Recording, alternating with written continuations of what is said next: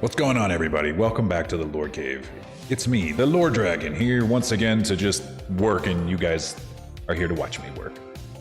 Hope you guys are all doing good. We've got we're back to work on Seraphis. I think today we're going to focus primarily on doing the finishing touches on the model, and then once we're happy with our mesh, we're going to start doing texture painting, specifically in Substance Painter.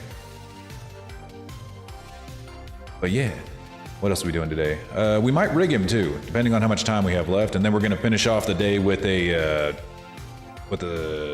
Fire Emblem Path of Radiance. We were playing Drakengard, but I accidentally deleted my save, and I'm still salty about it. So we're just we're saying goodbye to Drakengard for the foreseeable future. I'm sure I could get it back to work, but god damn it,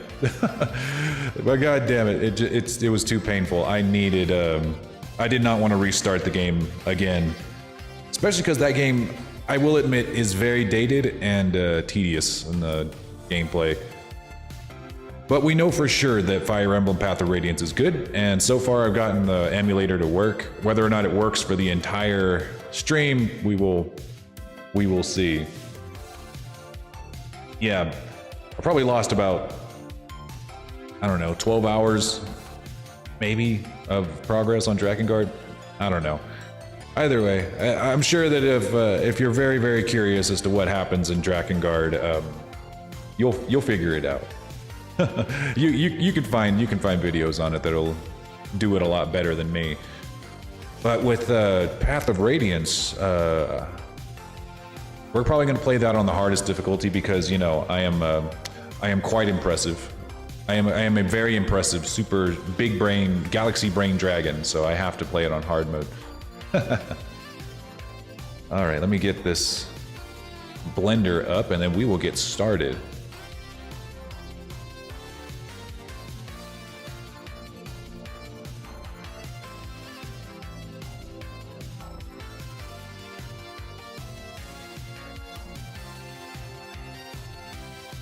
I didn't read your joke out loud, 13, but I read it.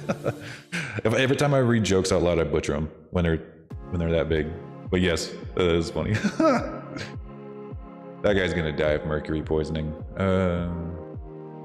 Right, here we go. All right, here we are. Grand old blender.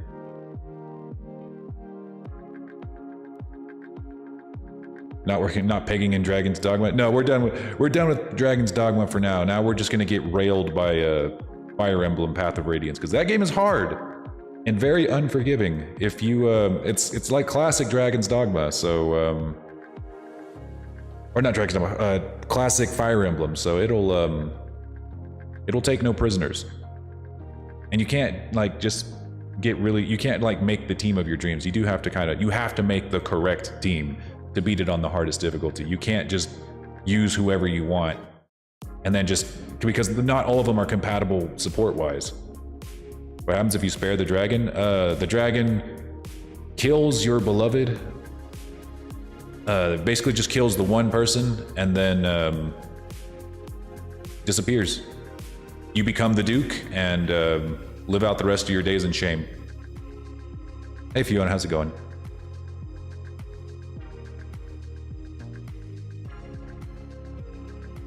Sounds like my ex-boyfriend. Yeah. Yeah. Yes, you could say that Fire Emblem Path of Radiance is an old flame of mine. All right, here we go. So, oh yeah, another sad story. I don't know if you guys were here for the Sunday stream, but you remember how we were doing a bunch of shape keys? I'm gonna have to redo all of those. All of that work on the shape keys, wasted. Completely wasted.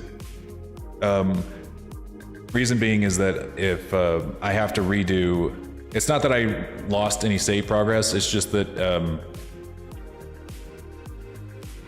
I need to make sure that the model is completely finished before I can even start doing shape keys like that. And it's got to be like one of the last things that you do. And that's only because like you've got to apply, in order to make those shape keys, you have to make sure that your mirror modifier is applied, because there are some that only go on one side versus the other. But it's okay. It was going to be a learning experience no matter what, because it was a new rig, and you also have to rig the thing too before you can do the shape keys, or before, at the very least, before you can test them in Blender.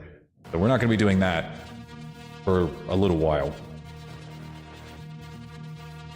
But today we're just going to be taking a very, very close look at our mesh here and making sure that we got it just about as finished as we can get it.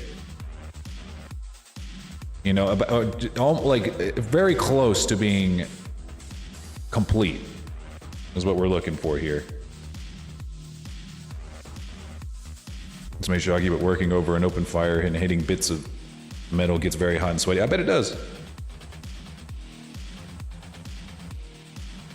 Yes, we're going to be looking at a lot of dragon feet, so this may be the stream that you guys have been waiting for. We're going to pay as much attention to his feet as we paid to mine on Sunday, making sure that they look respectable. Got to do a lot of fiddling. Not in defeat.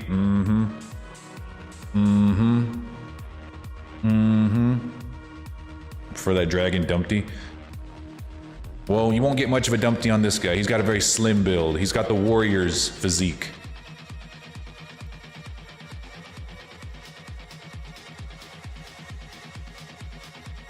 He's more of a six-pack kind of dragon.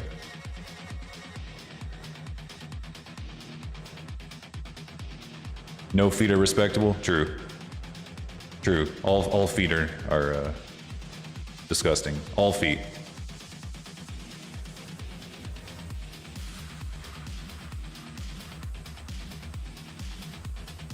Shame. We do. There's only one kink that we shame here, and it's feet.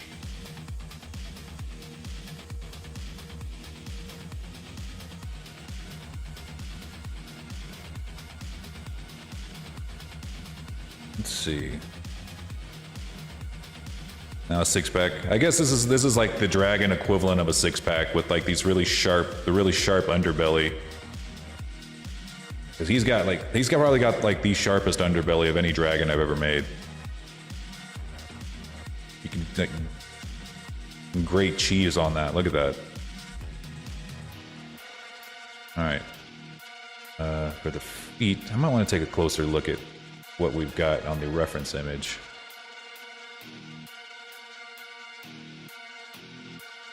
If I can get a better idea. Okay, so when it comes to making dragon hands, one thing that makes it a little bit more serpent-like is to apply more webbing between the fingers. Like that. I have that on my, I don't have it on this model, but I have it on my Lorzilla model. There's just a little bit here. Not enough to make him like straight up aquatic, but just enough to kind of, I mean, even humans have webbing between their fingers. And it kind of is what turns your hand from like just having sausage fingers to having like actual organic hands. Can't really get a good look at his hands here. They're just not really in focus in this particular reference image.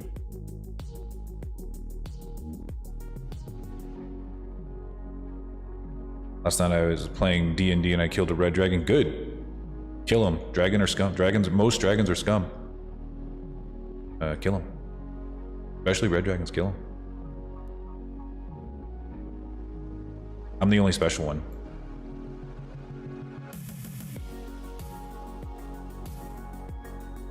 Do dragons have paws or hands? I guess it depends. Most dragons that I've seen in media have kind of gone down the road of having hands. And I guess it depends on how intelligent they are. Like if they are reasonably intelligent, like they can talk and like, you know, do more than just, you know, be mindless monsters, I think that they would have hands. Because with hands comes, you know, tools which brings about intelligence and evolutionarily anyway. Evolutionarily. Can't say that word.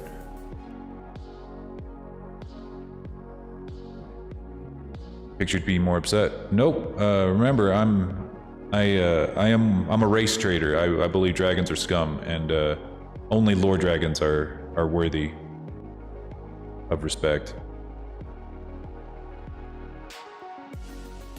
All other dragons are scum of the earth. Okay, this is so hard. I can't like zoom in exactly where I need to be. I need to get like really close to the foot, but every time I zoom in, it goes past the foot. There we go.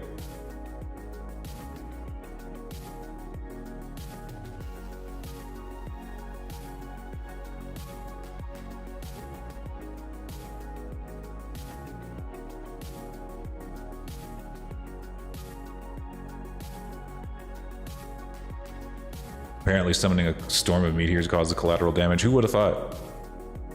Who would have thought? But honestly, to name one gentle way you could have taken care of a near, like a fucking deity being, you know? I mean, I would go to those villages and I'm like, I would love to hear the gentle way of dealing with this thing. Because bare minimum, something of this size, I mean, even when whales wash up on the shore, like whenever whale, on the beach or something, and the whale washes up on shore, there's collateral damage, and no one even killed it. It just dies in the general vicinity of people.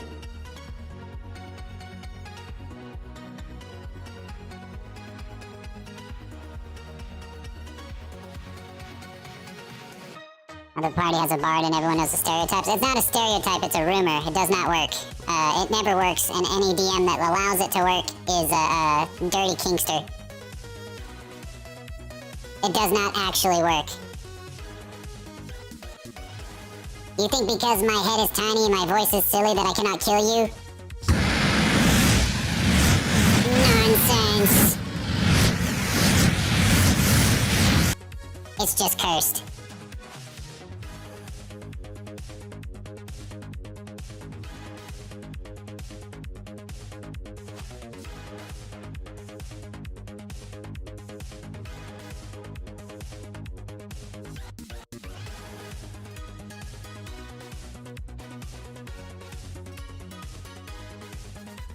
Yeah, I know. I look like one of the mummies from, or like one of the evil mummies from The Mummy with Brendan Fraser. You know, when their mouth gets really big, they're like, all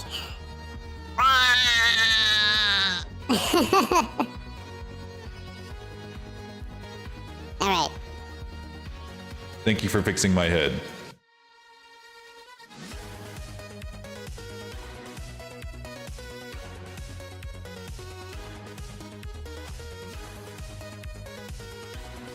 Let's see, I don't think I'll put it between the thumb. Not really sure if there's a good place for me to put it between the thumb.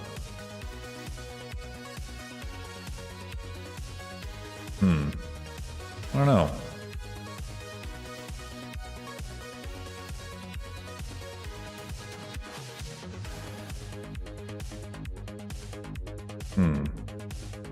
Yeah, like if I put it between the thumb, it's gonna be like it's gonna look like a frog. No, not gonna put it between the thumb.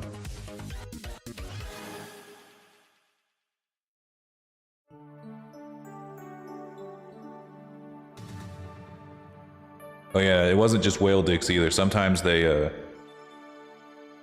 when they thought they saw sea monsters, they assumed that there was nothing else that could have sunk that ship out there. There was nothing else out there. It couldn't have been a storm. It couldn't have been incompetence. No, it was definitely a sea monster. That's the only reasonable explanation.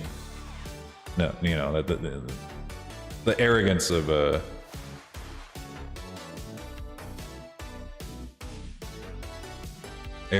man. I love this song. All right, so dragons are typically double jointed because they got really long fingers. Small head is superior. I have to agree. However, it has been removed for now. Chat has spoken.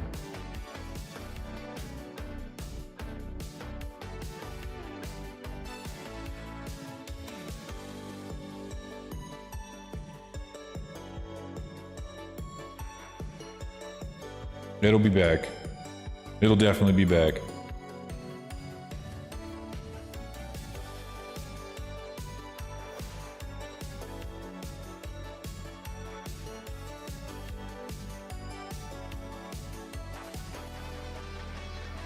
Oh, yeah, if you ever see a beached whale, don't go anywhere near it. That is true. They will explode. They could explode at any moment, and it's not just gross. It's like deadly. You could die in the vicinity of a whale that is exploding.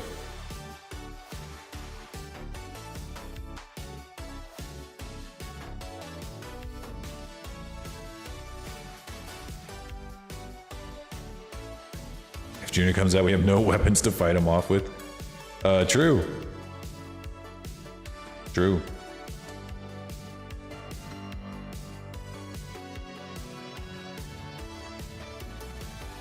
He'll ruin Seraphis. Because then we'll be in texture paint mode, so he'll just be texture painting all over him. Making him look crazy.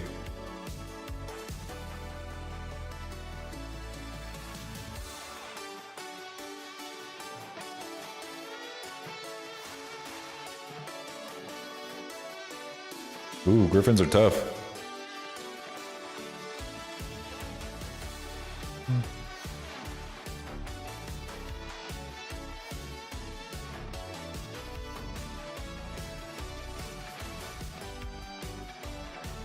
Oh, you went on a date to see a concert? That's a hell of a date right there. I'm assuming their taste in music is good. Pretty sure if I went to a concert with Nessie, we would have a bad time, or she would have a bad time, or we both have a bad time because like she enjoys concerts, but I don't.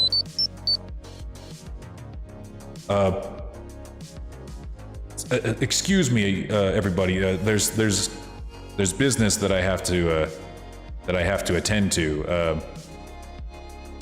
One moment.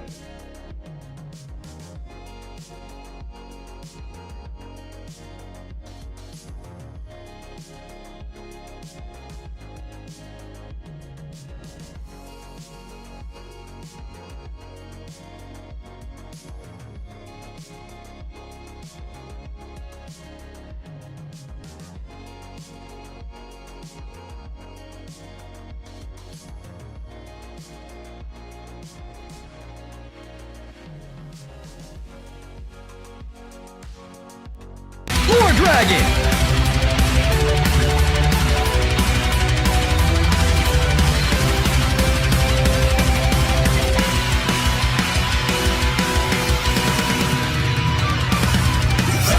I'm here. Lord Ranger here to defend the innocent.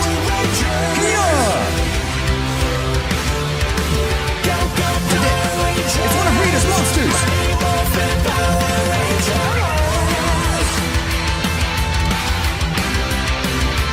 I will defeat this creature and save you, chat.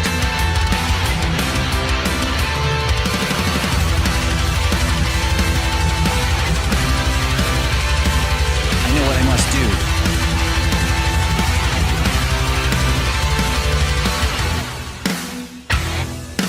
I'm gonna see if I can even do this without blowing my computer up in the process.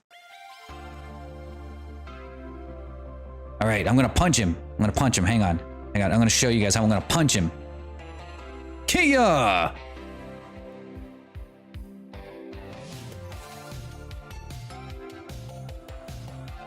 Where is it?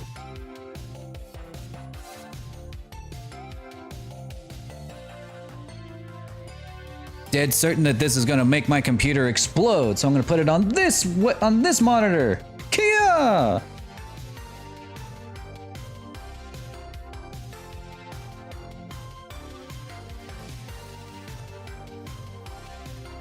Gonna crease him now and scar him.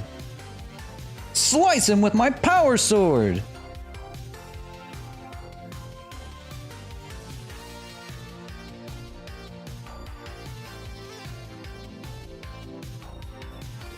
This is not a dragon. This is one of Rita's monsters.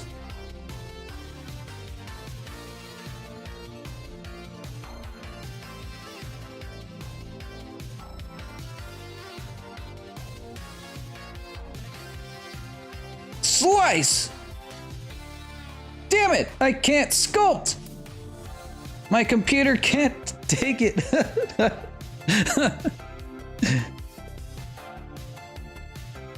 Seraphis? No, this is not Seraphis. This is clearly one of Rita's monsters. Okay, fine. I can't sculpt. I don't care. I'll use other methods.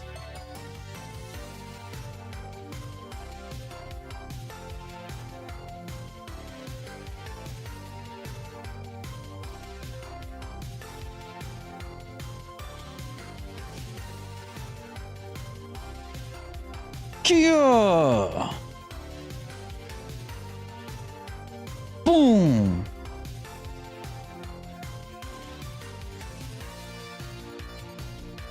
Heart punch!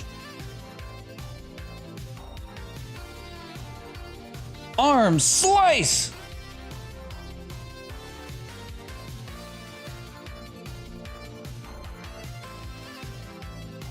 Ha! Now he doesn't have an arm to fight with!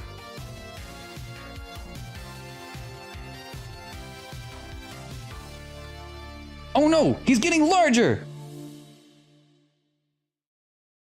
I don't have a Megazord, so I will just have to do my Ultraman form and grow larger to face him. Power up! Kia!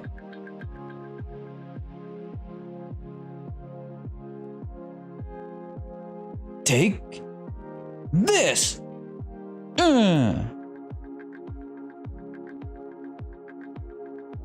How do you like me now?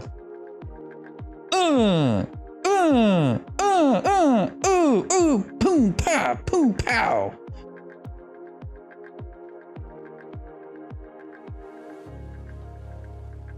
Let's see how well you can fly without your wings. Slice. Slice.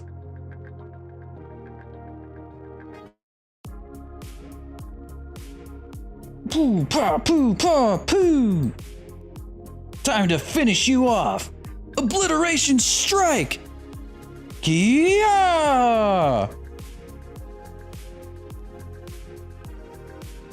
And then I do my super cool face the camera.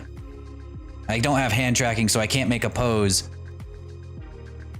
But I face the camera, and then the monster explodes.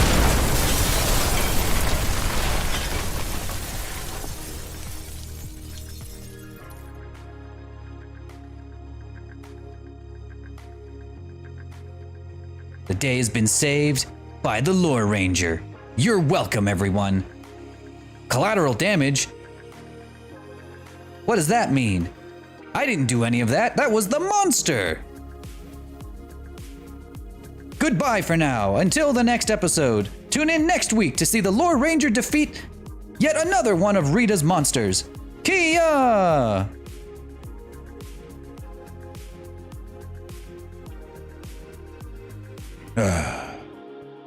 That was a good episode. That was a good episode. Lore Dragon! I'll just let that go.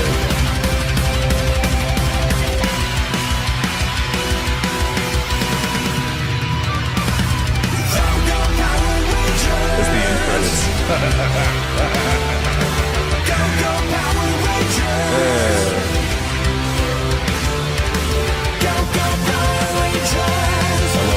I love this so much. You guys have no idea. So much effort went into that. Overkill? No such thing. There's no such thing.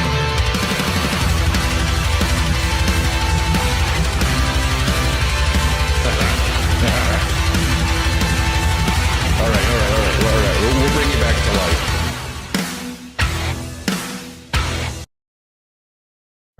All right. We'll bring you back to life. Gotta remember, I got all my windows all mixed up because I was trying to do a sculpting thing where I was gonna make it look like I was gonna go to sculpting, and like every time I threw a punch, I'd make a big divot in your mesh. But I don't think it worked because there's not enough topology on your model yet.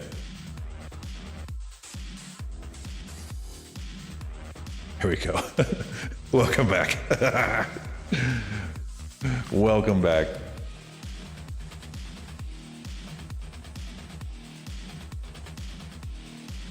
Music murdered my ears. Yeah, I don't doubt it. I have not done sound mixing on that since I made it. I have no idea how loud it actually is. Hell, my voice is still a little bit loud now that I'm looking at it. Because like the music for like regular music is like way low, but like I think the Lore Ranger music is ridiculously high in comparison. Hey,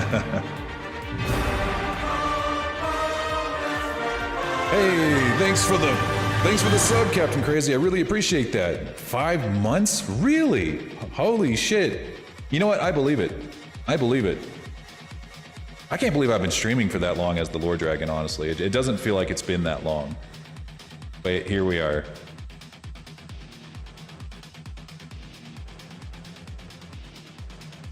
But yes, thank you for your continued support and for your longtime support, my friend. And another one from Pyra. Let's keep the train going. Yo! You guys are awesome. You guys are fantastic. Thank you so much for your support. Every little bit of it really helps keep the channel going. Keeps me coming back. Or I don't know, maybe you're trying to pay me to stop. I don't know. Depends.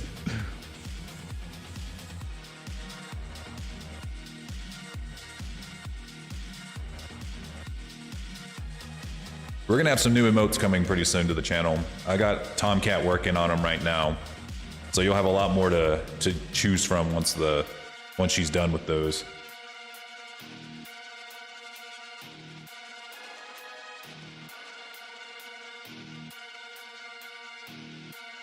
Yeah, channel. I was always like, what? Fiona was like, I'm gonna save money and buy guns. I'm like, okay, go off, sis. Cool. I was like, that's always a nice thing for a streamer to hear. I'm gonna save up money and buy guns. You know, or like, I'm gonna come to your house. That's funny.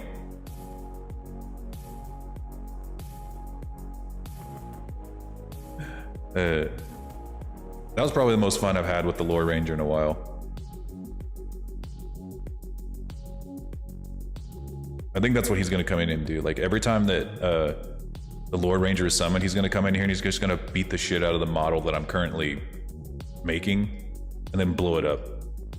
But I need to get a Lore Dragon Megazord, or at least a Lore, or like a robot Lore or something. I actually found a design that I would really like. If I was ever to make like a robot Lore, he would look really cyberpunk. You know, with like a bunch of neon edges and neon lights. I really think that's what I would do. He would just be like black as a base color and then have a bunch of edges that are like neon red. Yeah, that's what I'm gonna do. But that's gonna be like number 7 on like this massive list of models that I'm gonna make for myself. That would be sick. Yeah, it would be sick. Let's see. I'll post it in like a picture of what where I'm gonna be drawing inspiration from, because like I was just kind of looking around. I'll post it in cool dragon art over on the Discord so y'all can see it, because it's on my phone. Hold up. This one right here. Something like that, but maybe a little more black, a little less red, so that the red will really pop with the neon lights. And of course it will glow everywhere. That would be cool. But like, I don't know, you know what I might do? Like, as soon as I'm getting ready to start one of these other projects, I'll let the community decide what project they want me to work on, whether it's going to be my Eastern Dragon form or my cyberpunk form.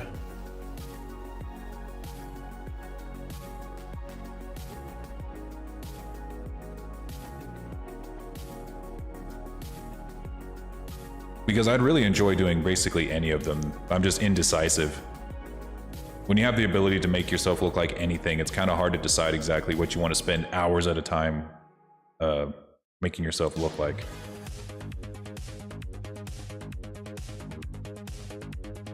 There we go.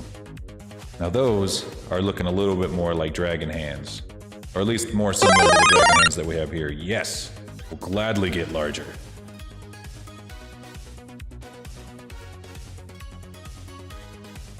Broop, broop, broop. I'll get a little bit bigger. I was actually a little small before. There we are. I was trying to kind of mimic these hands here. I think giving you a longer thumb would be useful. Oh, I'll blow big fire now.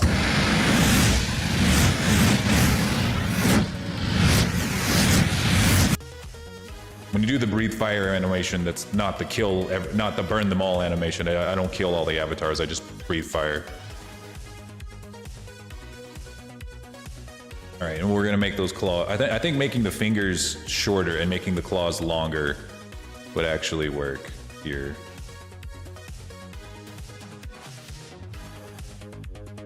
I don't know why these hands are giving me so much trouble.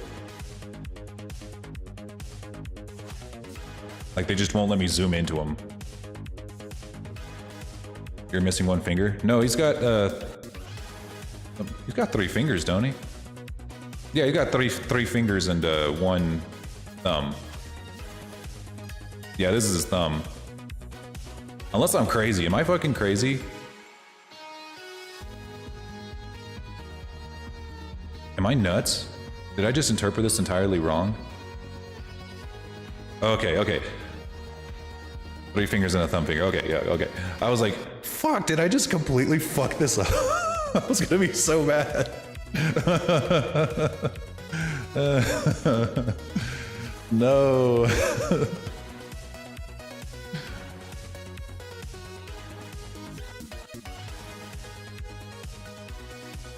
Gaslighting me into thinking I didn't have enough fingers. Or...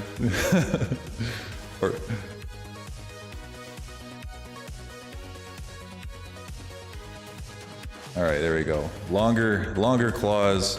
Maybe I'm gonna definitely give him a longer thumb, but longer claw first.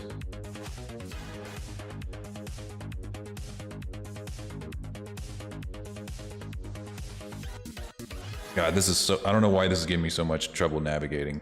It's just like, you either zoom way the fuck in or you zoom way the fuck out. Hey, Arter's Art, how's it going?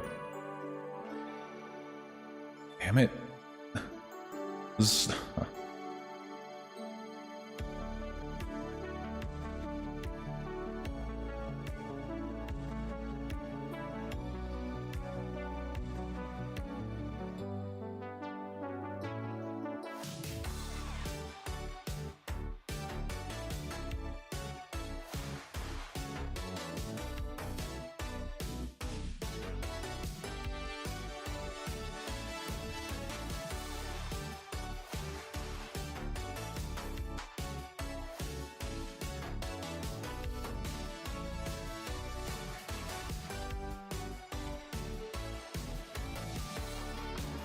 There we are. Kind of like a thumb finger. God damn it. Just zoom in a little bit. Not a lot. Just a little bit, Blender. Why are you so sensitive now?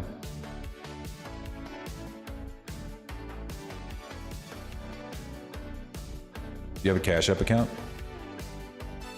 I think I do. Oh yeah, I do, because that's what my mother-in-law uses. Okay. Yeah, let me double check on that.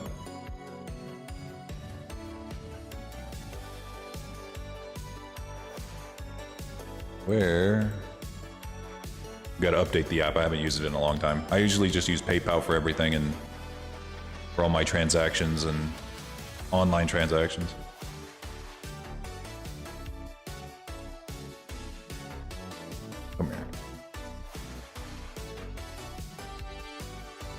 Got a mod that lets you play as a Deathclaw. Ooh, that sounds dope. And you're playing on New Vegas too. That's the best one.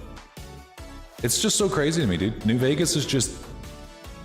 so good. I don't have any issues with it. It's probably one of the best examples of how you should handle a game with multiple endings, because it doesn't, like, the story doesn't change too drastically, but the actual, like, ending does change. Sure, like, the final boss is pretty much always going to be the same, but that's okay. It doesn't really matter as long as the actual ending changes, like, or like how the world ends up because of your actions. That's what matters. And I think that's where Mass Effect, like, really dropped the ball. They could have just as easily done something like that, where it was just like at the end when it just kind of just goes through like almost a slideshow detailing all of the stuff that you do, or all of the consequences of your actions or quests left undone.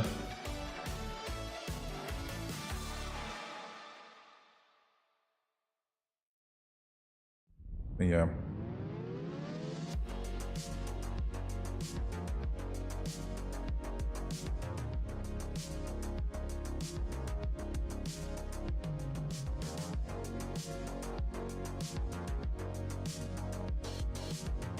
All right.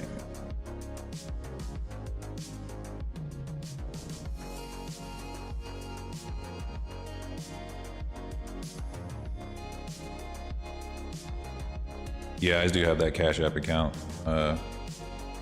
It's so old though, because it's still under old Scratch. I could probably switch that really quickly. That's how old this Cash App account is.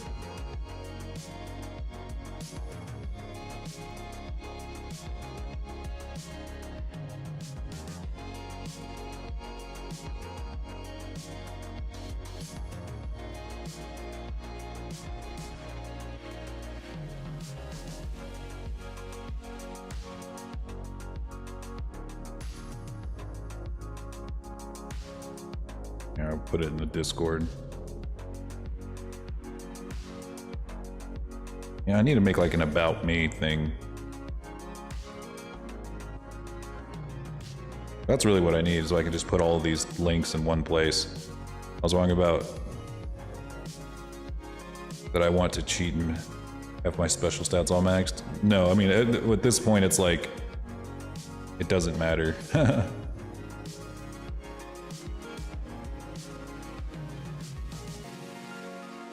There you go. There's the Cash App. I just put the link in the thingy.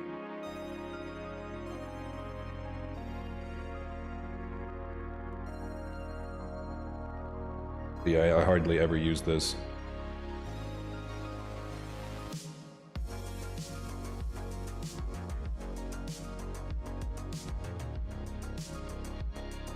I think you know what? I remember when I used this. I remember when I did this. Okay, there was a time where I had it was when crypto was still very new, and you needed to use Cash App to buy Bitcoin back in the day, like way back in the day. It was like one of the only viable ways to avoid a lot of the gas fees, and I don't fuck with crypto anymore. I've grown out of that. It's become utterly predatory, and you should never, ever, ever, ever, ever touch that shit. At all, ever. But there was a time when it was actually a good investment. But it turns out that government regulation is actually a good thing. Who would have thought?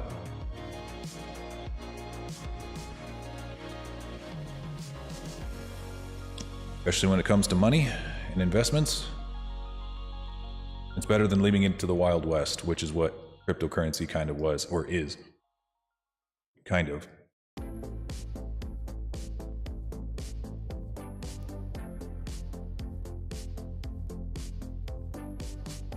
Yeah, because if you leave things out to the Wild West, then you open things up to people who are very, very willing to scam people, and are extremely willing to, and are extremely good at it too.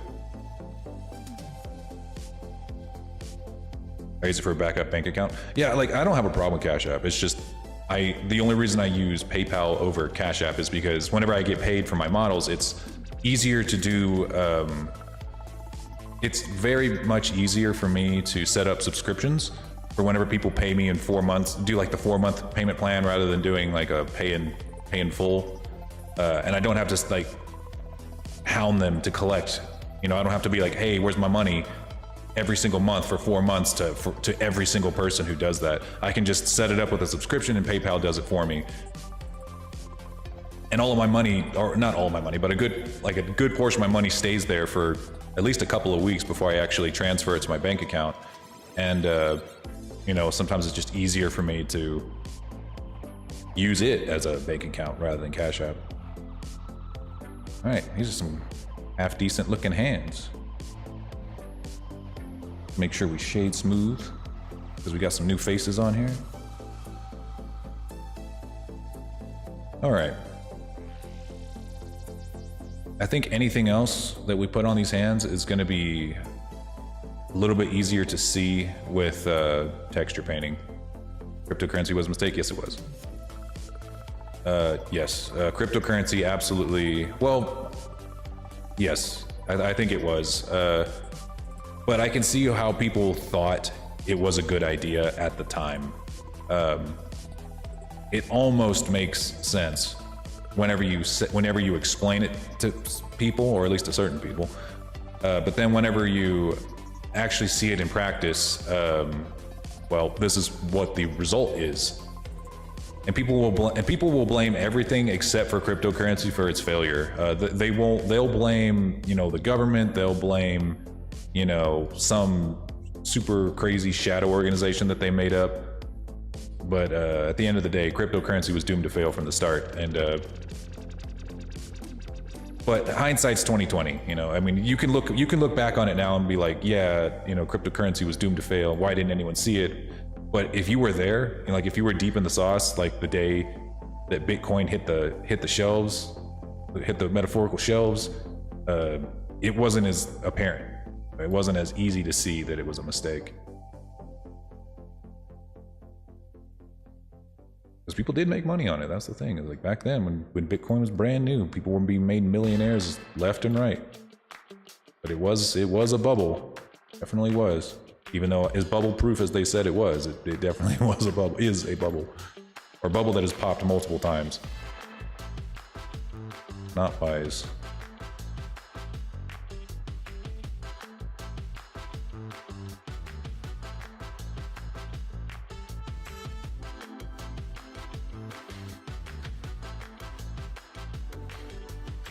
All right, now we're going to do basically that same process, but to the feet.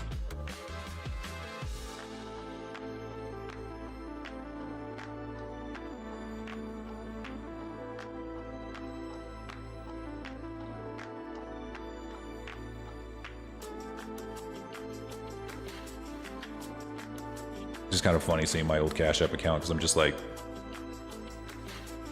it even had my old name on it. Like, that's how old it was. I think really, like, when I'm looking back on it, the only time I ever made a decent amount of money, or any of my money back when it came to crypto, was during Dogecoin. Or not Dogecoin, it was Shiba Inu. Like Bitcoin and Shiba Inu were the only two coins that I ever had that made any real return. And even then I wasn't like super adventurous about it. So like I didn't make a ton of money because I wasn't stupid enough to put like any significant portion of my wealth into that. Not much of a saver to begin with, so.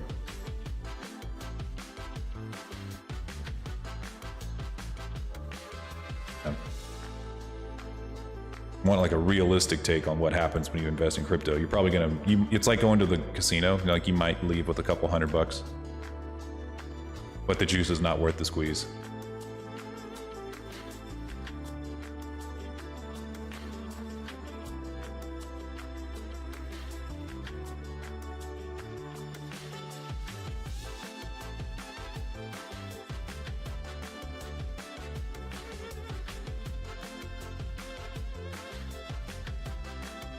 Ah.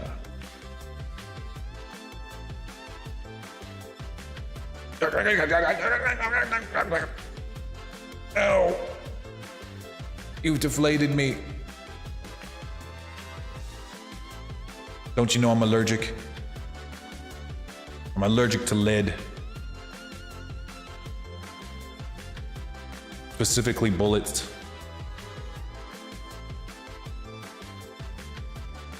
All right, that's about as much control as we have over the vertices before we apply the modifiers. Oh yes, thank you. Yum, yum, yum, yum, yum, yum. Oh my God, you know how much money I would make if I just made a bunch of like weird shit? You popped the lore balloon? Yeah, he popped the lore balloon. The lore bubble. Like imagine if I was just like, I wanted to be like a total like, or I guess the equivalent of like a sellout, but with OnlyFans, where like all I did was like go on stream as my model, and every time he threw food at me, I would make like a super inflation animation. And I would just sit there and just inflate and deflate all day. You don't even have to do anything really bad. I just have to sit there and do that, and that would be enough. Like furry community would go nuts. They would lose their mind. What's up, Jack? You got the Jack.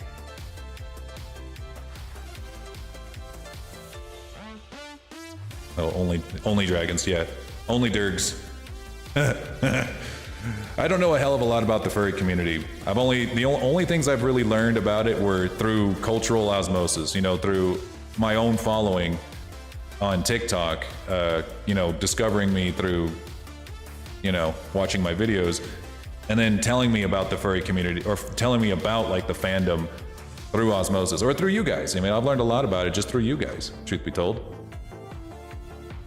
Nice to meet you, Jack. Always like that name. I'll introduce myself a little bit. I am the Lore Dragon. I'm a 3D modeler by day, a dragon video game streamer by night. Or I guess more like an RPG streamer by night. I stream the second half of my workday making VTuber models for a living, and then stream some video games when I'm done.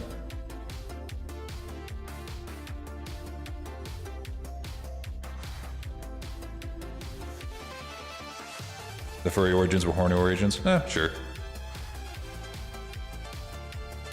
But with how you do muscles, you could do the muscle. You can get the muscle first. I don't doubt it. I mean, one of my next models is going to be a Dragon Ball Z model that's like, or like a Dragon Ball Z OC that's going to be ripped to beyond all reason. But yeah. From what I heard, furries are some of the nastiest people. I don't think it's so much being nasty as it is just being comfortable with their sexuality. So like, it's not about being gross. It's about being just comfortable with, or from what I've seen, they just seem to be comfortable in their own skin. With their beliefs, with their likes, with their dislikes. And I don't know. I don't think there's anything inherently wrong with that. But sometimes you just gotta call something that's a little weird. Some of my friends keep calling me a scaly. Yeah, I mean, at this point, I've stopped even caring when people call me a scaly. And I still put the tag on my streams. You know, I don't hide away from it because I know that at the end of the day, I'm not gonna try to keep furries away from me. So there's no good reason to do that.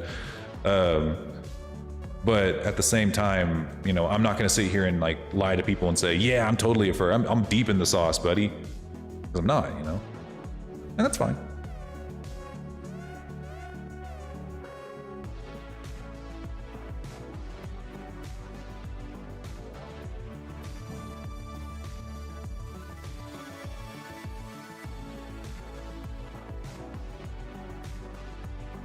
Don't forget about your books. That is true. I mean, at the end of the day, I am more of an author. Now, I guess that's part of my introduction, huh? Like that's another thing that I am a 3D artist by day, because I usually just say that for my streams. But one of my other like sources of income is fantasy books. I'm a self-published author as well. Even though I'd say that has drastically slowed down because I haven't released a new book in a while, and until I do, my book sales are gonna stay pretty stagnant. But I've just been so busy doing this that I haven't really had time to just sit down and write for hours at a time like I used to.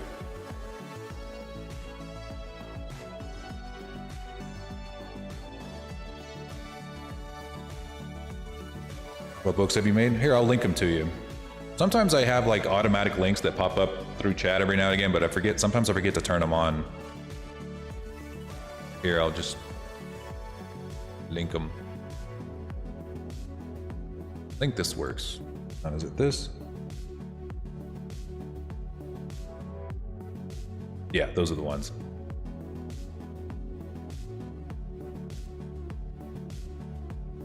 It's also like another reason I don't really keep my real name hidden, because it's like I'm trying to. I also like to, you know, peddle my books through my social media. So like I don't want to keep. I can't. I don't. And I haven't used a pen name, so people are going to figure out my real name no matter what. Let's see. What was I doing? I keep getting distracted. Okay, texture painting. I think that we are at a place where we can go ahead and get started on that. Oof.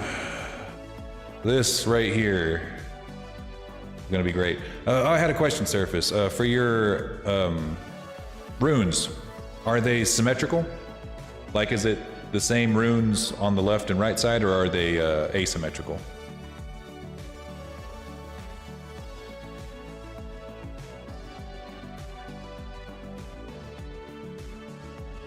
They're symmetrical? Oh, thank God. Oh, thank Christ. Okay. Oh, thank God. Okay. What we have right now are two different textures, or two different materials. One that's for the scales and one that's for the chest, because they will be drastically different textures. I think we're gonna want another one for the claws. I think the claws and the horns will be all of the same texture as well. When it comes to the wings, we got some really weird stuff going on there that we are gonna have to do that in Unity, because it does have a different color front face than back face. You do low poly models too? Yeah, I mean, this right here is pretty low poly. Kind of. No, it's not. That's a lie. I have, like if I take off the subdivision surface, what's it at? This is what it would look like low poly. What is its base count? Oh, damn, it's still pretty high. Yeah, about 14,000. I turn it back on. We sit about 75,000.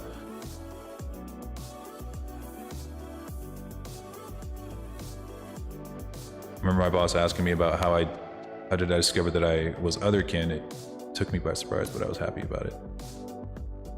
Nice. If you know what? My boss is a dickhead. Fucking hate that guy, dude.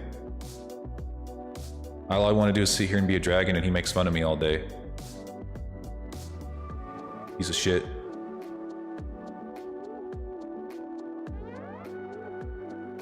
I'm self-employed.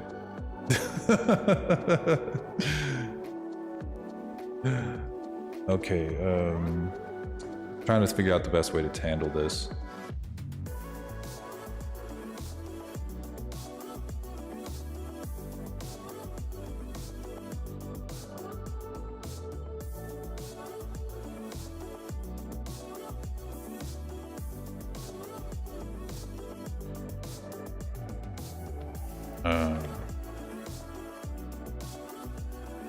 Yeah, I was just joking.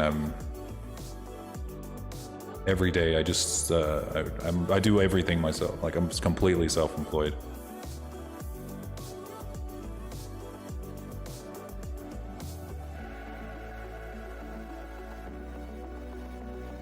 All right, we'll take that and the horns.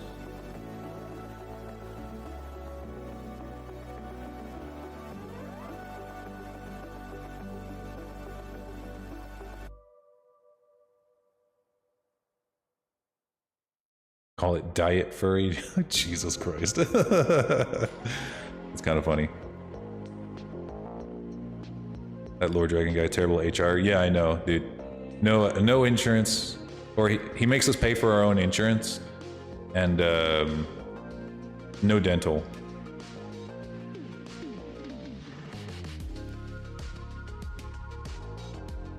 Real piece of shit.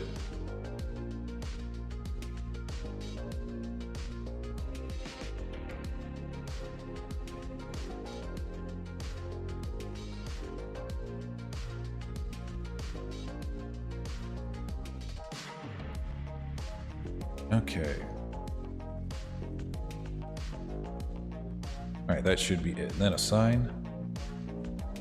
And then next thing you know, we got some horn textures in here.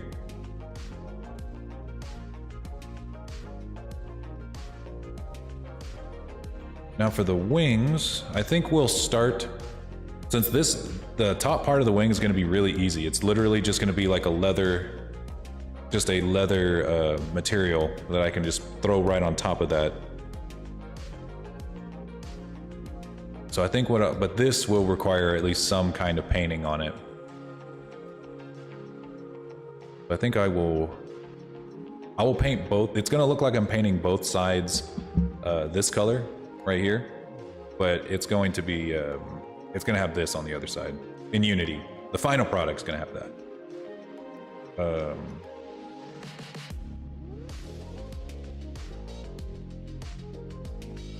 Would I still be working and streaming even though I'm afraid? No, we didn't. We weren't saying anything bad about furries. We were just talking about how I myself am not really a furry. Like, I know how it looks. I know how like I'm sitting here presenting myself, but I don't really fully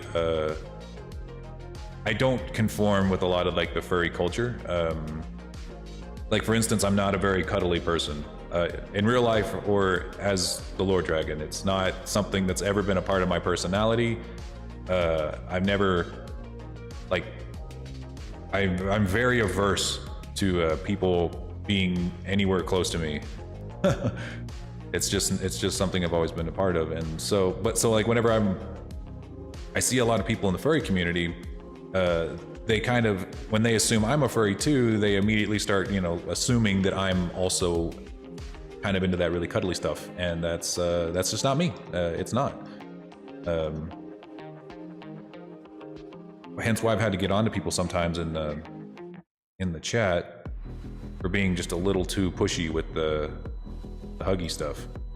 Like with me personally, I don't care if you do it with each other. Really, do what you want, but I don't care what you do with other people consensually. But anything involving me is no.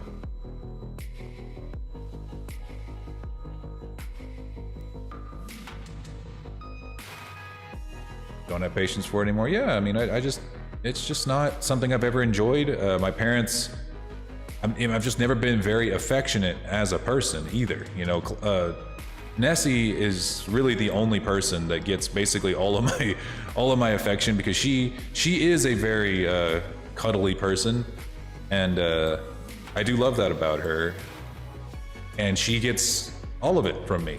She's like. But that's the only person I can really do that with. Not by any rule, but it's like by the time, I've gotten all that out of my system, I'm done. She's it, I'm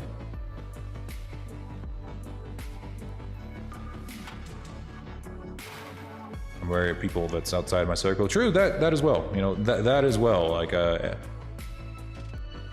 there are probably like 5 people on the face of this planet, maybe that many, that I am willing to hug without feeling like I'm going to like rip my skeleton out of my own skin. Ow. I'm with getting my dragon model made. I'd love to get a dinosaur model.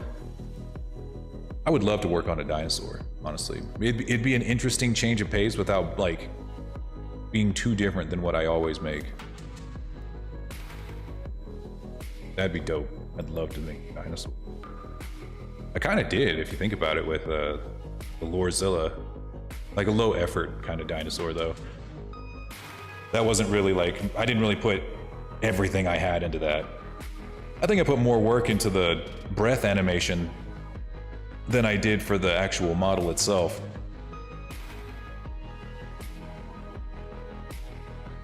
I don't know which dinosaur though. Oh, well, for me it's obvious because, like, I'm a T-Rex boy, but yeah, I can see why that'd be a little tough to figure out.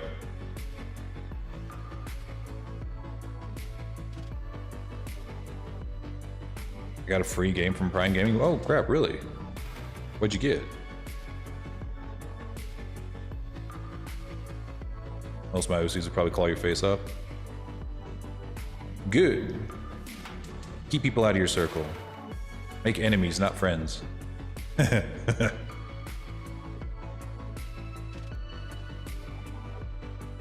I think that's all of the webbing. Alright, so we're gonna make a material here for the wings.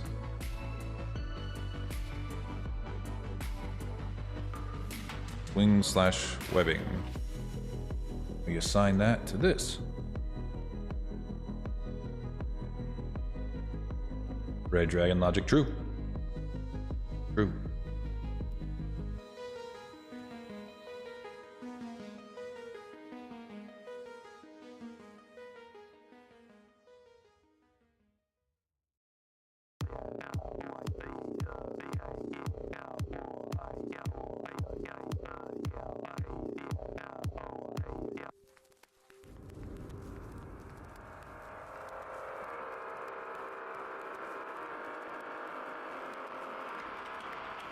See.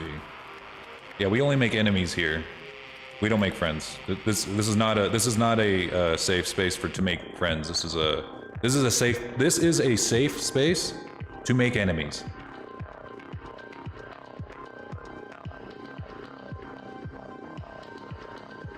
And with that being said, you guys all smell.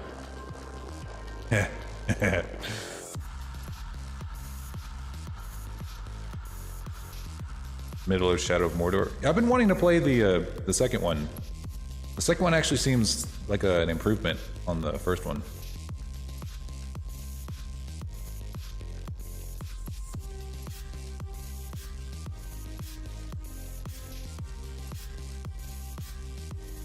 Okay. What else did I need? Ow. Wings and webbing. Claws. Oh wait, there was one more thing I needed to add to claws and horns. These right here, little wing claws.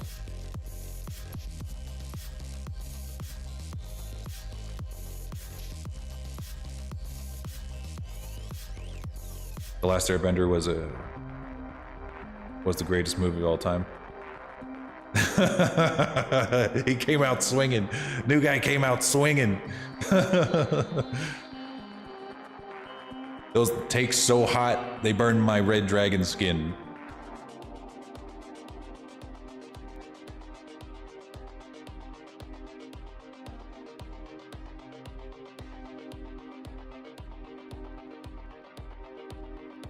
I'm gonna stay quiet, not offend anybody. Okay.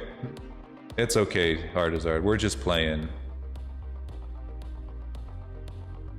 We're just playing.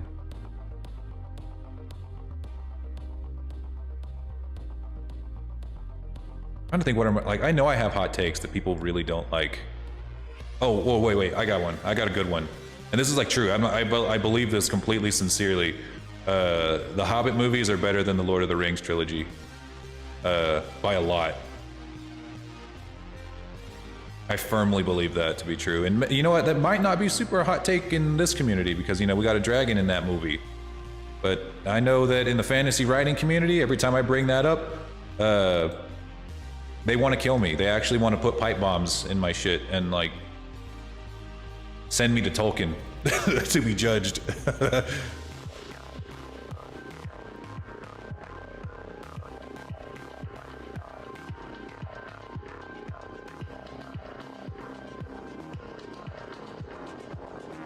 Dragon Ball Evolution was the most accurate movie in terms.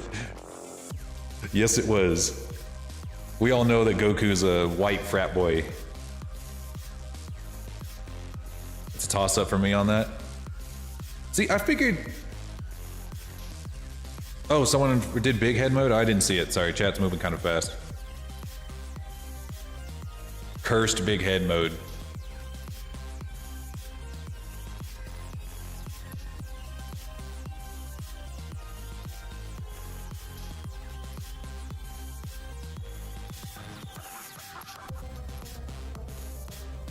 I swear, my eyes look like I'm a monster from Courage the Cowardly Dog. You know what I'm talking about? Like how they just kind of flow out of the skull.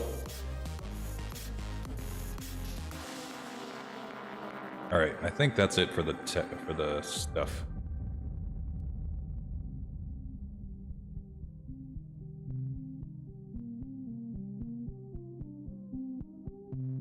Okay. And the eyes. Yes, we need an eye material. Return the slab as my eyes lost through my skull.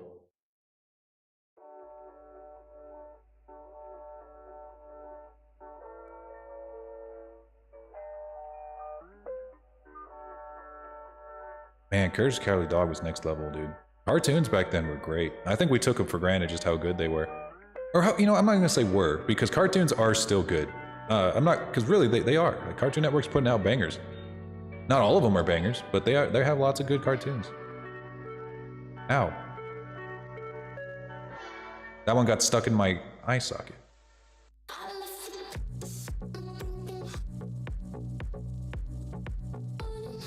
We really were spoiled though. The thing is some people don't realize is like, sure, cartoons, it's easy to think that cartoons have gotten worse, but they really haven't. Like, you take a look at regular show is better than anything we ever had as like little kids, you know? Regular show is next level. Adventure Time, I kind of have mixed feelings on Adventure Time, mainly because there's a lot of fluff you got to get through to get to the good stuff. But it's still an all-around good cartoon. What else is new that's weird? Craig of the Creek is extremely good. Incredible cartoon.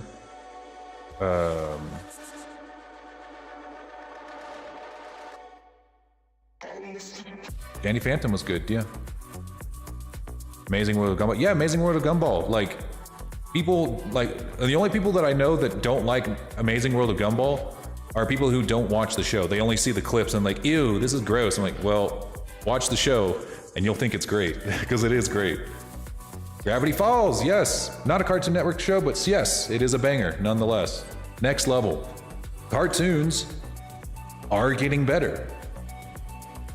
But they were never bad. But you know, it's not like they were bad and now they're better. It's that they were good and they got better. Anything by Gendy Tartakovsky is good. You know, Dexter's Lab, Samurai Jack, and now, you know, now that we're older, he's making adult cartoons like Primal, and of course the final season of Samurai Jack, which was kind of adult, I guess.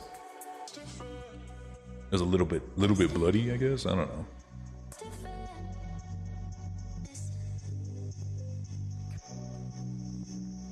But it was good.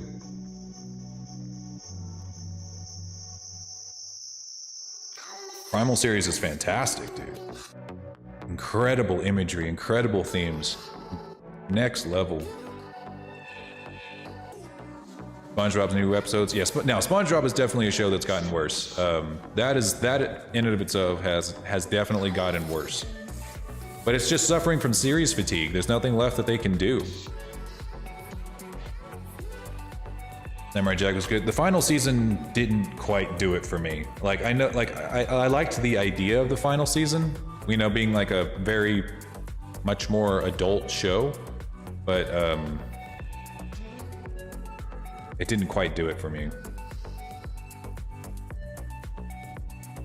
Yeah, it was rushed, exactly. Like, it felt like they were trying to they were just trying to get something out there, and I really didn't, I don't know, didn't quite feel for it.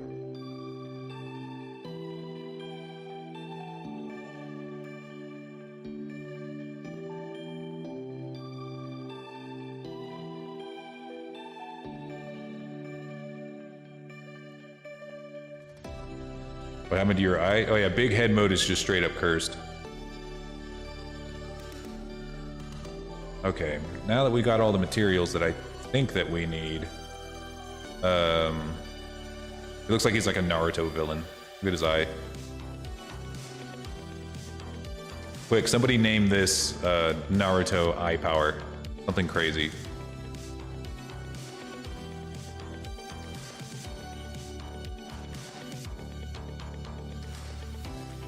Trying to think what cartoon. Oh, but you know what's funny? I made this point the other day because somebody was talking about, where I was talking with somebody at like this big family dinner about cartoons and how oh, I know what I need to do. But I was talking about the cartoons and they were like, cartoons are getting so much better, and I was like, I mean, kind of, yeah, they are, and And they were just like, I don't know what it is. I don't know why they're getting so much better. They just seem to be improving. They have continuity, and they're like, you know, there's actual stories to be told between seasons. And I'm like, yeah, that's cool. And they're like, don't you think that's amazing? And I'm like, yeah, I've been watching anime for decades, dude. That's like the bare minimum for anime. Cartoons are just now catching up to how good anime is. And they're like, what? No, and I'm like, yeah, dude, animes, because this is like a norm. You got to understand, not everybody is hopped on the anime train. Okay, there's still a lot of people who don't watch or have no idea how good anime is.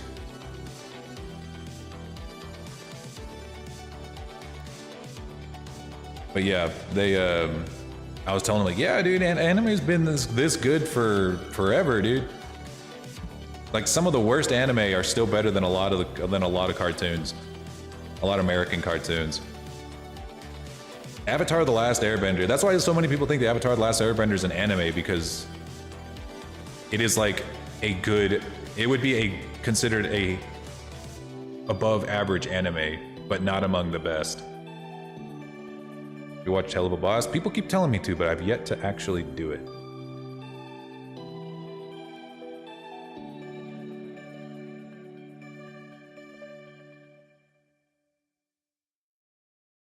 A lot of anime now is too generic.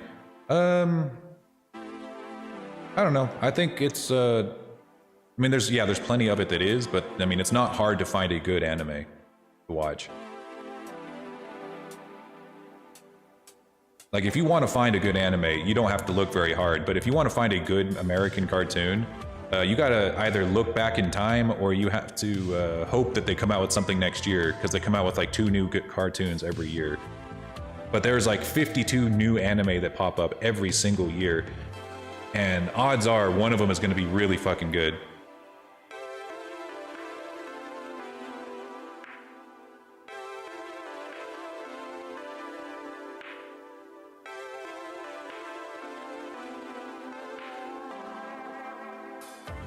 Or just look up online. Well, that's what I'm talking about. You have to you gotta look hard to find a good American cartoon.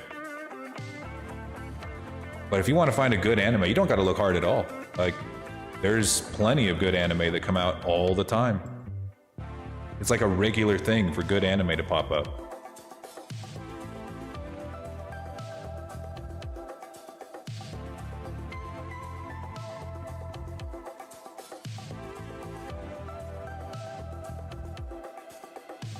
And what's great too is that there are long-running animes that have been going on for decades that are still good, like One Piece.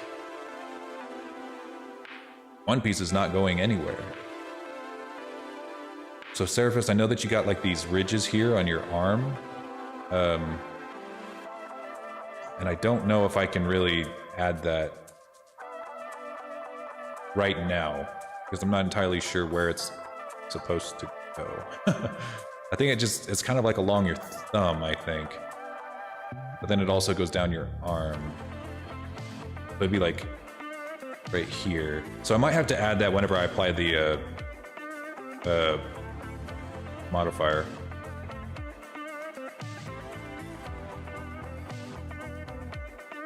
Oh, well, the thing is that there actually is, for the first time in 20 years, there is an end in sight. Like, if I'm current on the One Piece right now, I'm all caught up, and there is an end in sight. Like, there is an end goal, and we know how they're gonna get there. It will end, one way or the other.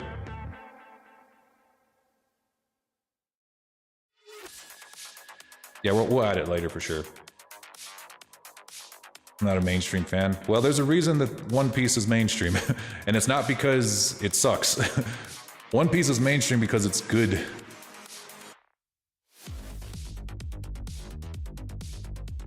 They're gonna say psych? No chance. Like I said, they've been building up for this for years. We've always known exactly what the path was gonna be. We just don't know how many episodes it takes to get there. And that's why I think One Piece is the best out of all of like the forever long anime, because he laid out from a long time ago, he laid out and said, this is the strongest person in the world. No one is ever gonna be stronger than them. And this is how they're gonna get to the One Piece. It's not exactly a secret how to get there. It's just Actually pulling it off is the challenge.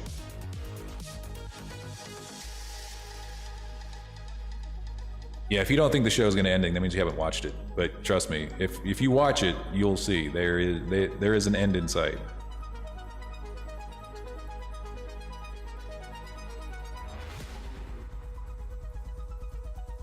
Yeah, I might have to add it later. It'll probably be easier once he's rigged and I can actually like see where these are going to deform.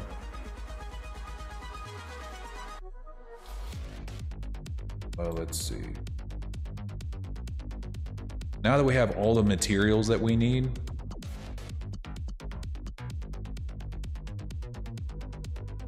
we're going to move on to Substance Painter. I think we're good to go. I just want to make sure it's good, because if it's not good and then I move it on to Substance Painter and I miss a step, I have to start over.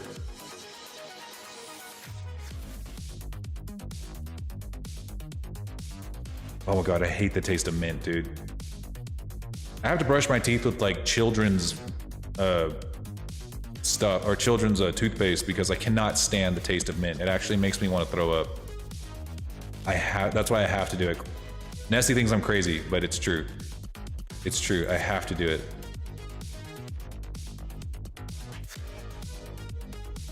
Gotta do it.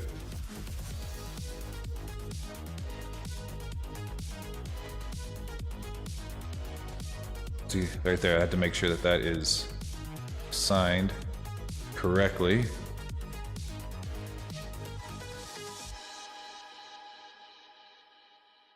Yeah. Tiniest details.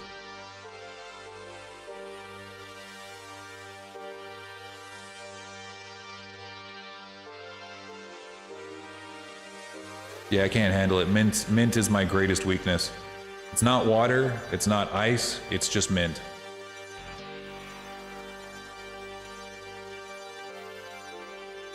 I don't know who decided that mint should be a flavor, but they should be taken to the gulags. To the gulags with them.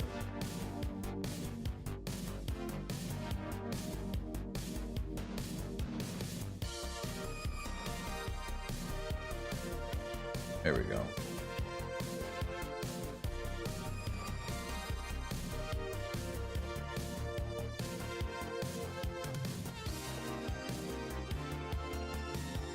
What the heck? What happened to the... What happened to the apology here? Huh? Am I crazy? What happened? We're guessing Castlevania. Castlevania is also peak television, dude. Talk about cartoons getting good. Yeah, that shit is perfect. Incredible storytelling. Absolutely next level. Storytelling, voice acting, everything top tier. What happened? Is it reversible?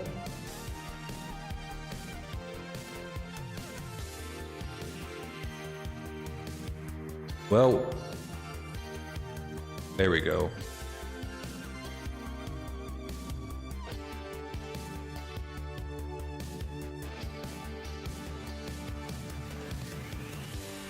I think I might have, yeah, I made a little mistake, but it's okay. I have to redo some stuff, but like I said, this is why we have to double check it, or else if I would have taken that into Substance Painter, did about 2 hours worth of painting, and then took it back out, and it wouldn't have looked good. Or I would have seen that one little mistake, and I would have wanted to Roblox myself. Commit seppuku on stream.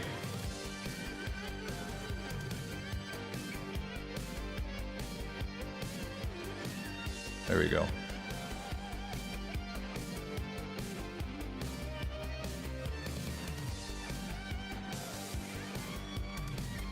That's more like it.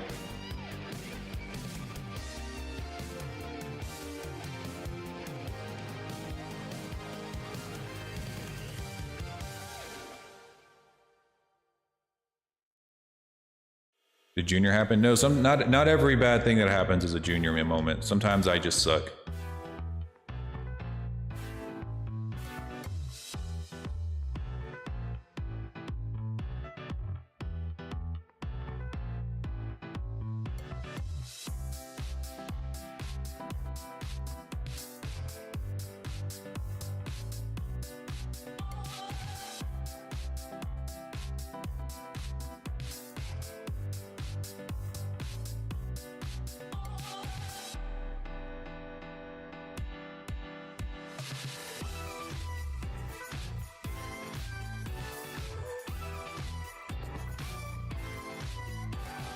Gotta get all of those. Open timeout. What's today? Tuesday? He's in school.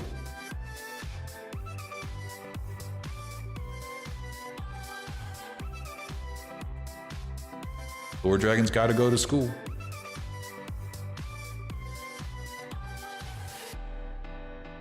You think just because you're a dragon you get to skip school? I don't think so, bucko. I don't think so.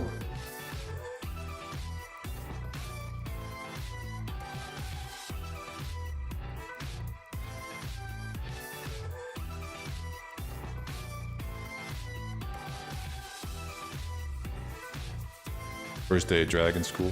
Well, that's the thing about Lord Dragons. We go to school all year round. We don't take summers off. No rest. No rest. No rest from learning. We are scholars. Scholars first. Scholars first, dragons second.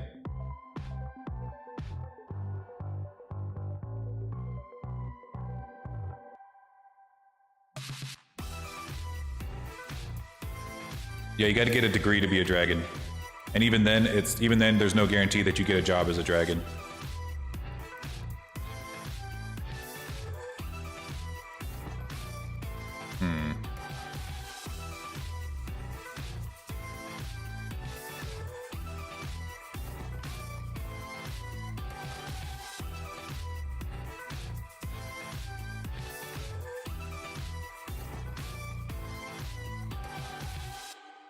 To be honest, I miss college. I don't miss college, but I do miss the people.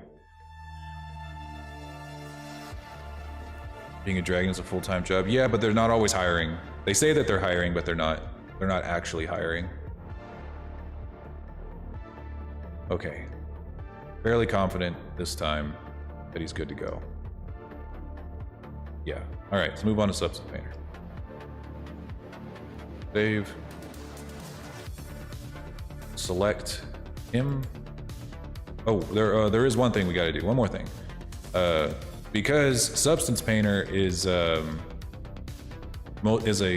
topical tool, you can't paint the inside of the mouth. Unless it's a separate object. So we have to take the inside of the mouth and give it its own material too.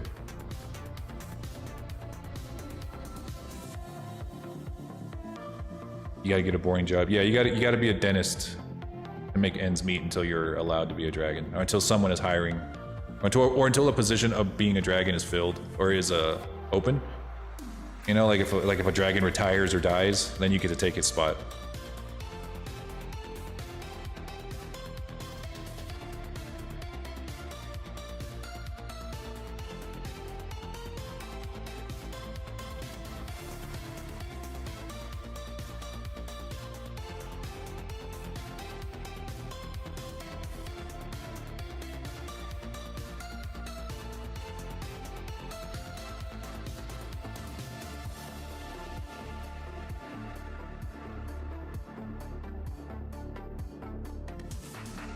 But junior causes chaos at school every day. If anything, it's really just a way for us to get him out of the house so that we don't have to deal with him. Someone else can deal with him for a little while.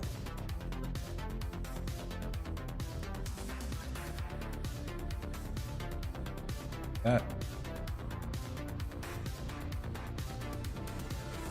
Guys.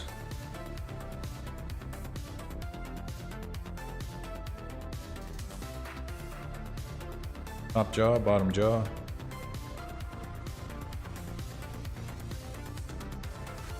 That's it, yeah, all right.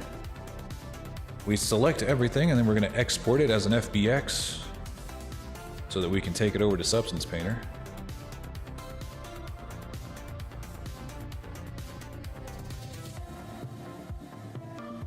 Turns me into a teenage human. No, not a teenager, please. Just kill me. Kill me before you turn me into a teenager.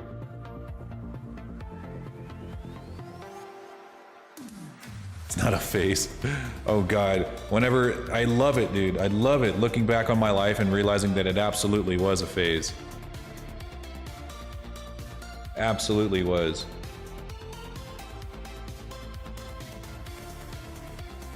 All right, moving over to Substance Painter. Give y'all a peek. I'm already starting work on the first draft of the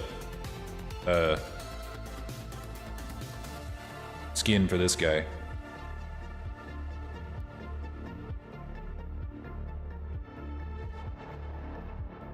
Can't wait for Junior to turn into a teenage rebellious nightmare. Jesus fucking Christ, you have no idea.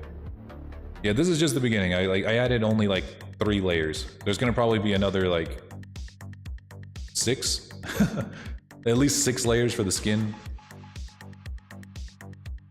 Yeah, he's coming together, little bits at a time. I think I decided I want to sharpen these out though, because like you don't. Sometimes you look at your mesh and you don't realize that there are some things that don't quite look right once you actually start putting color on them. I'm not sure yet, but I think I might want to sharpen these out a little bit. I don't know. This was like the result of maybe 30 minutes of work. We're gonna do a lot more with Seraphis. Me get a new file. Select.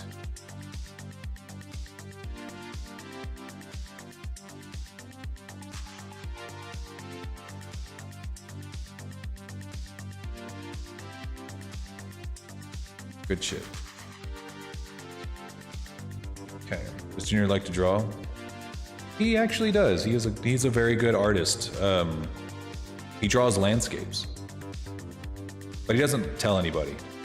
It's something he keeps to himself.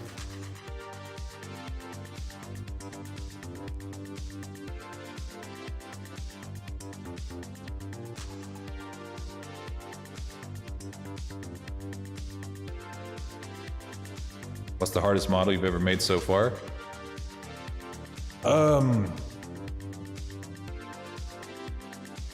Well,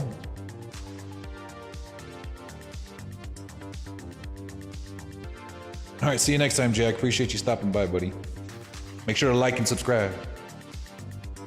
But I don't know. I'd have to say, besides this one, because this one's definitely like the most technologically advanced.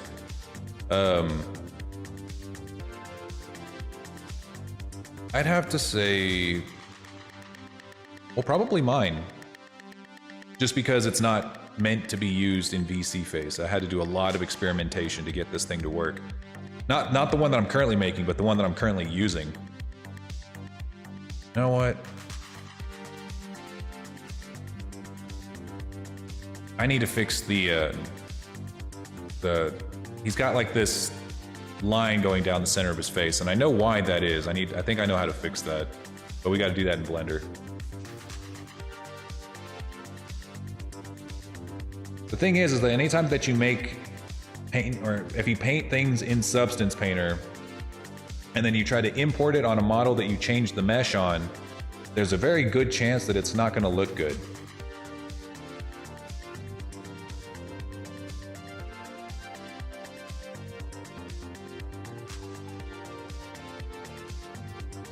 But other than my model, there was one model that I made for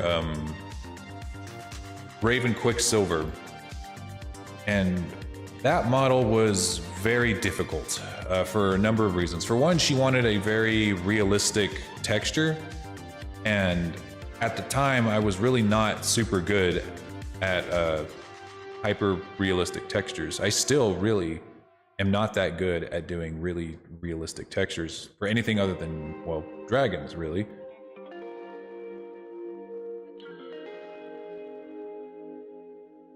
And she wanted like a fur texture. That was quite difficult. There we go. Now he doesn't have quite as much of a line going down the center of his face. Let's see if I can flatten that out just a little bit more.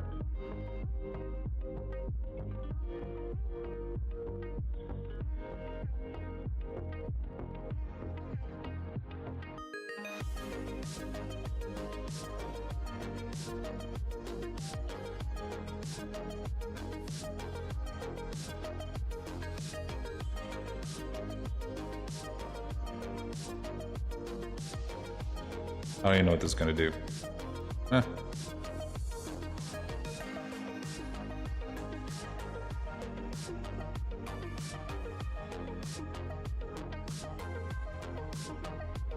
See you next time, Fiona. You kind of learned today. Hey, like I said, I could do it for dragons. I could do it for dragons. Scales are infinitely easier than fur, than realistic fur, okay? Scales, there are a lot of challenges that you don't have to deal with when doing scales. A lot of things that can be done procedurally. But fur is horrifying. It is a monstrous thing. And there's a reason that a lot of furry models just don't have it. Not realistic fur, anyway. Yeah. There we go. No more crazy dividing line. Well, that's never mind. There's still a little bit right there.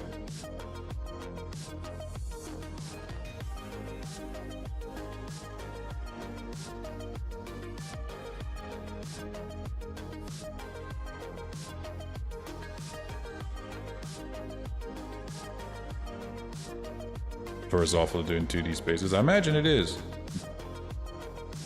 Just as bad in 3D too. Like, I did find a way to do it procedurally, basically meaning I don't have to draw every individual like hair fiber or anything like that. But I'm honestly, to this day, still not entirely proud of how I went about it. There probably would have been better ways to do it, but that's why, like, I don't... Like, if somebody asked me to make them a fur model, I'm not gonna, and they ask me, hey, can you make it like photorealistic? I'm just gonna say no. I'm just gonna have to acknowledge that that is not something I want to do, not something I know how to do, and not a skill that I'm really looking to improve on. Like I said, with dragons, it's different because, like I said, there's far less challenges and like it's more relevant to the kind of art that I want to make.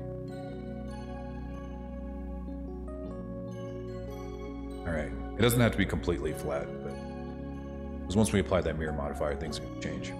But that, good work. All right, let's try that again.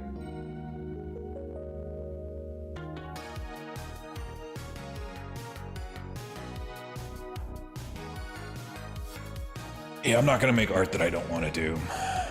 Like, I'll do fur, it's gonna be a cartoon. You know, my best style is cartoons, or anime style. At least when it comes to humans and furries. That's the way it's gonna be. Don't hire me if you don't like my style. Like, this level of detail, not a problem. I could do this. I'm about to do this, but I gotta use Substance Painter. I'm gonna use Substance Painter to drastically help with that.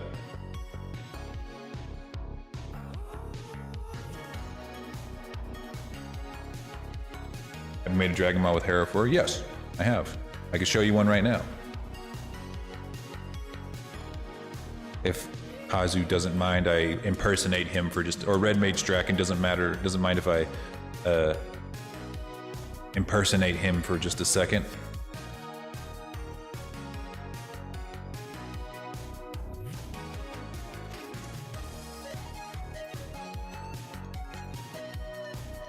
There he is. This is Kazu. He originally was he was one of the winners of the free dragon giveaway, and this is the dragon model that he won. Got my wiggly hair.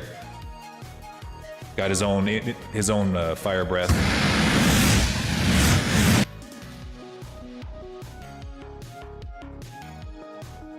I'll stay like this for a little bit.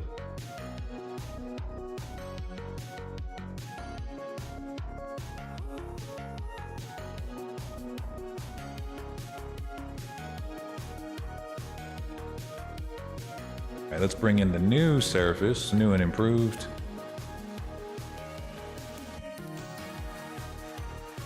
Yeah, he's still gonna have a little bit of a line on him because we imported him with a mirror modifier turned on, but that's okay. It's significantly less apparent.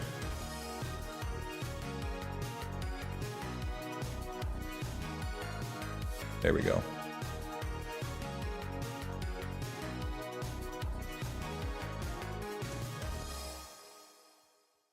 You think the model's adorable? That's okay, you're not sounding weird. You're talking about the model, not me as a person.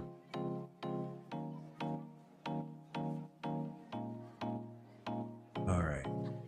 Neato, neato, neato. Hello, Fearless Black.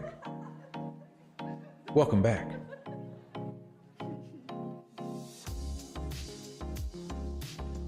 Uh-huh.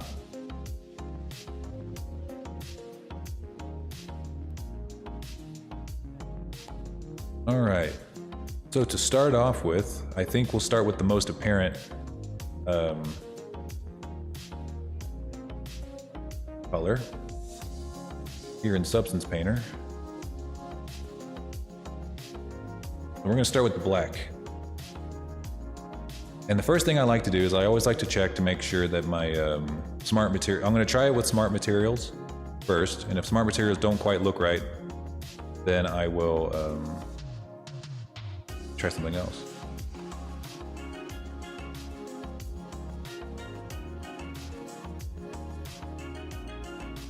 Where's my creature scales, though?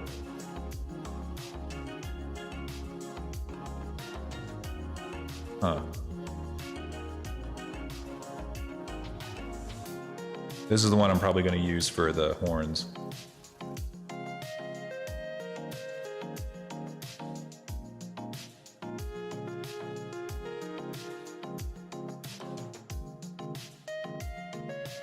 Alright, I'm gonna have to import some assets. I don't know, I always have to import these resources over and over again. I can't remember how to make them so that they stay imported the whole time.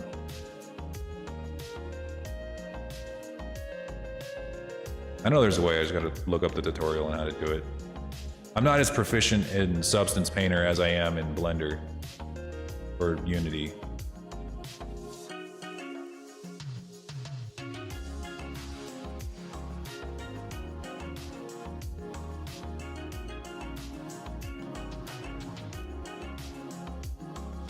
There we go.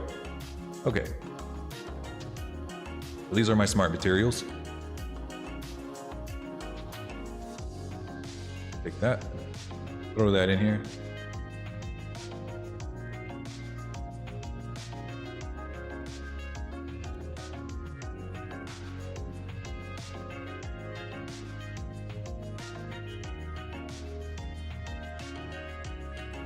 We're gonna make some changes.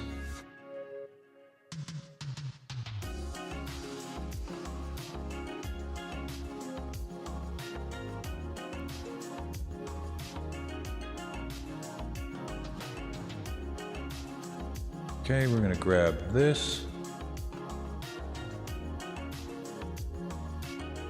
Make sure we go to triplanar progression. No, that's not it.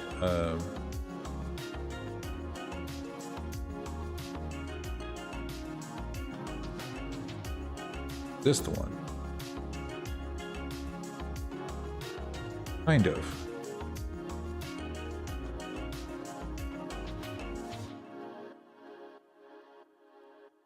Trying to find exactly which one of these is the one that is applied to the seams.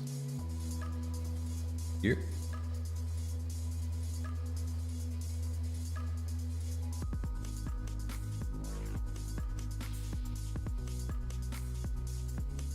Well, yeah, sometimes smart materials come out looking way nice, and sometimes they look like poo-poo.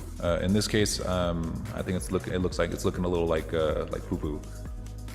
Maybe a little closer to caca, I don't know. So we're not going to use this. Not going to use this.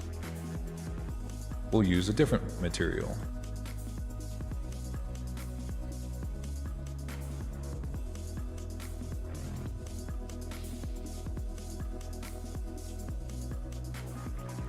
We've got a few scales here that we can use. Let's try this one. Wait.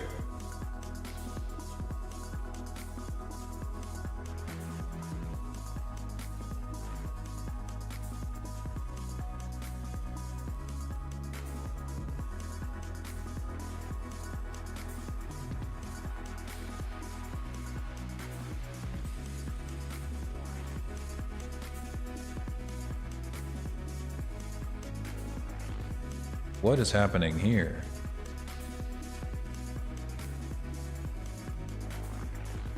Oh.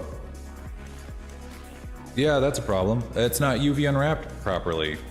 I thought that I had him completely UV unwrapped and ready to go, but like, what's happening here? What the hell?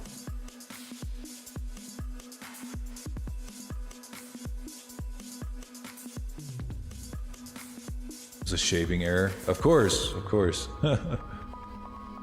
Yeah, that explains a lot. We were having some serious issues there.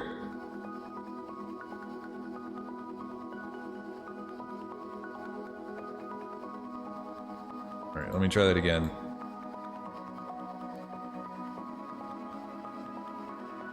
There we go. That's significantly better. Okay, but first, the one thing I always tend to forget, I gotta put a seam where the fingers are. If you don't put a seam where the fingers are, they'll take up too much space on your UV map, and that's not good. Really fucks with your resolution.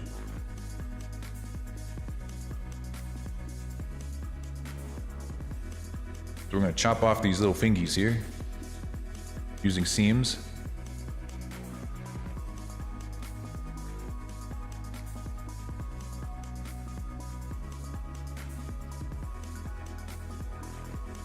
Like that.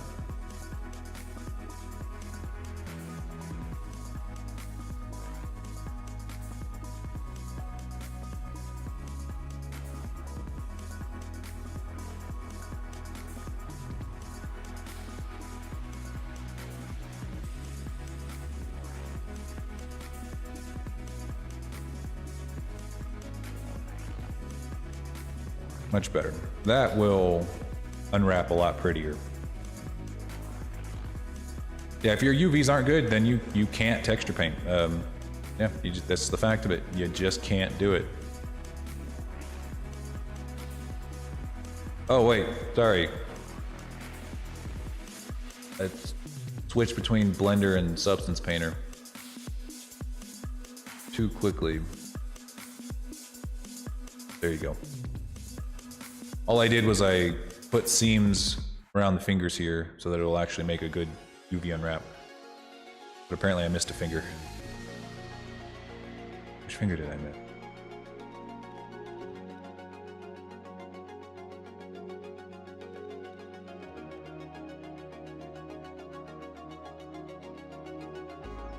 Ah, this one.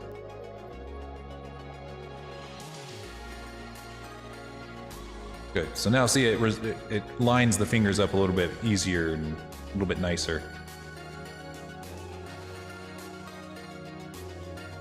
Now we find the head. This is your head.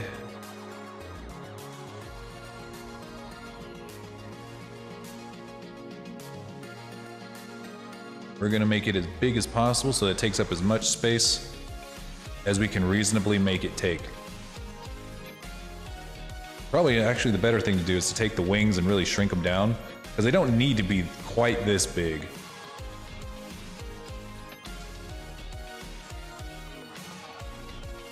Actually, this one too. We shrink them down, and we just make sure that none of them are overlapping.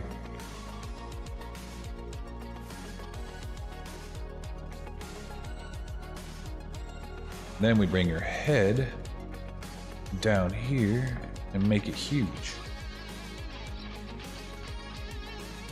Because that's where people are going to see the most. So you want to have that as much resolution on your head as you can get.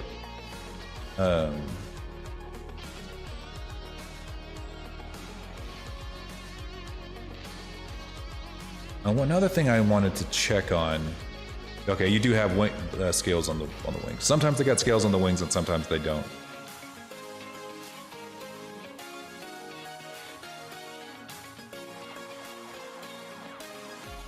All right, I'm switching back to me.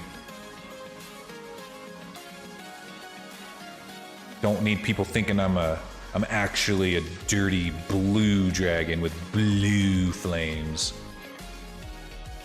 Some people would call me racist for that. And to them, I would say, you're correct.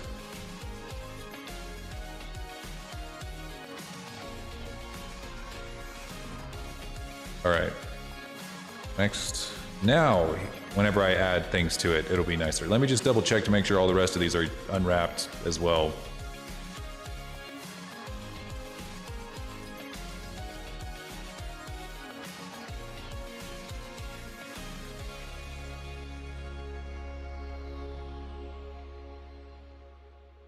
Teeth. Definitely not unwrapped. Ow.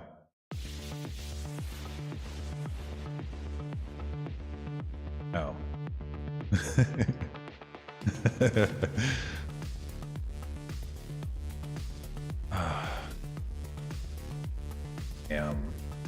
Welcome. Ooh, welcome to the lore cave. Who is it?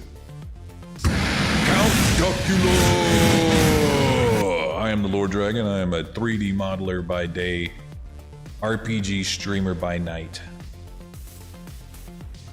If you like dragons, Blender, or RPGs, you're in the right place, bucko.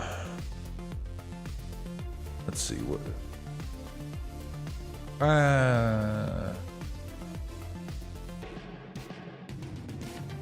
I think this is fine. If they're just teeth. What is that? Is that a tooth? I'm assuming that's a tooth.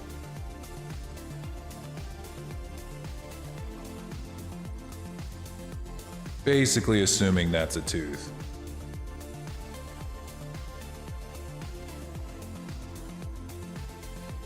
Yeah.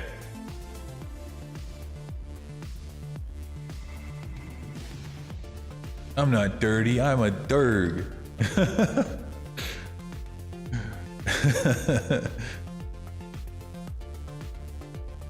Damn dirty blue dragons.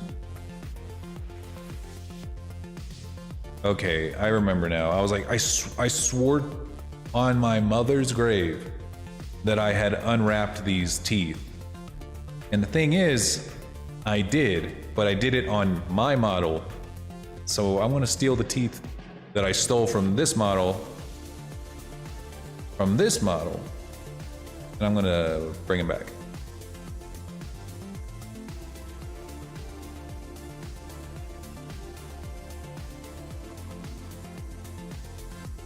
Let's see, are these one piece? Yes.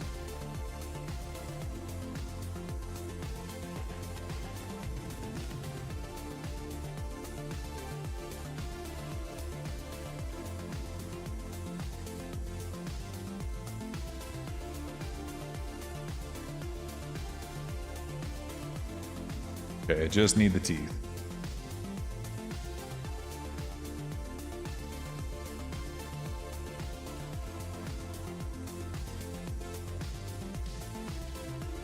And I just need to make them fit in your character now.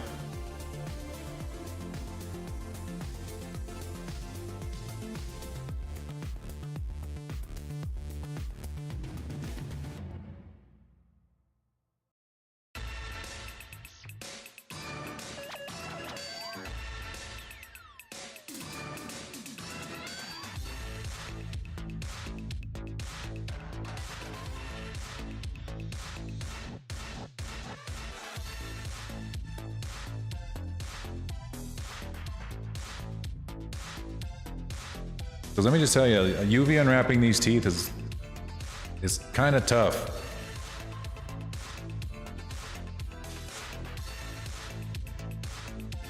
It takes a while because like you do have to do each individual tooth.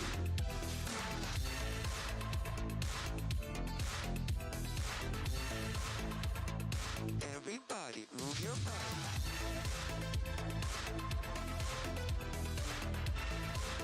Tedious, yeah, it's a little tedious.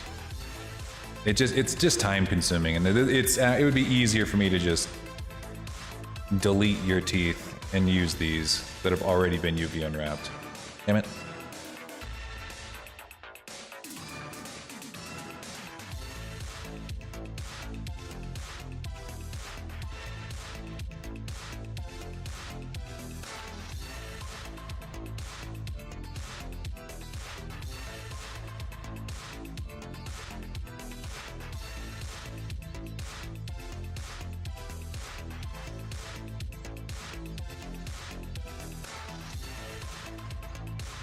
Okay, now let's take a look at them. There we go. See, this one has all of the teeth UV unwrapped.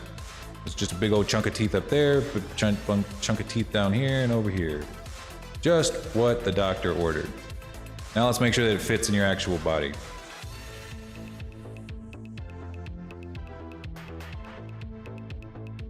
Not quite. Need to move back just a little bit.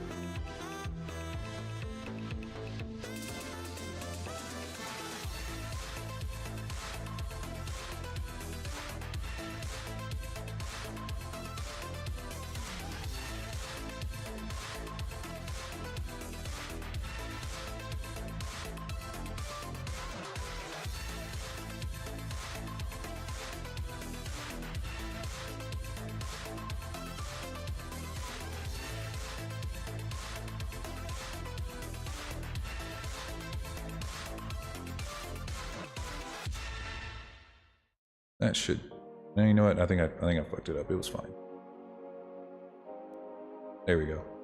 I feel like that's a good place for the teeth. And if they're not, I can move them around. Moving around's not the tough part. Okay. Teeth are UV unwrapped. Body, double checking on it. It should also be UV unwrapped. Yeah, it's UVM. That was the body. What's this body?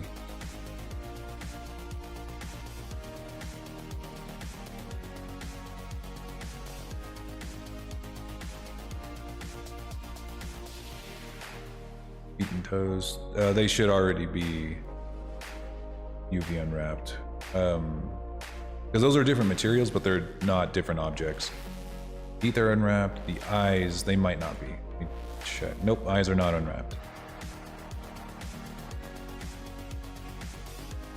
Okay, eyes are unwrapped.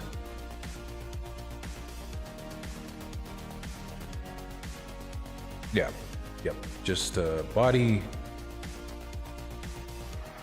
eyes, teeth. Teeth!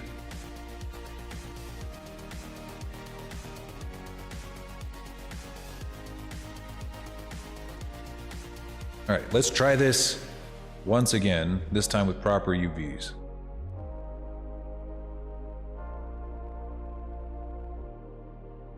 All right, back into Substance Painter again. I'm changing the scene. Okay, back into Substance Painter. I have to make a new file.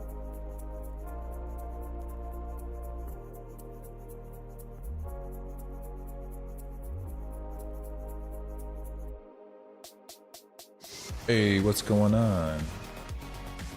Iki.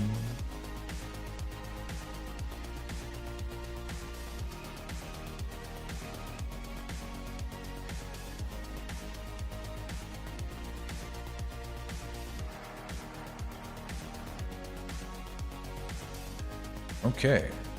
Now we got, you might notice that sometimes his wings disappear, and it's because, like I said, every single face in Blender has one side that is the correct side, that has the normals facing outward, and then the other side is invisible unless you turn on a specific shader setting, like backface culling, which is what we do right here. So, and then you notice now the faces have two sides. I like your wings, thank you. Seraphis' wings right now are better. I like his. But I just stole your wings. I just stole them and then put them on my model. I'm a damn dirty wing plagiarist.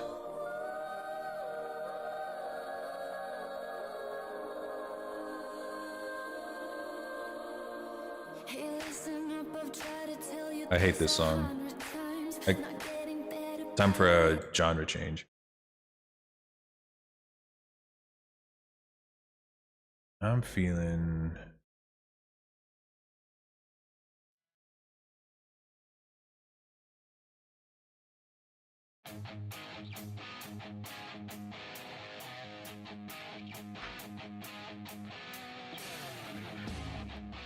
Yeah, I've got to take your body parts in order to mimic your beauty.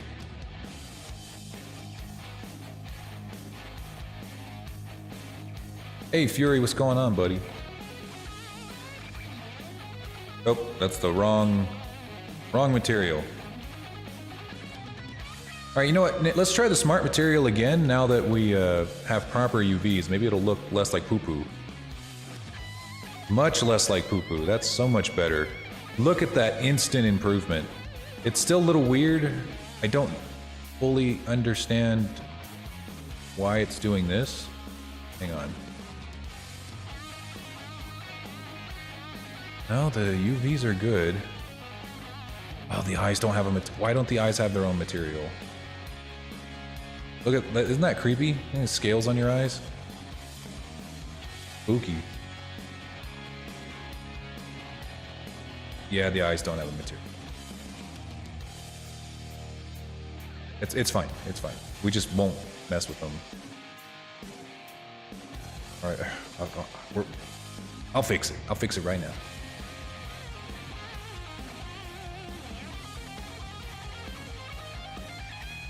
All right, I'm gonna try.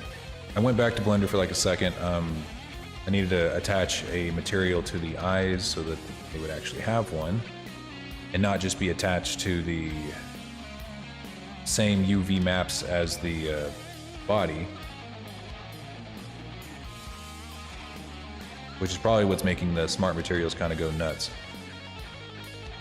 So we're gonna take that, assign that to eyes. Let's try this again. Like I said, not as proficient in Substance Painter as I am going straight from Blender to Unity, but this is how you get realistic textures without having to work or do like about 7 billion times the amount of work. This may seem like it's a lot of work, but this is nothing compared to actually having to make your own procedural materials in Blender from scratch.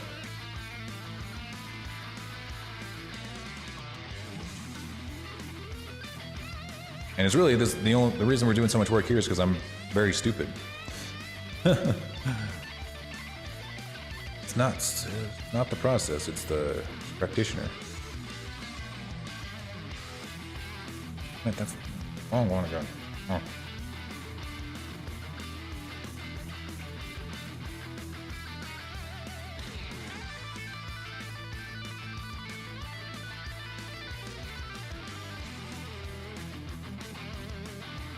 That looks much better.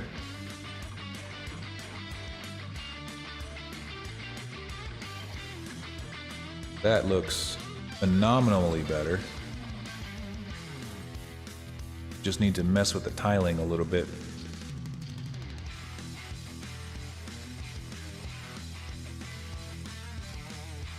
Change the colors around. Let's see what we can make this one look like.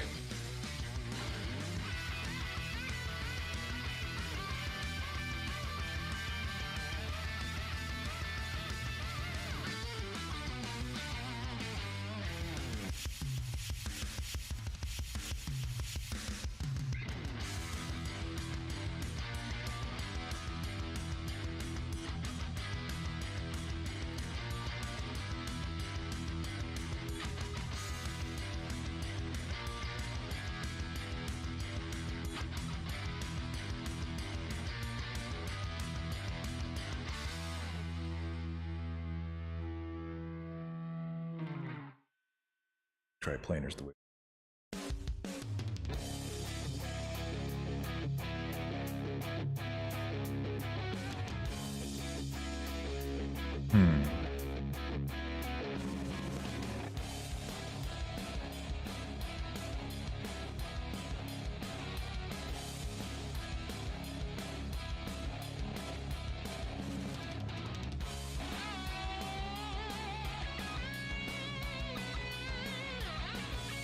I hope you're doing good, Red Mage.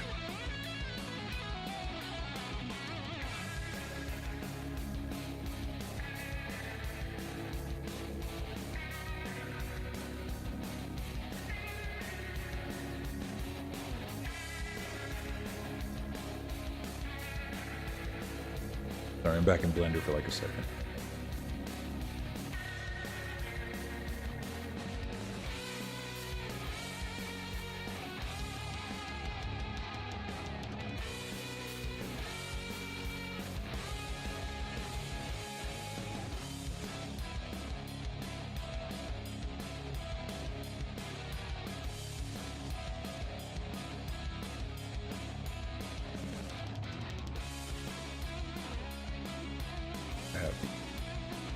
Color codes.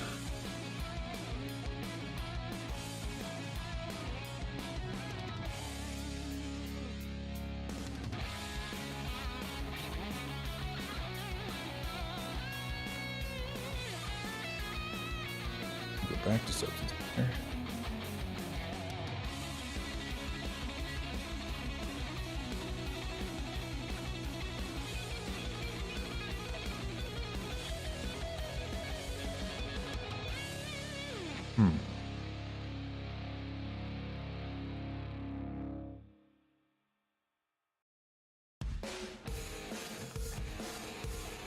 Yeah, he's a super green dragon. He's about to be gray.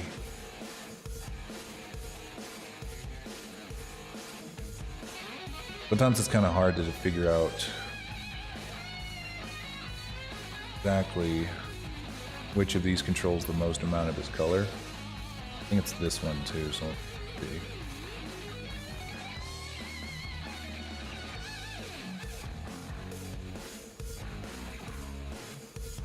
Oh, not that one.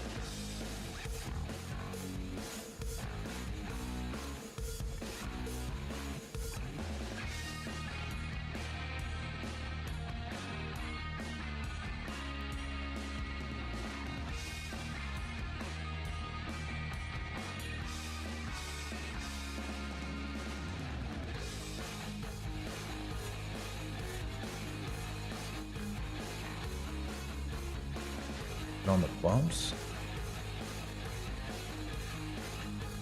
base, no bumps. All right, we're gonna try this one for the color and see if that works.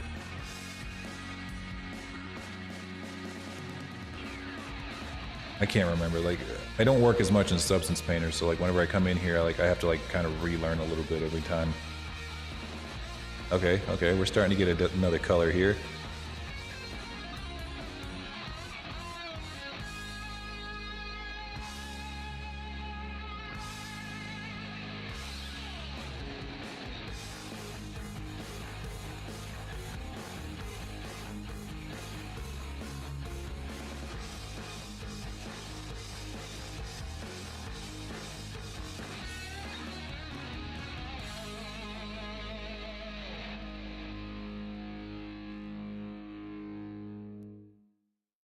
There it is. That's the one that's going to give us our color. Okay. Now, that gives us the edges.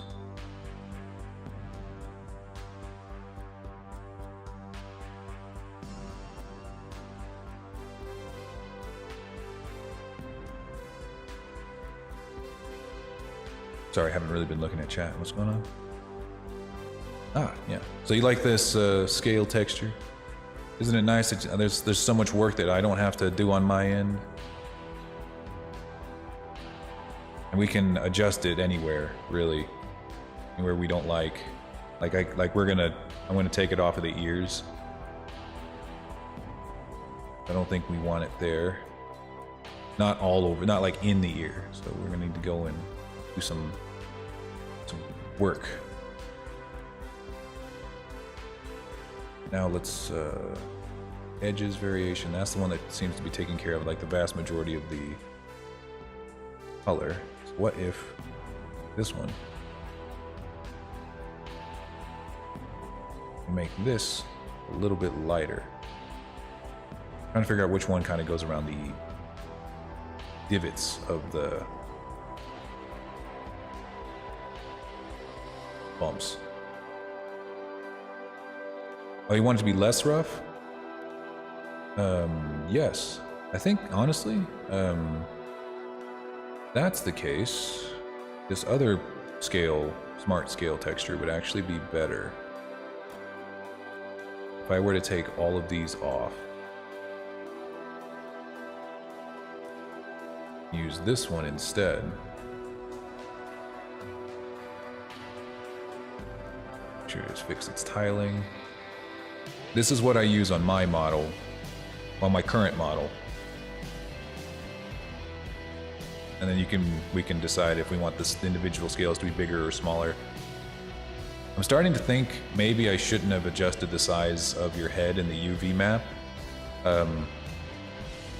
It would be a lot, since I didn't really think about it, but the size of your head scales would be different from the size of your other scales. But let me go back in here, give it another UV map,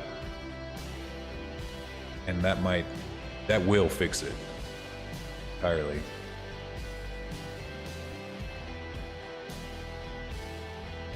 Yeah, if you prefer something that's a little flatter, yeah, we can do that one. I was going with that other smart material because it is a little more realistic. But if you want something, it's all on personal taste. If you like the other one, and honestly, that other one's going to be easier for me to draw on and adjust. Truth be told.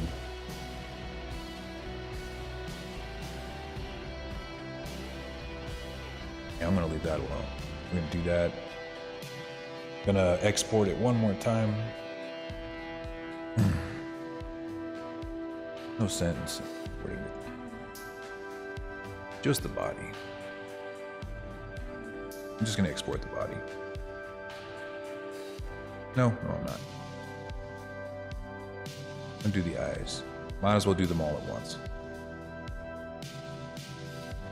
Might as well do them all. It'll be much more efficient that way.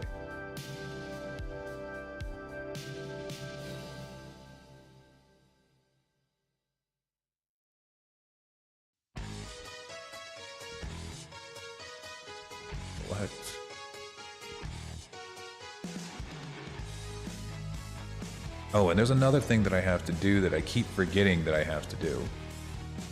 Because I've done this a couple times over the past hour, but there's one more thing that I have to do. Let me just double check to see that the scales are working. Scales are working. They should be a little more uniform now. Yeah, so now, as you can see, the scales, especially if we go to try planar projection, change the tiling, they will now all be the same size across the entire model.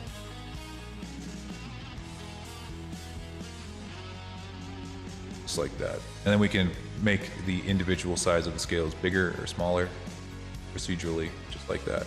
And of course, we're going to be able to change the colors of the scales as well. But first, before we do that, we need to make sure that all of our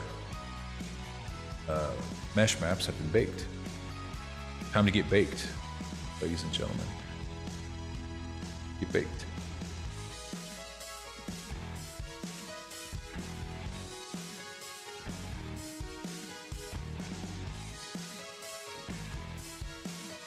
No, Pyro, it's okay. You can say it. You're part of this community. We want to see all. I want to see Dragon VTubers succeed. I want to see all Dragon VTubers succeed.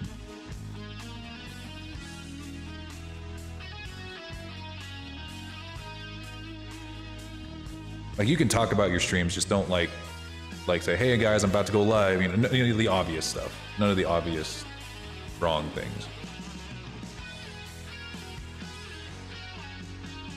Just throwing that out there. All right, so now we got his mesh maps baked. That's going to look significantly nicer. It's almost seamless.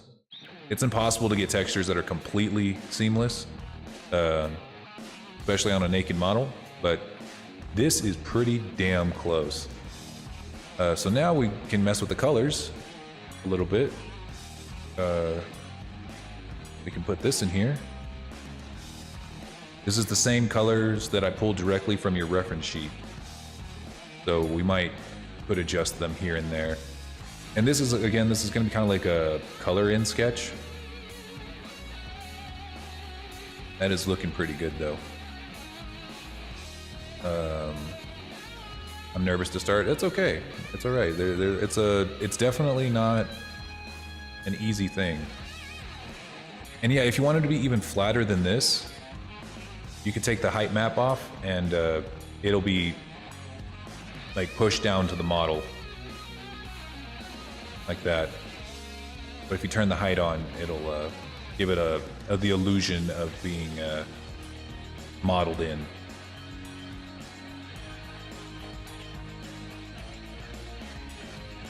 That looks very good. All right. The only thing that I would modify on it here pretty soon is going to be like smaller things. But this is more or less what he's going to look like. Keep the height map on. All right. All right. Just want to make sure. And then for the chest,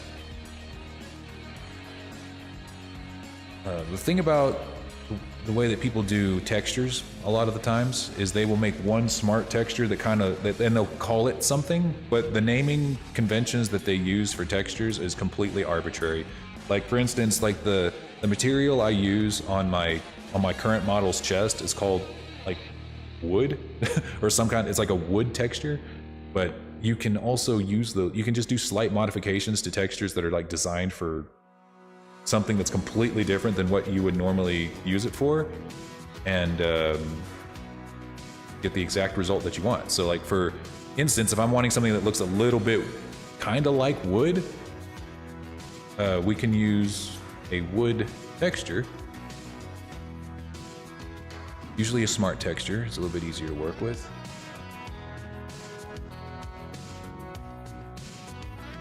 And then we change its colors around so we get the look that we want. What is the color code for your chip? X code C2COCO?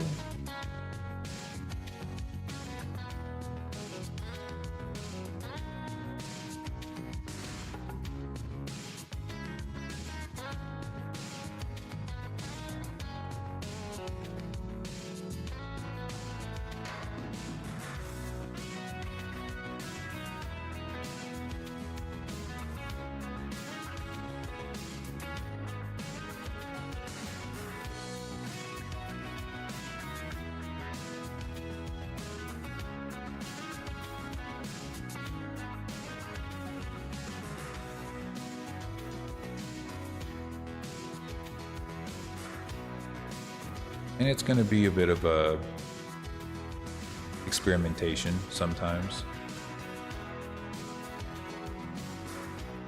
to get exactly what we want.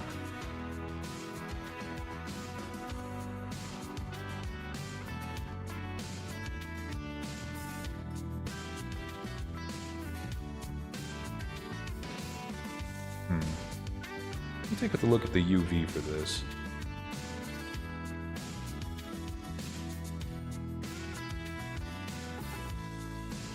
Oh, that's decent UV.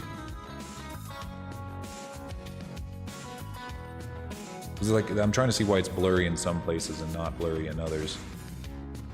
I think that's why, but I don't want to separate it into its own object if I can help it. Is there a better way that I could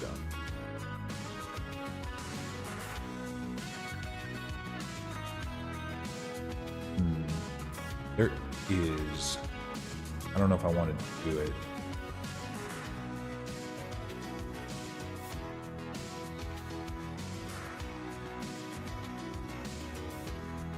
Might just have to paint it, but that's okay. Let's try, instead of using a smart texture, we're gonna try a regular one. Something like this.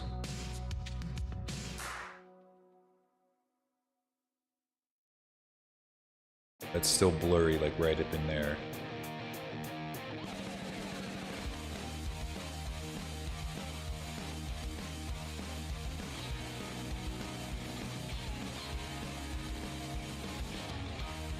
But you kind of see what I'm going for.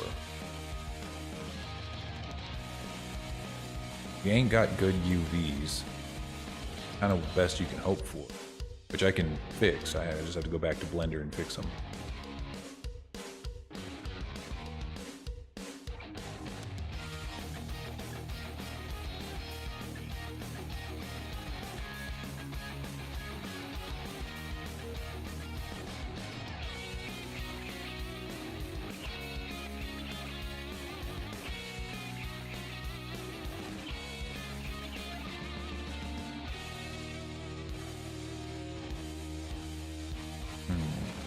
Let me think. Because the reason that this is happening, let me show you in Blender where my thought process is going. Because this is the same. This is going to be a challenge that I'm going to have for my own model. Because you have a plating that goes across your chest. My plating is going across my back. So these are going to be things I'm going to need to figure out anyway. And where's Blender? There it is. All right, so when you look at this UV, what it's trying, anytime you're putting a texture on, what it does is it takes an image, puts it onto this UV, which is basically trying to flatten out the mesh. And as you can see, there are lots of places here where the mesh is overlapping with itself. That's not good. That is very bad, actually. But it is a very complex part of your mesh. So I do have to figure out a way to make it flatten out entirely. The only thing I did was cut it out using basically just using seams. And that was good enough for this model, the model I'm currently using. But for yours, I don't think it's going to work because the sharp lines that it has. What I'm thinking that might work is if I take all of these and basically cut them into plates. That should work. But I'm gonna have to do, that's gonna take me a second. It's gonna take me a good few seconds.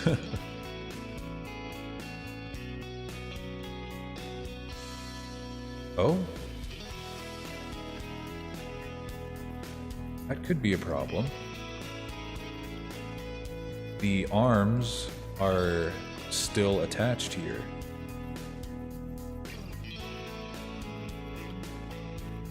Why are the arms still attached via a seam? That shouldn't be happening.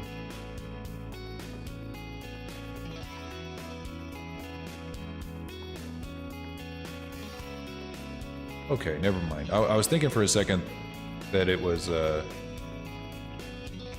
I know why it's doing that now.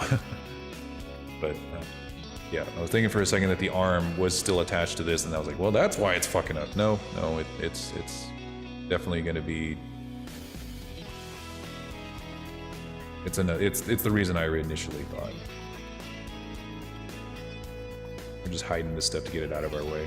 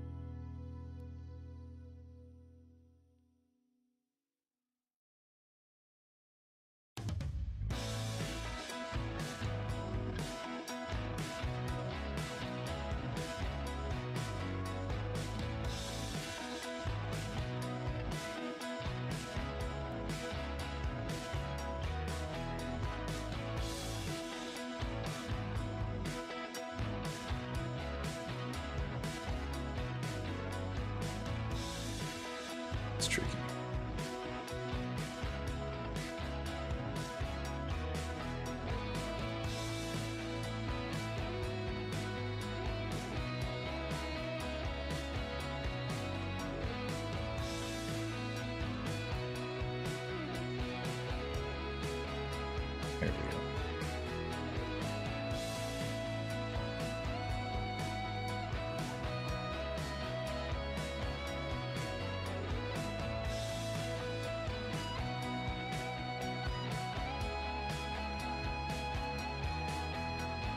Sometimes UV unwrapping is just a puzzle game that you have to play by yourself.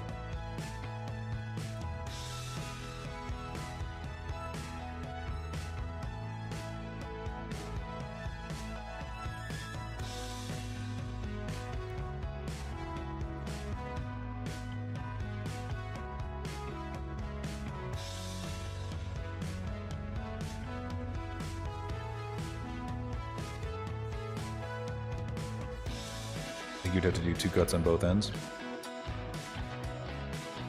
Oh, you mean on this side too? Well, anything I do on this side is mirrored on this side, so if I cut here, it's gonna cut here.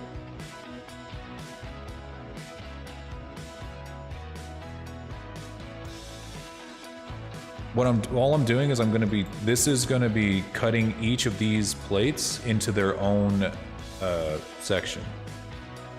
So every single one of these plates is gonna get their own UV island. You'll see what I mean once I get to the end of this creature here.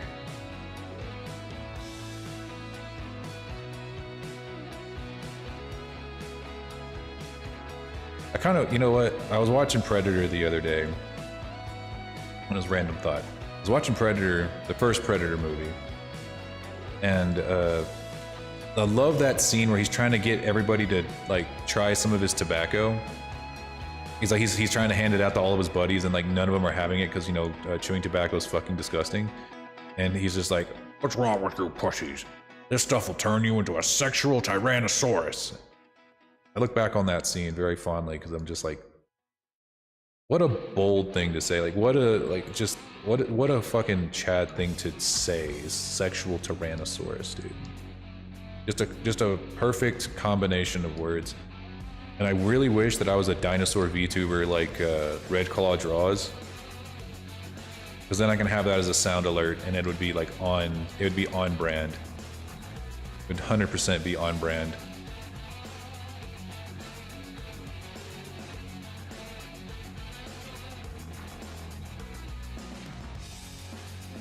Oops.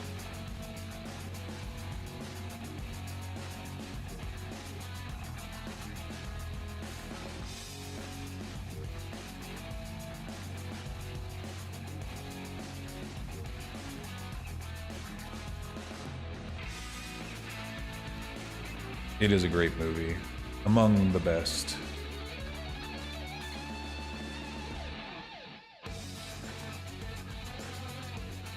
There we go. All right.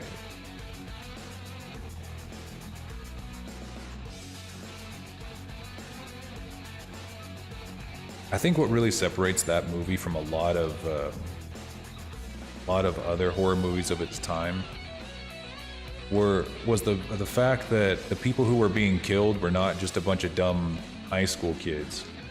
You know, they were some of the best and most hardcore military men in the world, in their own prospective world, and they were still getting ganked, you know, just completely folded left and right.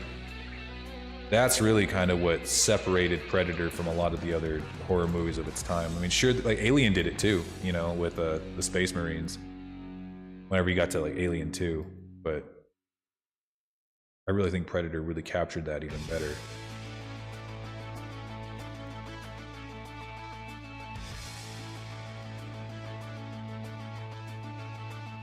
The most masculine movie. The most homoerotic movie. Alright, let's try this again. Okay, so now everything here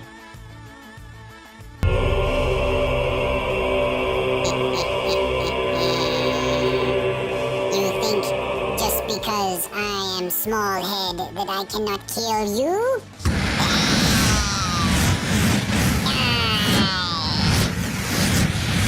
May my cursed, broken mouth be the last thing you see. Yeah.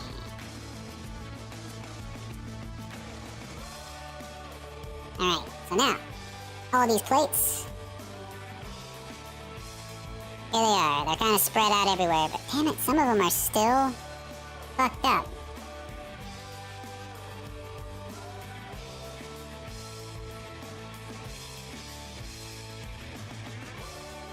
Mainly, like, these top ones up here.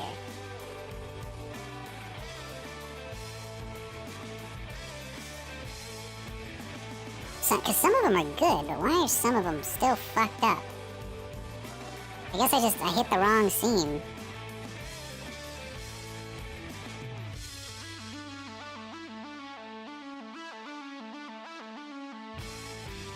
The little section inside, yeah, I guess that was the best place to cut it.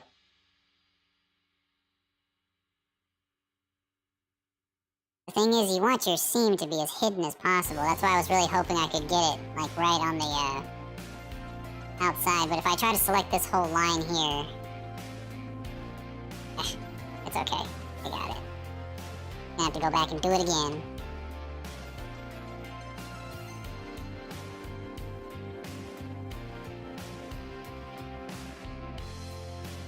Okay. Let's do it again.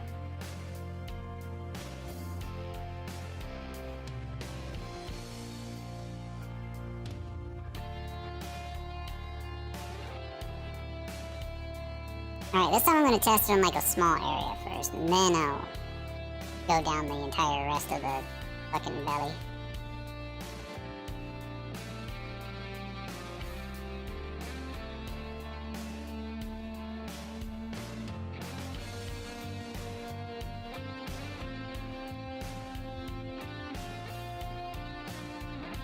A lot of what it is, too, is the fact that in order to make this thing work, I needed to have triangles on it. This is well, it was a triangle on it. I guess, actually, never mind. That's not what it is. I lied to you. I do that. I lie. I'm a big, dirty liar. You should never trust anything that I say. Just kidding. I speak nothing but the truth. Everything I say is 100% fact. Everything. Everything that I say is the objective truth. How?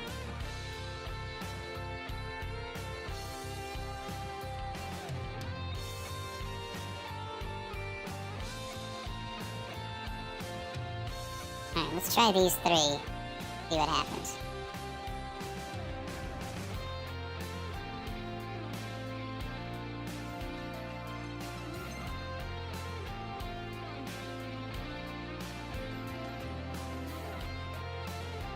I don't even know what happened.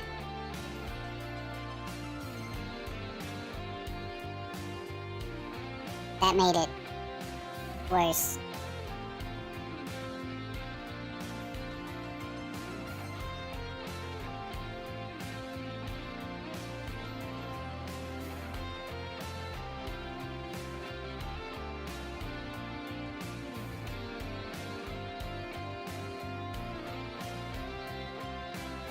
No, it didn't. No, it didn't. Just overlapped them. Well, maybe. Fuck, I don't know, dude. Fuck.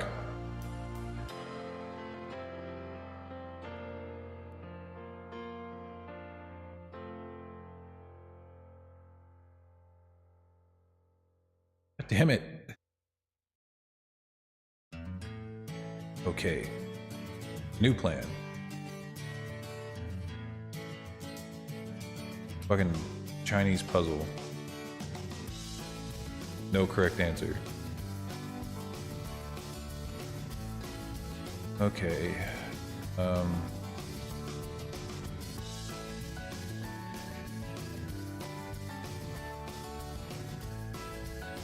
Okay.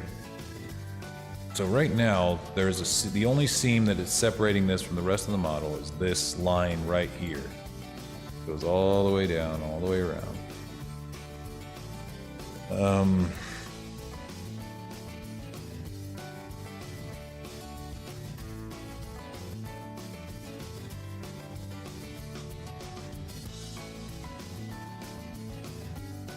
What if I just go straight down the goddamn middle? What if I just chop it completely in half? What happens then? My fucking brain explode?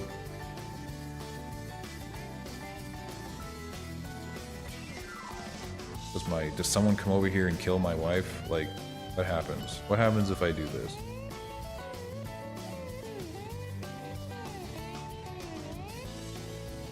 Sometimes, like I said, sometimes you just don't know, and you just do this.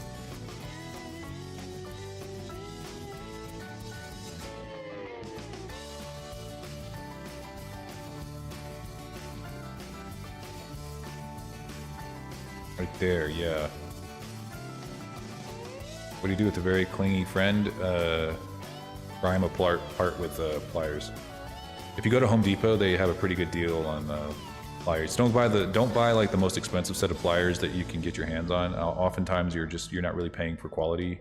You're just paying for prettiness.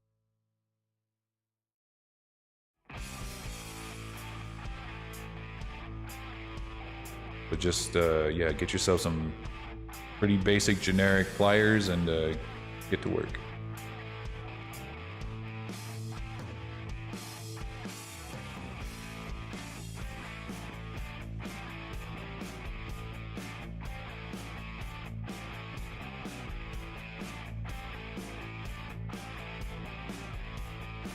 This is flipping me out.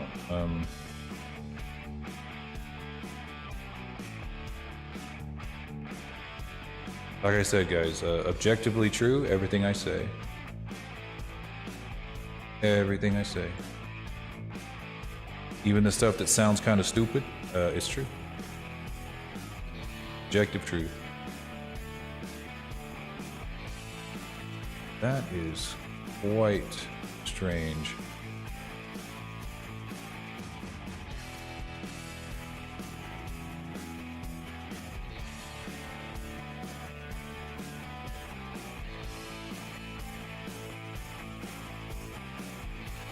What? What? What? What is this? There's two lines here. No wonder this has been fucking up. There's a fucking hidden face here. I'm not extruding that. That's just there. Look at that. It was just hidden. It was hiding right in here the whole time. It's no goddamn wonder I've been getting fucked over, dude. God damn. Okay. Okay, there's something that's been needing to happen here. Control M. Oh, wait. What was it? Alt M.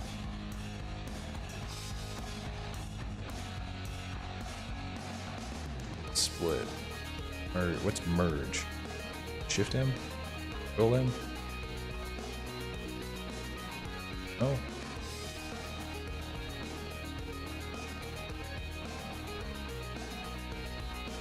Where's merge by distance? Oh. It's just M. Okay. Fuck. Did I do it?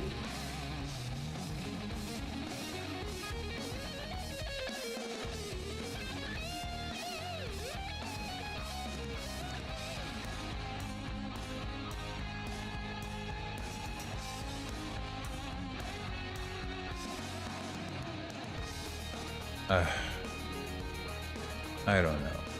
I don't know. Maybe you know what, Seraphis, I'm just gonna delete your chest, and you're gonna have a smooth belly. You're gonna be a smooth belly salamander. Just kidding.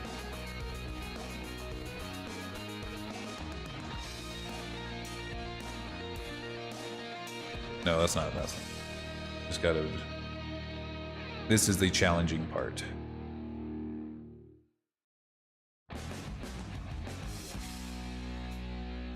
See, okay, now we see what's going on.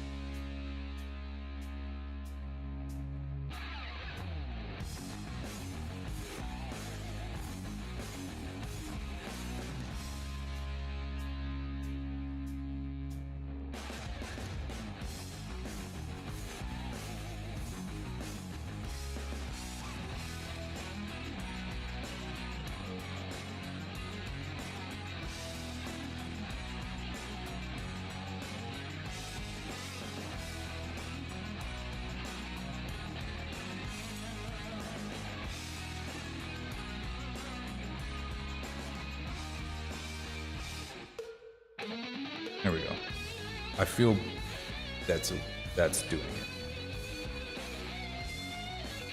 I unwrap these. What do they look? Okay, fine. I'll do it right. Fuck.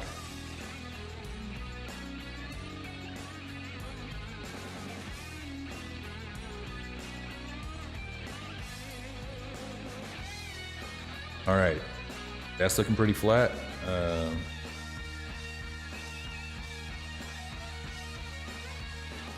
That's looking pretty flat. I think I found my problem. Let's work our way a little bit further down and make sure that it's not just the top two. Okay, so the issue was, in order to make these really, really sharp, I had to take, I had to make a lot of edge loops. That's how you make things sharp. You gotta make a lot of edge loops, and sometimes they get so close to each other that it's hard to tell the difference between one line and another. It can be different, like if they're right next to each other, like you guys saw earlier, you could end up having a break in your seams that you just don't see, and that could lead to really bad UVs. But after I merged everything that was like taking up the exact same place, it removed a lot of those vertices, and now I'm able to actually unwrap these in the proper place.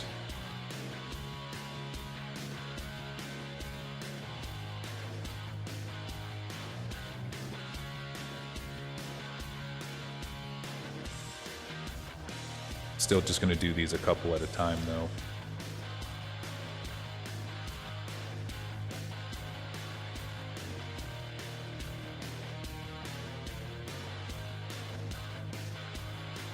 I love how we're over here just getting bored by Seraphis, dude. Just been sitting here just like unwrapping him from the side. This is premium content, you guys. You have no idea. No clue.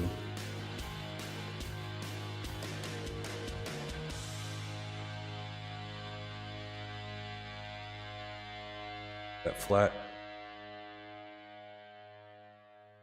That's looking pretty flat. All right, Pyro, we'll see you next time. What time is it? Okay, this is taking significantly longer than I wanted it to, but this is the most like complicated part of the mesh, so every mesh has its challenges.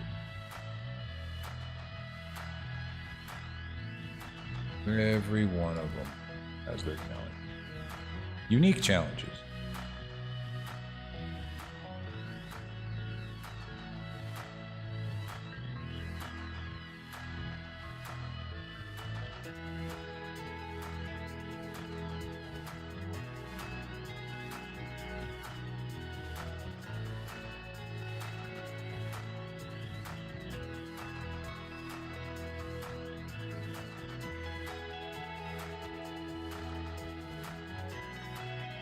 So you guys know how I was a personal trainer for a day job for a long time. One of my primary clients, or one of the kinds of clients that I specialized in, were mixed martial artists. I was usually the strength and conditioning coach for several mixed martial artists. No one on the pro level, no one, you know, no one you guys have ever heard of, really, but a bunch of local amateurs, you know. Like locally famous people around like the San Antonio area.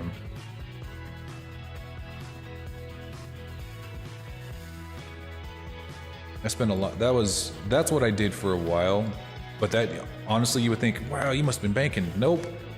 That was the least lucrative work. The most money I ever made as a personal trainer was actually from just training old people. By far, I made oh my god, I made my entire living off of training old people. It's so obvious, you know, they're the ones who need personal trainers the most, and they're the ones that have the money to afford a luxury service like that. because it is a luxury service. You know, it's not something that like, you know, you can just get cheap.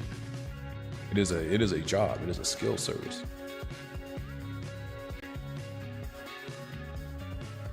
That's why I don't like it. That's why I got out of that industry. I fucking hated it. But yeah, it got to a point where like all I was training was old people, and the only way that I was really able to get or work my way up in the you know, into training more fighters, well, I had to. There was some asses that I would have had to have kissed that I definitely didn't want anything to do with, and I'm just not the kind of person to grovel for anything. And so I just had to kind of settle for the fact that, you know, if I was going to make a living for me and my family, I had to train old people, and that was it. I tried my hand at a while for trying to be just a, you know, an online personal trainer, but that was miserable. Like, you know, like it's hard enough to make content that you're actually passionate about, but making content that you're not passionate about is like pulling teeth. Making TikToks for fitness made me want to like kill myself. Like seriously, it was so agonizing. Hey Cookie, what's going on? Yeah, it was a rough time. I'm glad I don't do it anymore.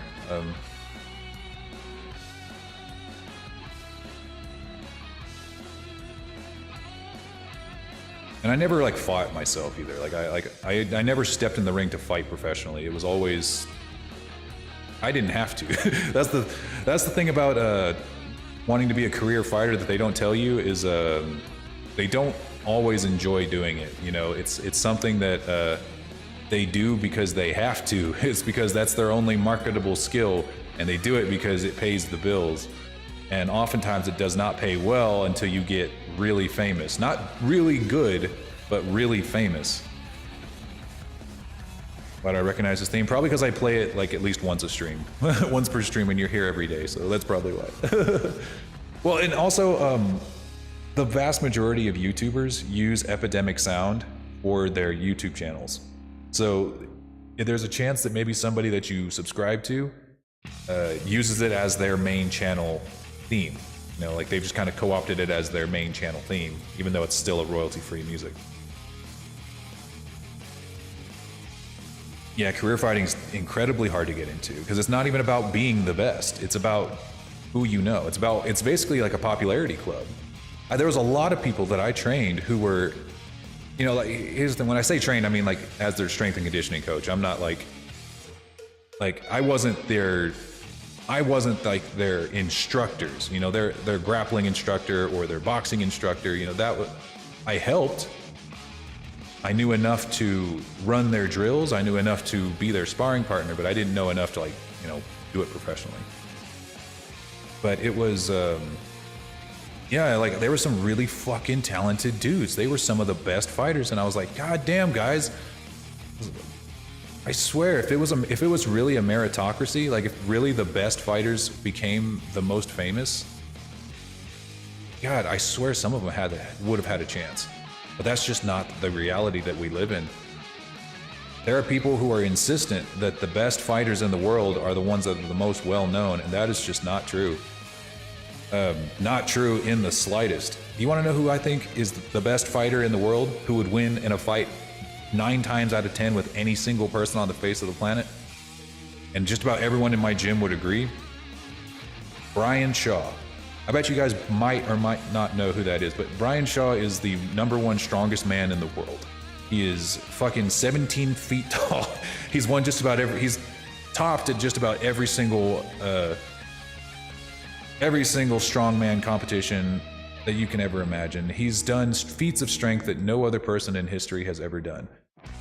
And him, with the bare minimum amount of boxing training and grappling training, which is hardly necessary for a guy of his size, will solo just about anybody in a fight. That is the reality. That is reality right there. You can be the most highly trained fighter in the world, and if you're only 180 pounds and you try to fight Brian Shaw at his 370 pounds solid, he'll turn you into a pancake, or he'll turn you into a hamburger. He will turn you into hamburger meat and then eat you for his 50-second breakfast.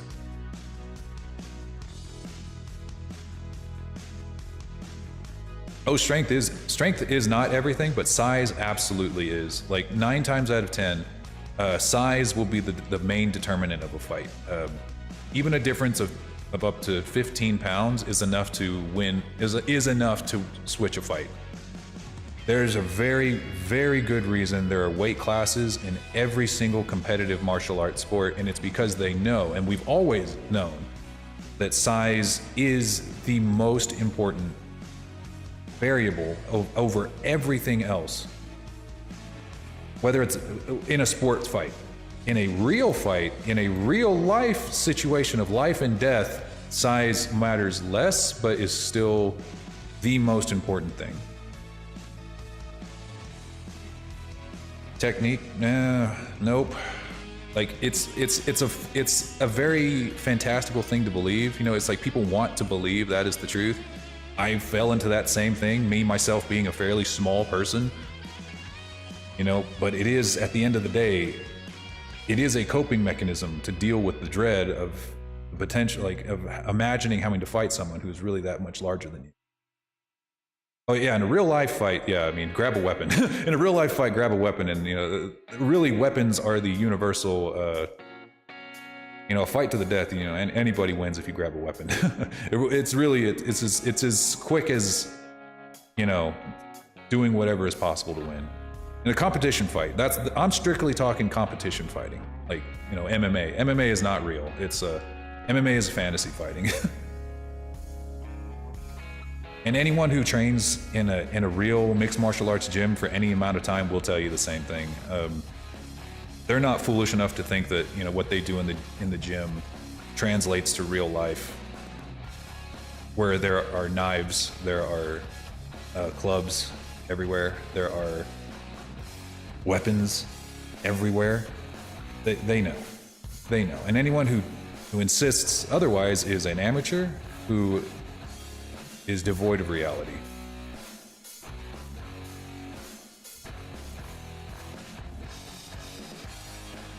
Wouldn't size technically detriment fights because it enlarges your hitbox? No, it doesn't matter. Like, here's the thing. Okay, I want to give you an example.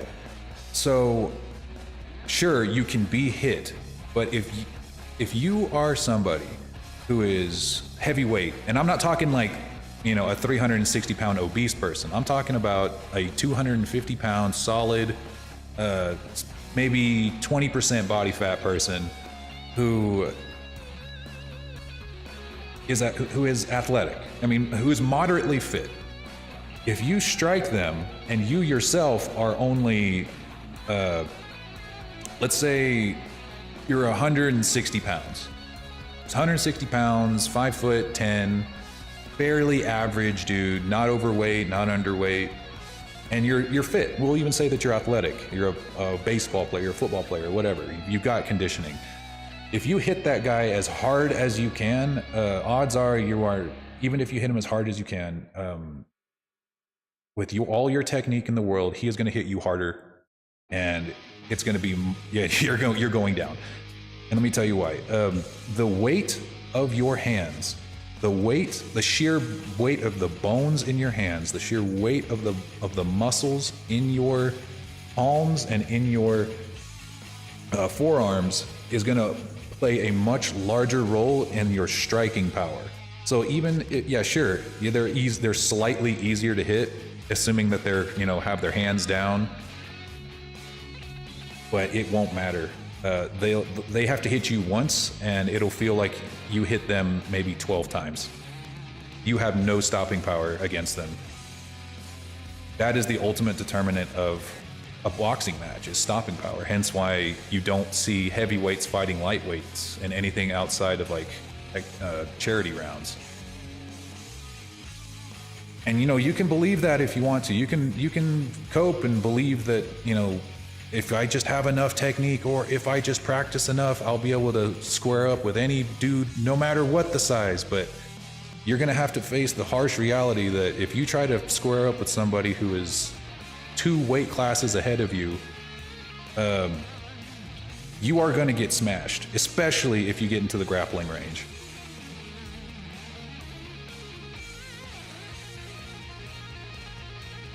Yeah, you seriously, you can't overcome physics. But in a real life fight, let's say you're in a real life fight, the difference in size is almost inconsequential the second you pick up a baseball bat, or the second you break the leg off of the bar stool next to you, or the second that you grab a knife. It doesn't matter how big he is at that point. It don't matter, because at that point physics is on your side. You've reached the next level of evolution in the civilization game, where now you're no longer an ape. You're actually using tools as humans were intended to use. So in real life, if you are small, you are much better off learning weapons training than you are learning how to box, unless it's just for sports. If you are, as long as you are strictly under the reality that what you're training for is a sport, then have at it, have fun. In fact, I encourage it. Have fun. It's a fun thing to learn how to do. But learn weapons training. Learn how to use a weapon. Learn how to defend against a weapon. And if you're trying to train for a real life scenario, and that doesn't mean a gun. It could mean anything, really.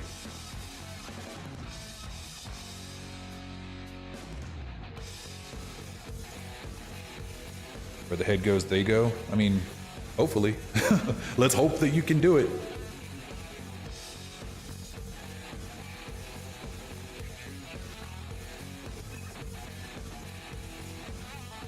I'm just telling you guys, I was in deep. You know, I trained a lot of dudes back in college. I trained a lot of dudes of various weight classes. I watched them spar with each other. I watched them fight every day, 5 days a week. 5 days a week, 35 hours a week.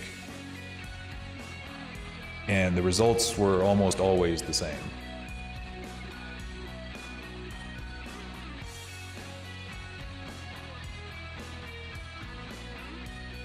All right, let's make sure this is all flat now.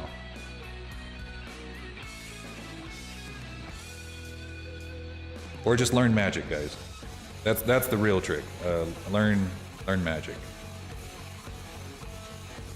That's the real combat there.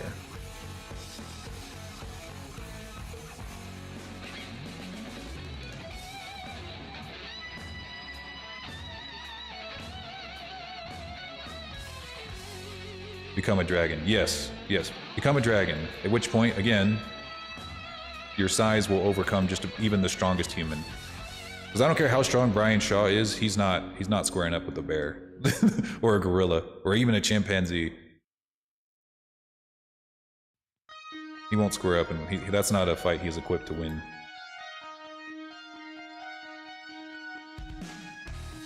But watch. That's going to be the next episode of what was that show? They had a show on the History Channel where like him and 4 of the other strongest men in the world would try feats of strength, like legendary feats of strength throughout history, just to see if they were bullshit or if they were plausible. I could just see that being a thing that they're just like, all right, guys, in today's episode, we're going to put on some boxing gloves and we're going to square up with a chimpanzee. And they're like, what? I don't know why I could just see it, dude. They've done crazy shit. They pulled planes. They've pulled Viking boats uphill. You know, they've carried cannons. Like, why not square up with a chimpanzee? Why is this still fucked up?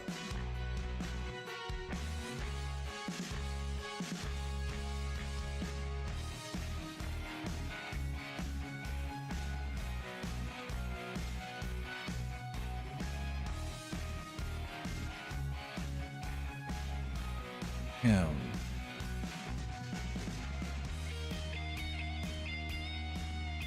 It's like some of them it worked. As you can see, a lot of them came out and they are flat. But there are a couple of these that are still overlapping with each other. What makes these different? What am I missing? It's the tail. I think I did the tail slightly differently. I think. I don't know. I hate UV unwrapping, man. I hate it. I hate this shit. Never seen a model where I actually enjoyed the UV.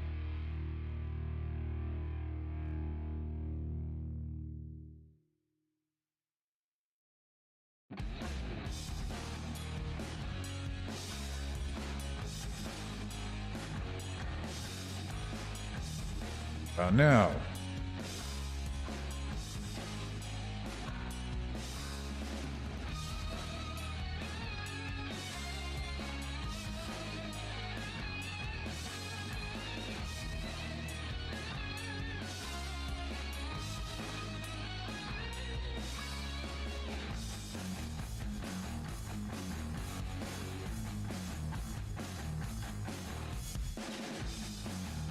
All right.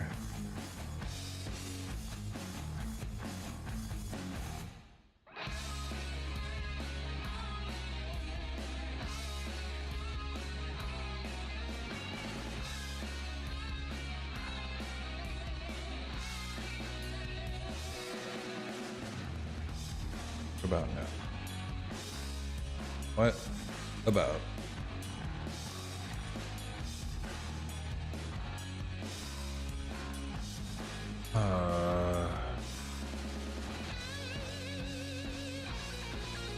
That one's fucked. This one's fucked.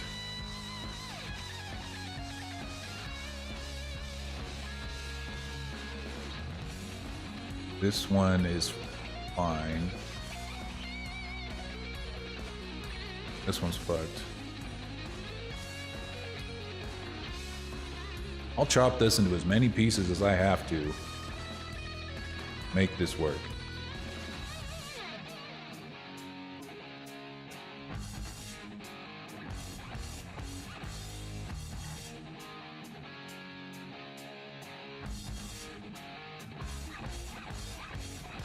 You know, I think Fury said it earlier, that I have to chop it along the side, or give it like one seam along the side. I'm gonna try that before I do anything. I know that they're gonna have to be separate pieces. I know for a fact that they're gonna have to be separate pieces. But I'm gonna try chopping it along the side, right here. Give it one little slice. One little baby slice. Right there. If I can zoom in correctly.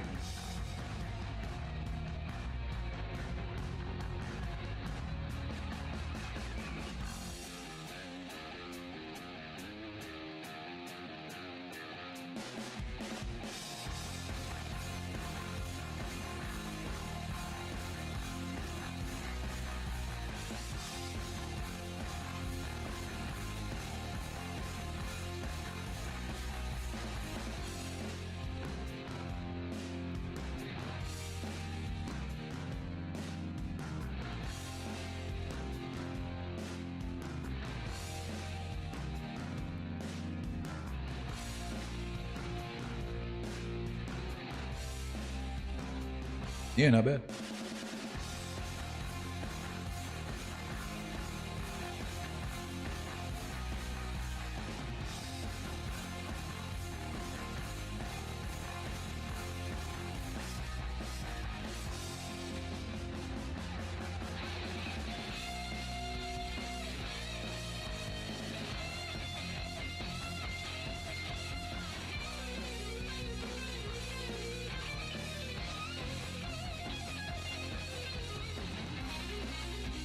Yeesh, ow.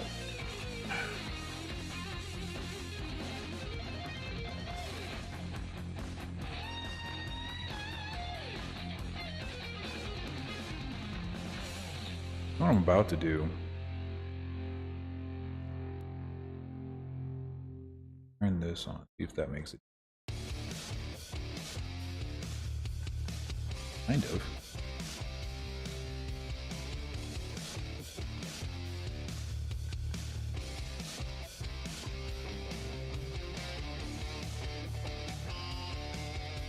This is a little more representative of what's going to look like whenever the subdivision surface is applied.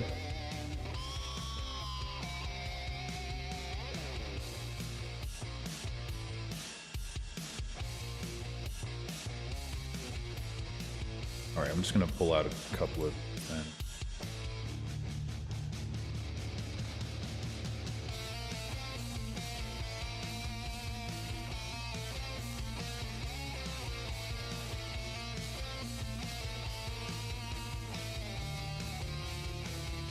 What about now? Still fucked? No, that did it, I think. Wait, oh yeah, you guys have been dead for like 2 billion years. Your ghosts have been driven mad by being undead for so long, unable to move on. That looks so much better, dude. Oh my god. Yeah, Fury was right all along. It was the slice along the side that really fixed everything. Thank you, my friend. This is the worst. Just unwrapping in general. Hey, but you know what? No matter what, this will never be as bad as when I had to unwrap that Far Cry model, dude. That was hell on earth. That was worse than anything I could have ever constructed myself. I will never forget that. That was merciless. Absolute horror.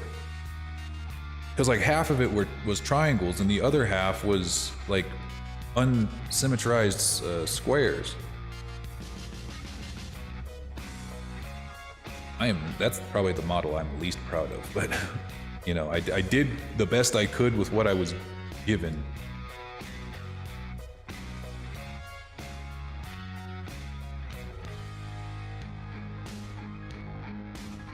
Gladly make them one from scratch if you asked me to. Because you can never really get a AAA model like that to work unless, well, I say never, but I think now that I'm understanding how to use iFacial mocap as a rigging structure, I could potentially take that model as it was rigged, maybe use it? I don't know. I'd have to revisit that if I ever got the desire to do that. If I ever decided, you know what, it's time to punish myself for some sort of sin, this would be the perfect punishment. This would be the perfect hell on earth.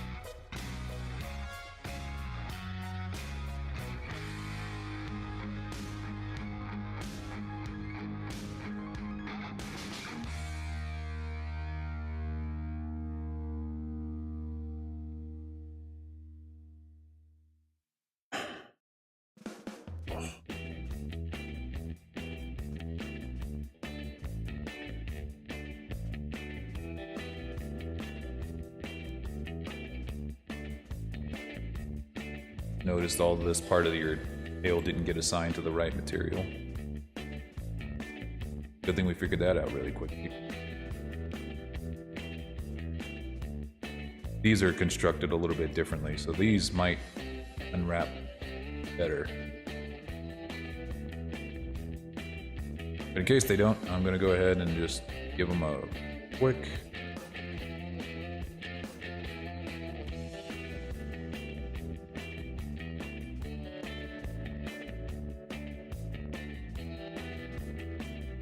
a real quick unwrap.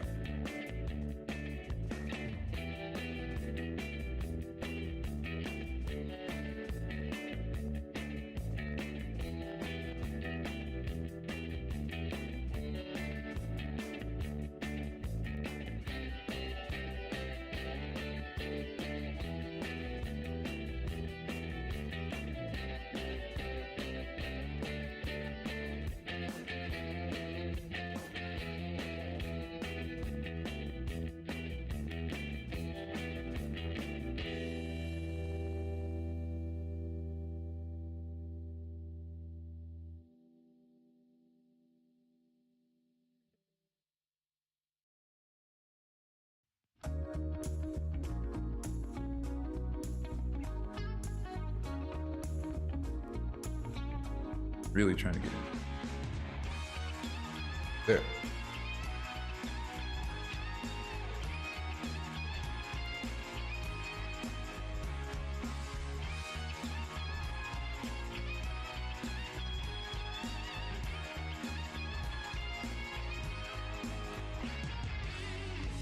Some people tell me that using a tablet is actually easier for UV unwrapping because you can navigate the screen a little bit more precisely.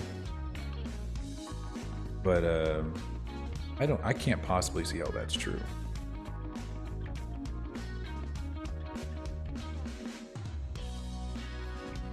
Dragon, but yeah, that's why you guys are actually here. You're waiting for me to model like a really like erotic spot and then just sit there and salivate over it. Don't lie. Don't lie to me. Don't lie to me. I know everything, remember? See you next time, Crazy. Thanks again for the sub, pal. Appreciate all your support.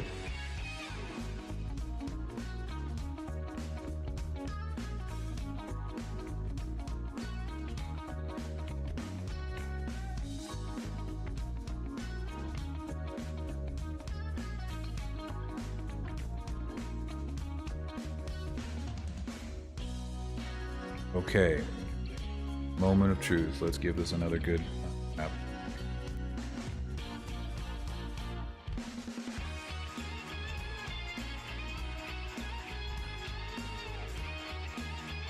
Imagine there are some people, if you have any knowledge in Blender, who are watching me unwrap this right now and laughing at me. Fuck you. This is hard, okay? Unwrapping is hard. I think this is the tip of the tail, but at least it's not as curly anymore. There's a couple of spaces where it's a little bit overlapped, but I'm not going to worry about it.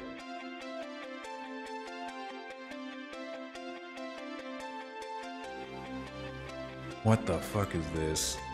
Why? That's the only one that's completely fucked up. The rest of these are good. The weird one.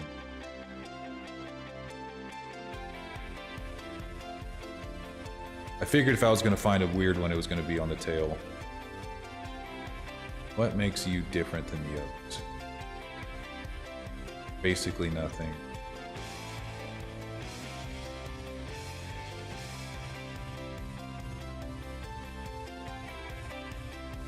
What is this face right here?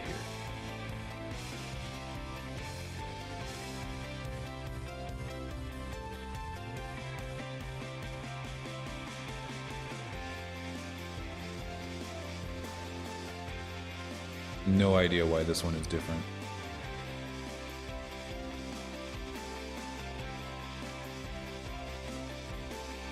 No clue. Fuck it. Nope. Not doing it again. Nope. Nope. Nope. This is good. This is good. This is good. I want scales on this guy before I die of old age. I get some scales on my boy Seraphis, please. Alright, now we have a proper unwrap of that area. It should work. It should look good, even no matter what software I'm using. Teeth. And we move it.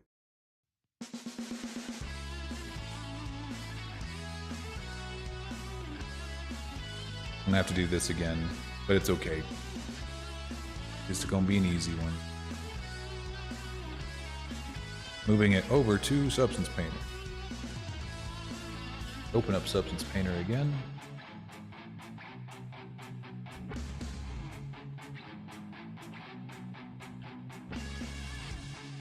Change the shader.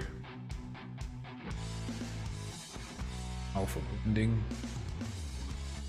Go to, just gonna start with the chest, or before we do anything, we need to bake our textures, or bake our mesh maps. Okay. is bacon getting baked. Ow. My wrists.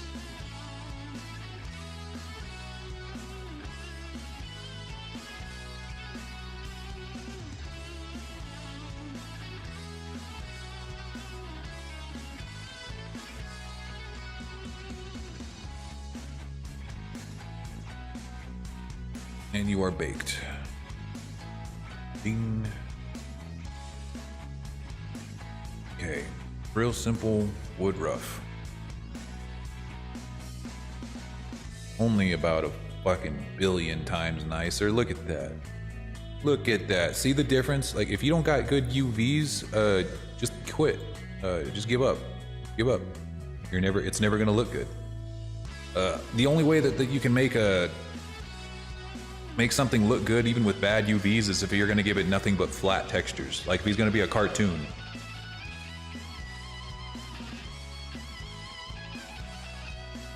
Just delete the model and be done. Yeah, good idea.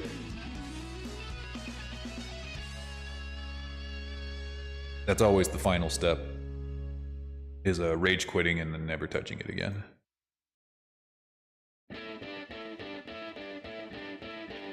All right, and then we just take that, we adjust its colors so that it looks more like what we want it to look like.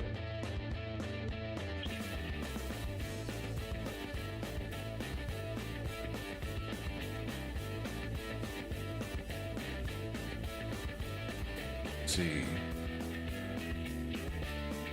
I don't know. The height map might not be needed here, because it's already pretty textured just in the mesh itself. If we put the height map on, and we'd have to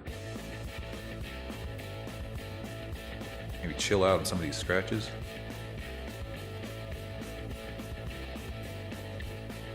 Yeah, there it is. Maybe chill out a little bit.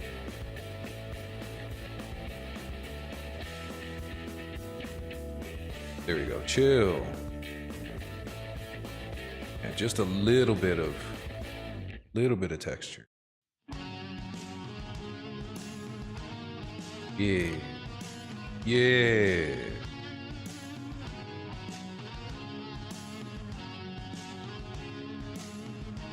More than that.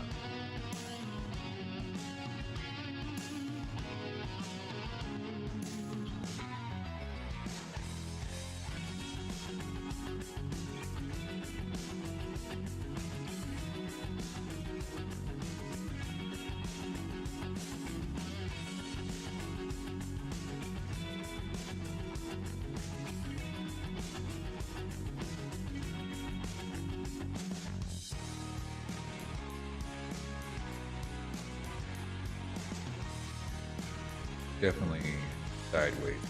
So. Good shit. Okay. Instantly better. Now the hard work is behind us. Let's put those scales back on.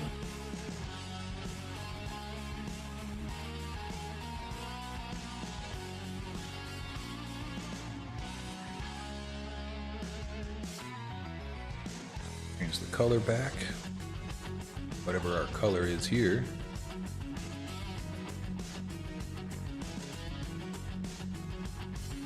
Our hex codes.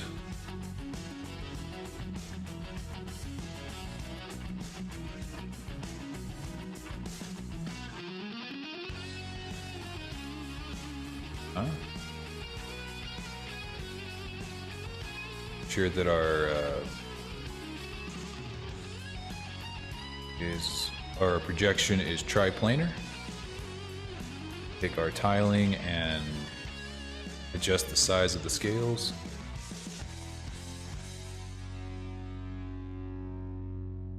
Roughly the sizes that I see on the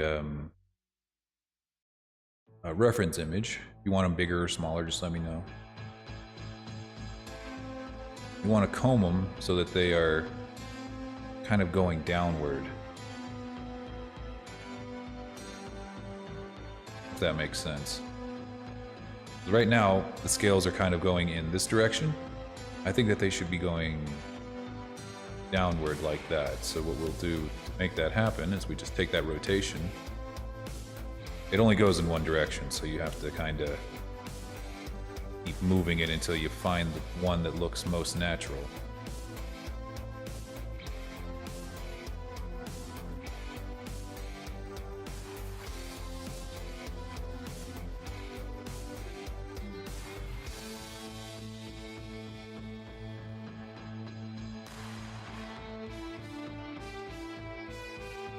There. Tad smaller, you got it.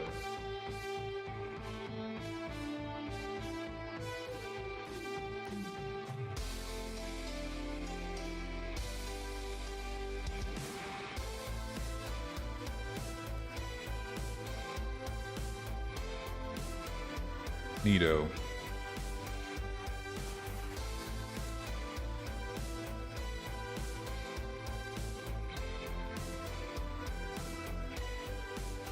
Okay.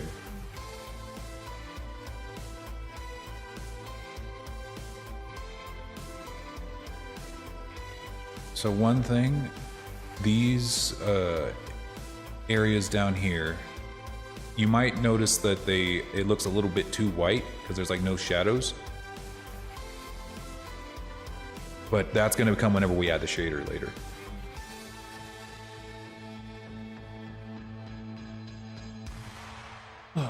Summarize who I am by all means. Let's see.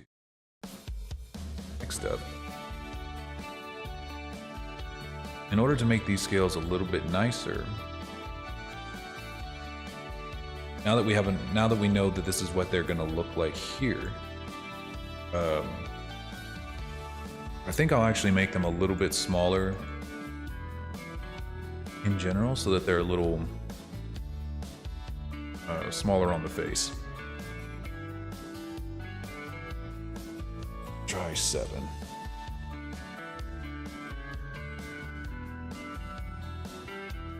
I think I like that.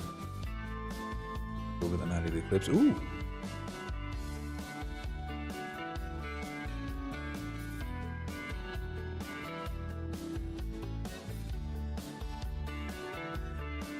Okay.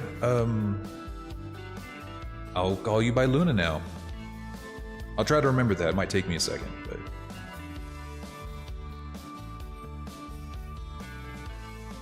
I run the pose and toes. Okay. Yeah, I'll show you how we're going to do that. Okay, so right now, over the entire body, they are the exact same size. So in order to make them smaller, what we do is we take a mask, black mask, and now we're actually going to start painting them on. Like if we paint here, they come back. So we're going to paint roughly where we want them to go.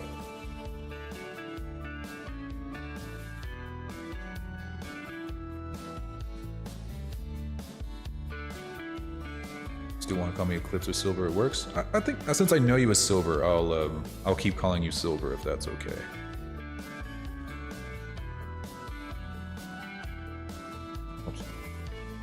Welcome!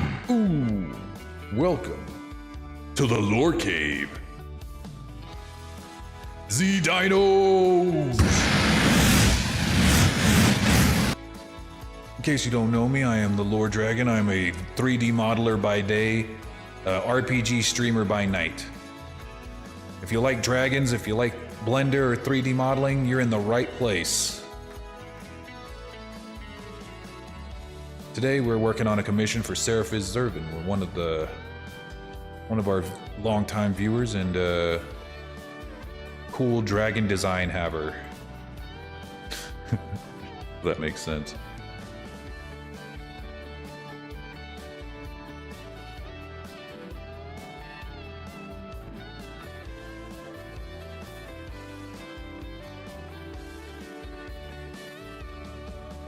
Go.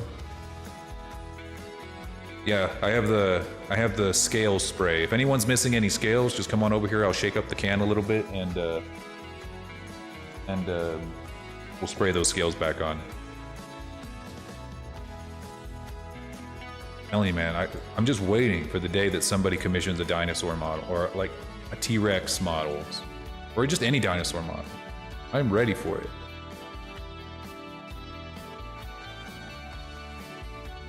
I yearn for it.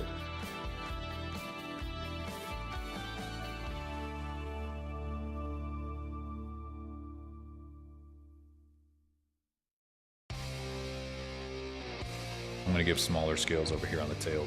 Tips of the tail, tips of the legs, face.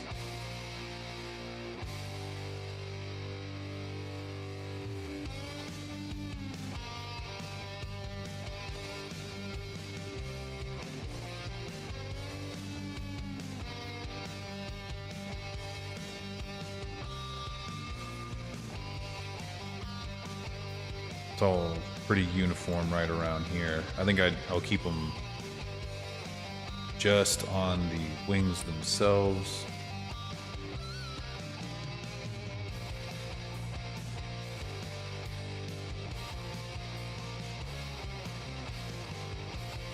Not on the fingers.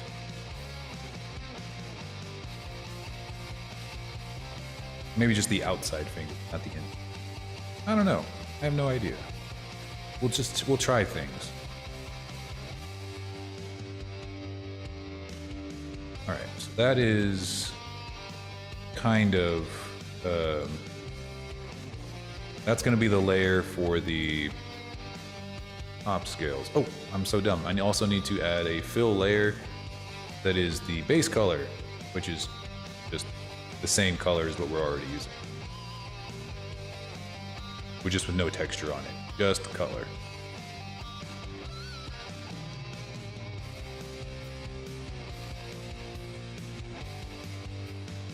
There we go. Nice smooth, nice smooth face. Not need height. Keep roughness and metal so that we can turn it all the way down, or turn the metal all the way down. And the roughness up.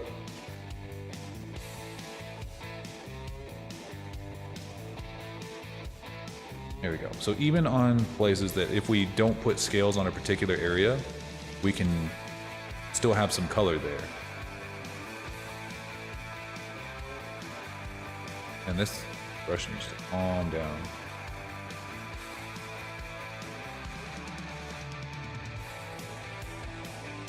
Don't know what's going on there.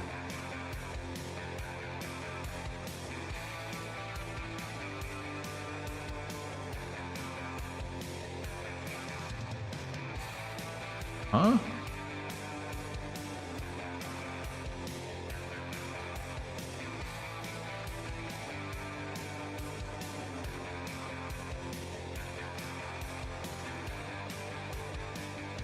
Eh?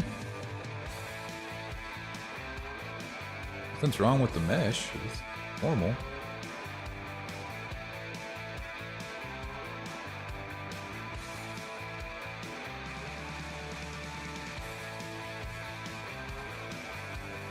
No idea. I think it's just a bug.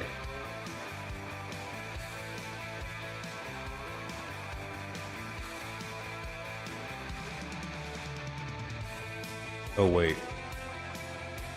I know what it is. I know exactly what it is.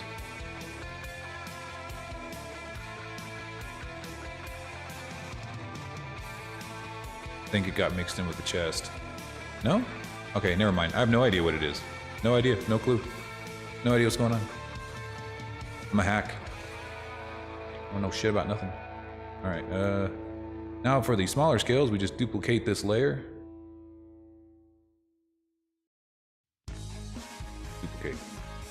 Duplicate. And over the top, we have scales again, but this time they're going to be thinner. So we're going to go ahead and paint some on using this mask. Along here.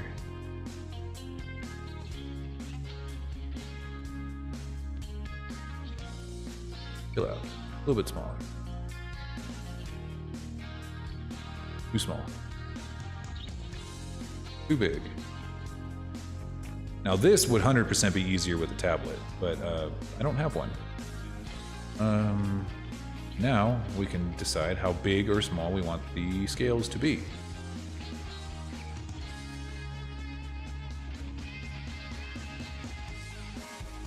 Welcome. What the heck? Hey, support healer, welcome to the Lore Cave. I am the Lord Dragon. I am a 3D modeler by day, RPG streamer by night. If you enjoy 3D modeling in Blender, or RPGs or dragons, you're in the right place.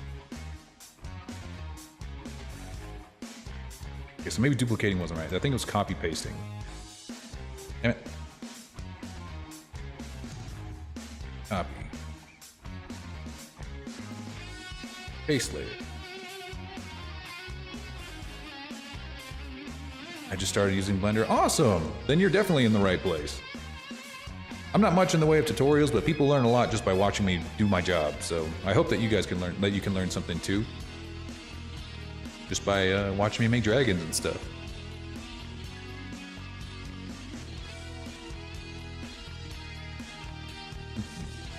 Your fire breath caught me off guard. It's okay. You're not the only one. Happens to the best of you.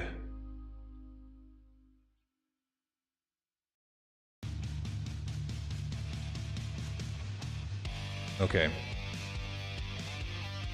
We're just going to add a completely new layer. Instead, just give it the same color. Give it all the same traits as the other one.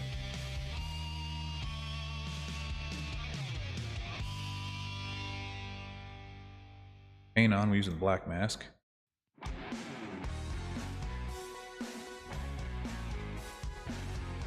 Looking for an educative stream, guess I found one? Well, I'm glad I could help. If you have any questions, I'll try my best to answer them.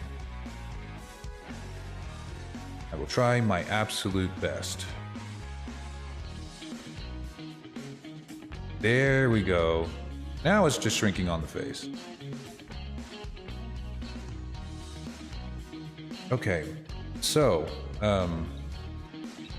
for the face, we will make them just a little bit smaller, but not too much smaller than the scales we already have. If we're trying to go for something uniform like what you have in your reference image.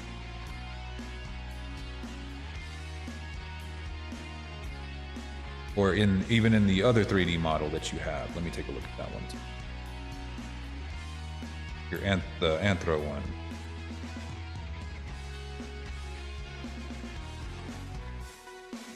I can tell that the way that these were done in the Anthro model were definitely done in Blender, because they're good.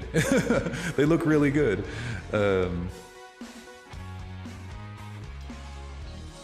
can probably get something very close to that. Yeah, these were definitely drawn on using much less procedural ways, but Butcher's better. I'm not going to do that.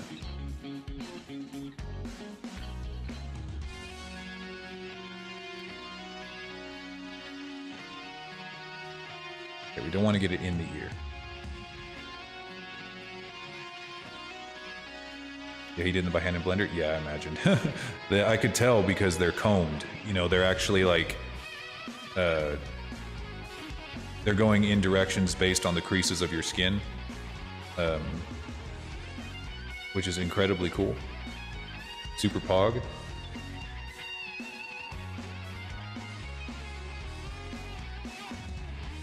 I can't really do that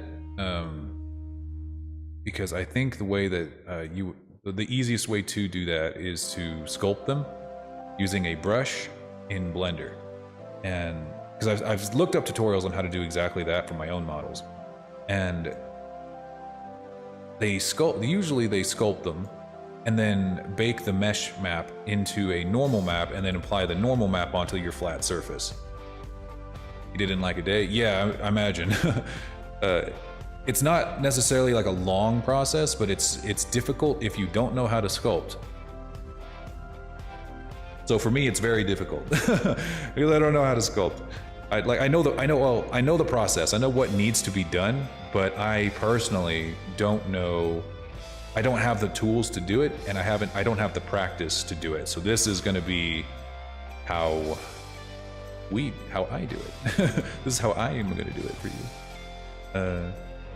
But I am getting myself a tablet soon, and I will be practicing that at some point.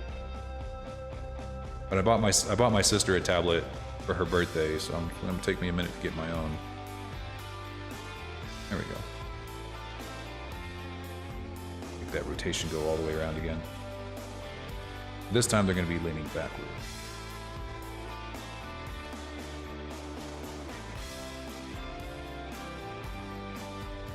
Hang on.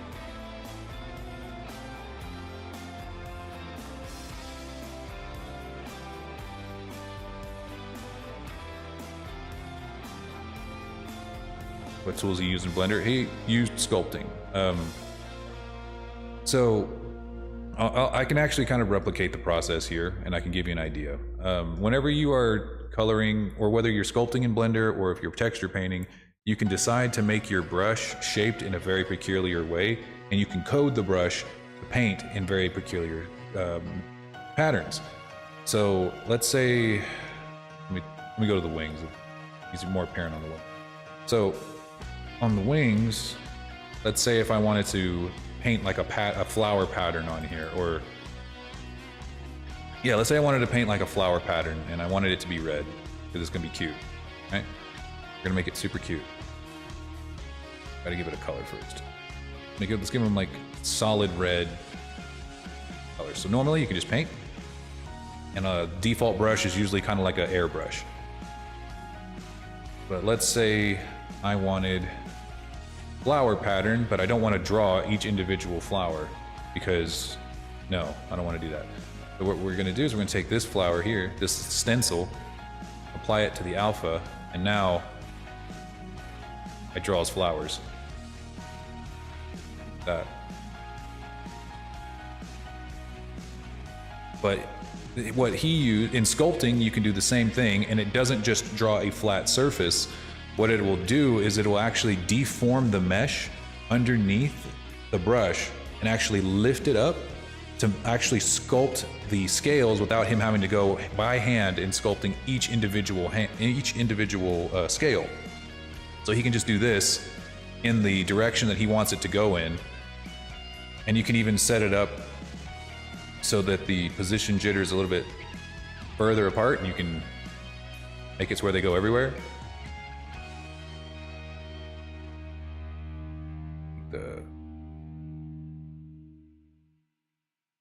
This and just completely change it around. Yeah, that's kind of the way that scales should be done. But I can't sculpt. Like I said, that's the general gist of how it's done. But I don't have the practice to make it look good, and until I practice it, I don't offer it. You know, I wouldn't feel good charging it. I would do this though. What was I about to do? Oh yeah, the skin. I was about to add the lighter undertones here.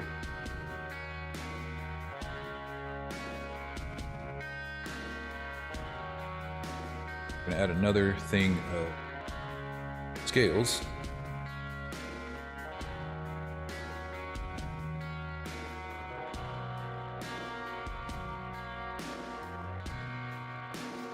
Black mask again. Make sure the tiling is the same size.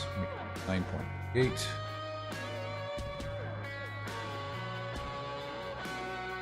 Make sure it's going in the same direction, same rotation, 20.8.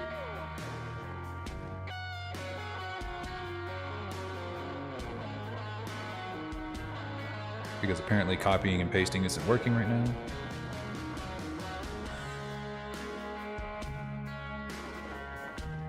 I don't have a drawing tablet as well. Yeah, I don't have one. I have to use mouse and keyboard. But that's why I don't sculpt. I strictly do modeling, or just mesh modeling. by looking at it. And that's worked for me thus far. Mainly because I make VTuber models. If I was going to be making like some serious video game assets, yeah, you basically have to know how to sculpt unless you're making like a really low poly video game.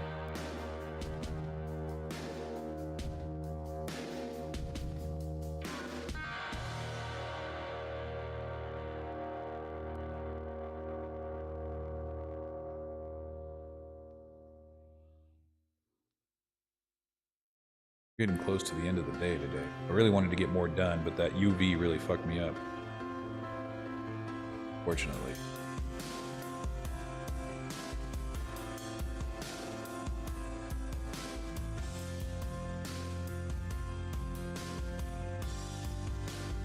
We make this color the same color as your underbelly. And now we have the means to paint on the scales.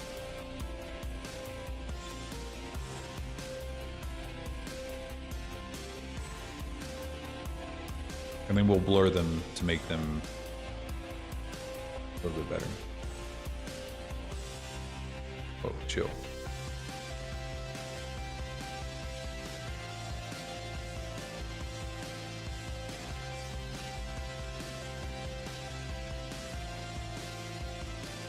What's going on, Sorchi? We're doing texture painting today. Let's see, does that go just on the bottom jaw?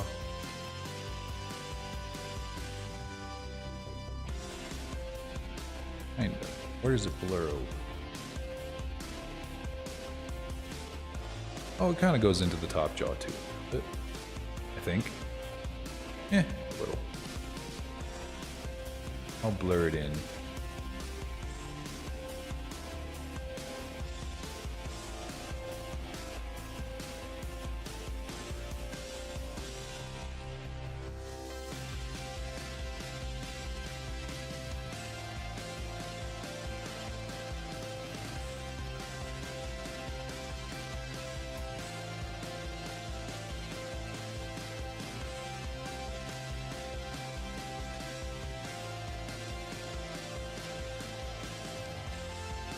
Looking slick. Looking smooth.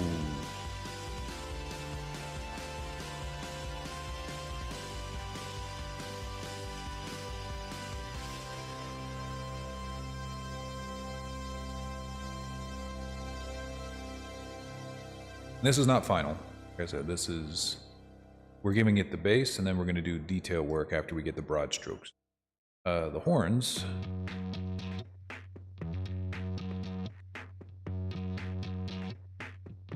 Claws and horn. Definitely not flowers. We're gonna do... I think there's just a horn texturing. Or a horn material. Okay, let's try bone. Stylized bone, let's give that a try, see what that looks like. Let's change those colors to where they're less yellow.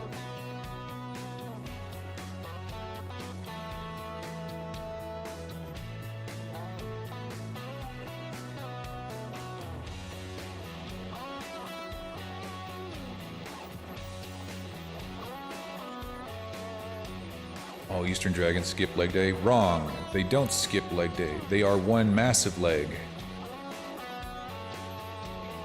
Therefore, they never skip leg day.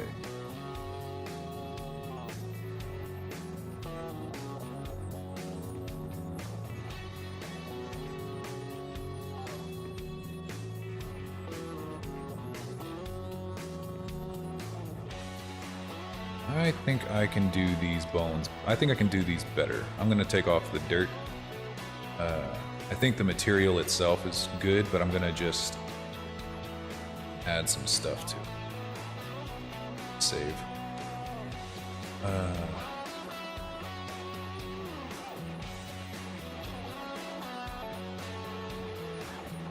going to go take a nap. All right, cool, buddy. All right, I need to piss. I'm gonna be right back.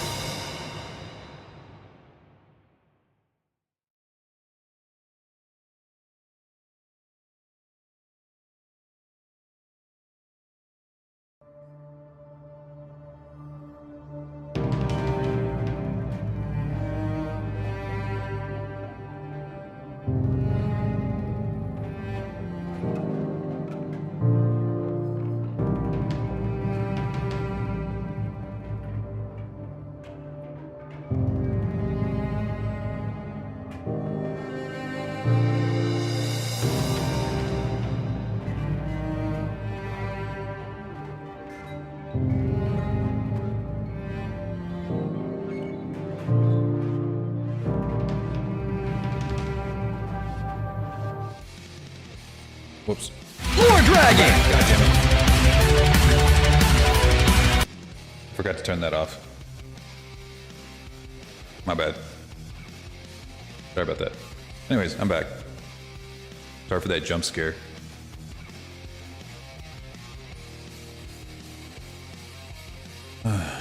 Okay. Over here blending some of these in.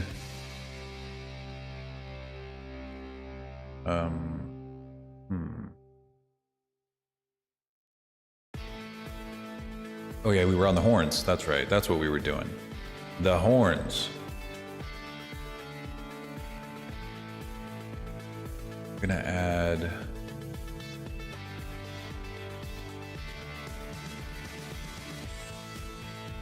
a fill layer. We're gonna make it black.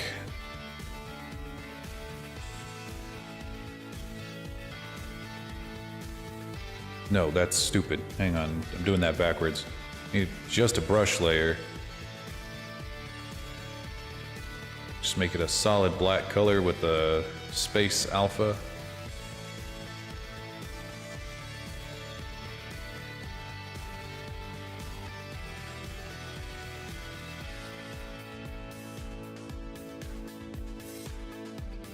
Maybe. Would space be better, or?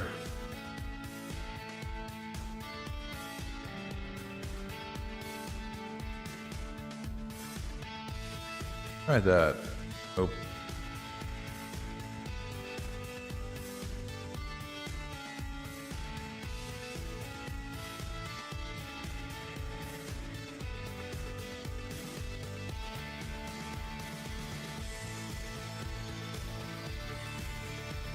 Not quite. Sometimes just finding the correct brush to get the job done is half the battle. There's a dragon in my wagon, and I don't mean to be bragging. Hey, but the Raven, best what's tail going wagon on, dragon friend? in the wagon you could Long be. time no see. Well, welcome, Raiders. Welcome to the Lore Cave. I'm the Lore Dragon. I'm a 3D modeler by day, RPG streamer by night. If you enjoy dragons or RPGs, you're in the right place. Or 3D modeling.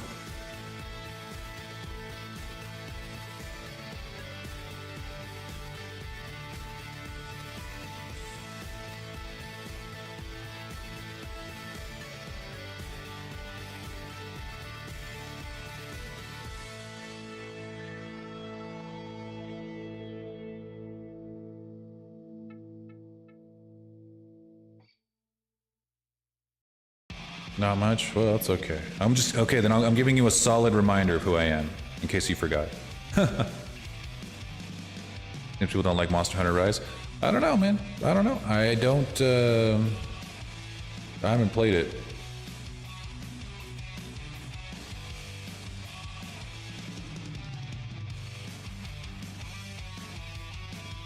This is definitely not the brush that I want. I'm gonna change the music too. I need a different genre. I think we're. Oh, let's go back to like fantasy music. I love listening, just chilling to good fantasy music.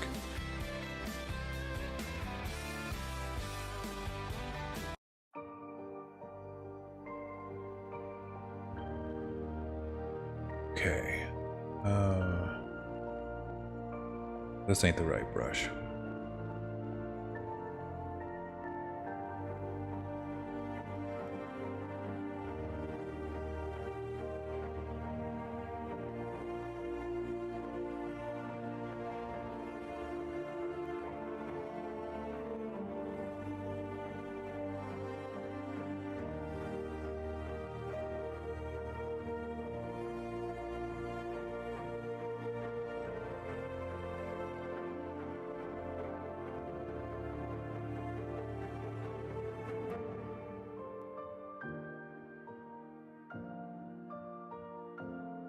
You've been all right? Yeah, we've been pretty good. We've been hard at work.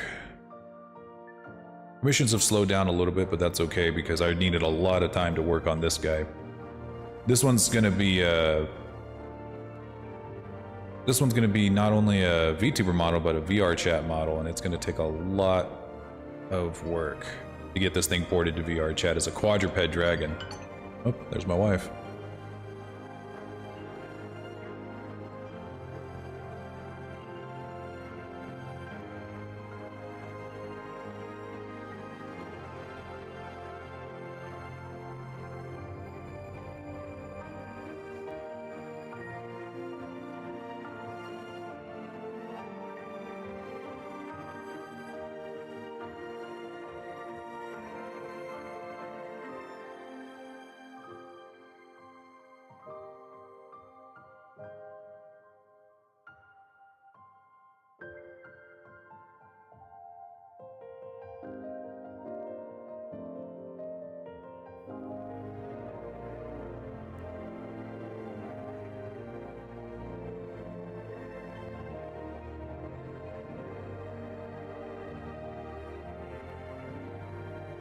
Sometimes she just calls me when she gets off work. She's like, hey, what are you doing? I'm like, streaming.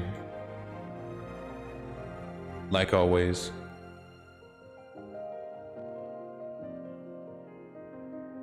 Okay, I need to look at this reference image over here on this tab so I can see what I'm trying to do.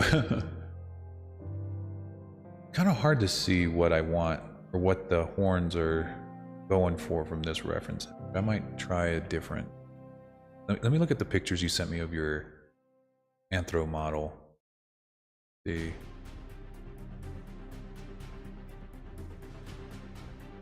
That'll be helpful.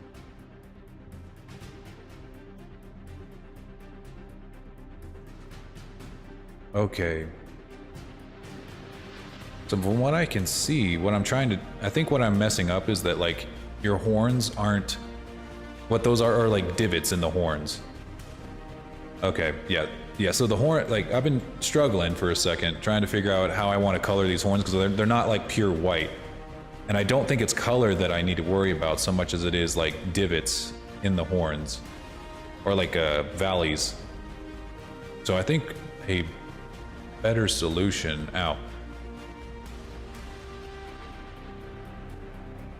would be find a material that'll work better. It should be smooth? Okay, then I guess...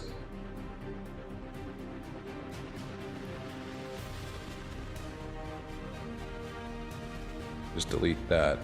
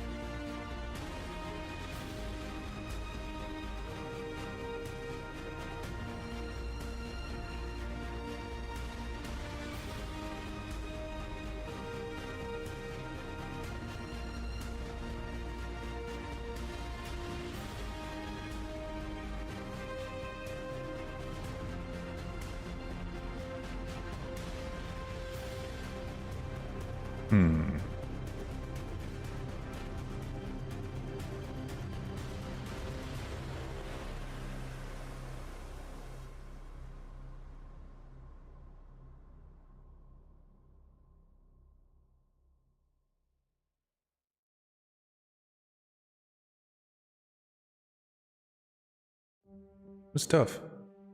Like I said, substance paint is a little bit harder for me.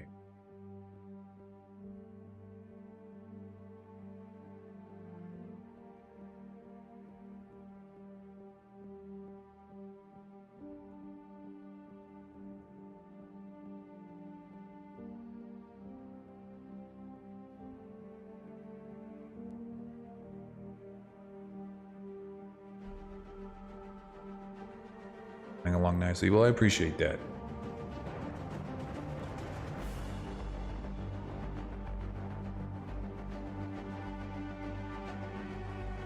Did you ask a question? No, I'm still just I'm mostly just thinking out loud.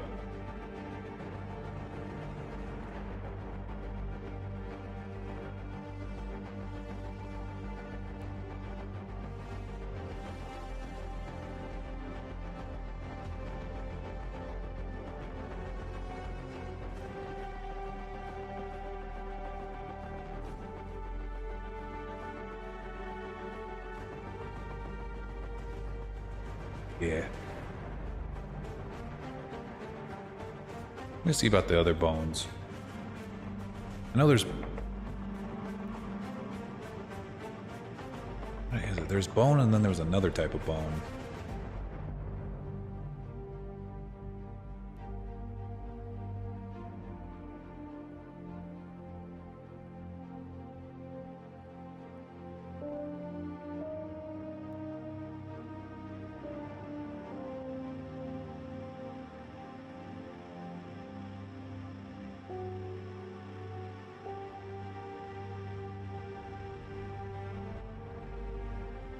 What if we did this?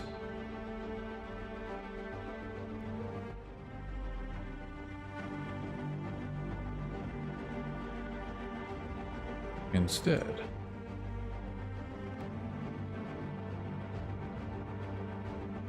What happens then?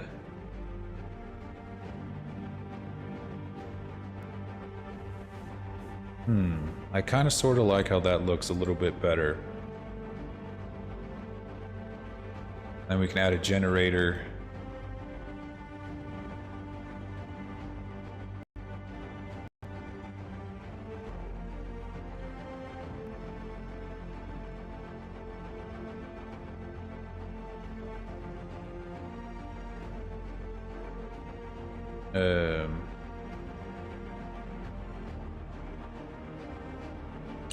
Might need to remind myself how to do the dirt generator. Nothing a YouTube tutorial can't fix.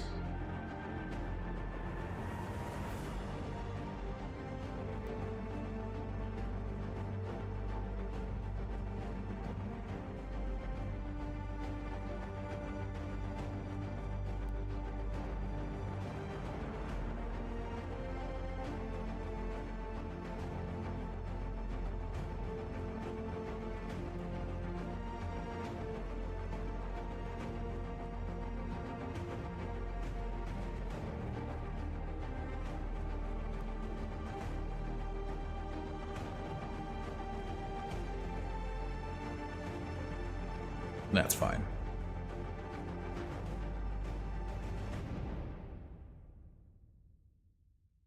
Now let's see if we can't make the eyes look good. Well, you know what I might do?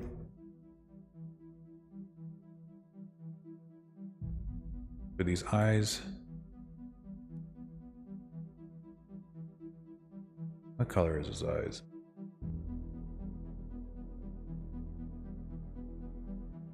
Blue, it's the blue color, okay. I think the eyes I will do in Blender. I have much better luck making eyes in Blender than in Substance Painter, and I have more control over the vertices there than I do here. Since I'm going to be controlling his expressions and the size of his pupil, you can't control the size of the pupil just by painting them on in Substance Painter. It's something you have to have generated in Blender. But I think what we'll do now is we'll call that good for today. There's still plenty of work that needs to be done. I wanted to get more work done, but that UV unwrap really kicked my butt. That took a lot of time. But we got his hands looking good. I need to add scales to him. Might as well do that really quickly. Wouldn't be too hard.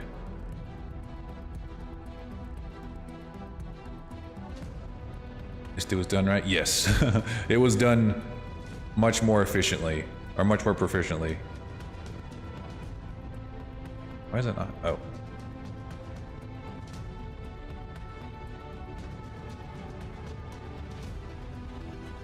Damn it. What's going on?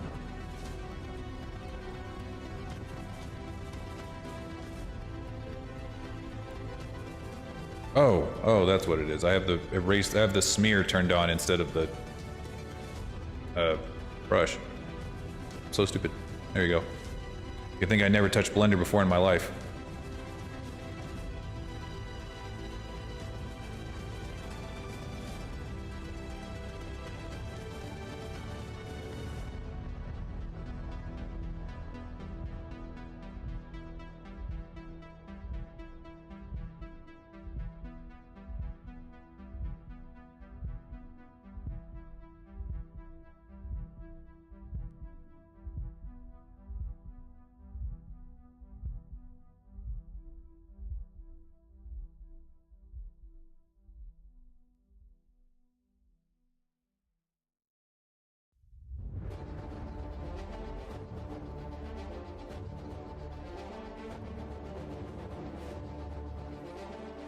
Okay. Now we can save it.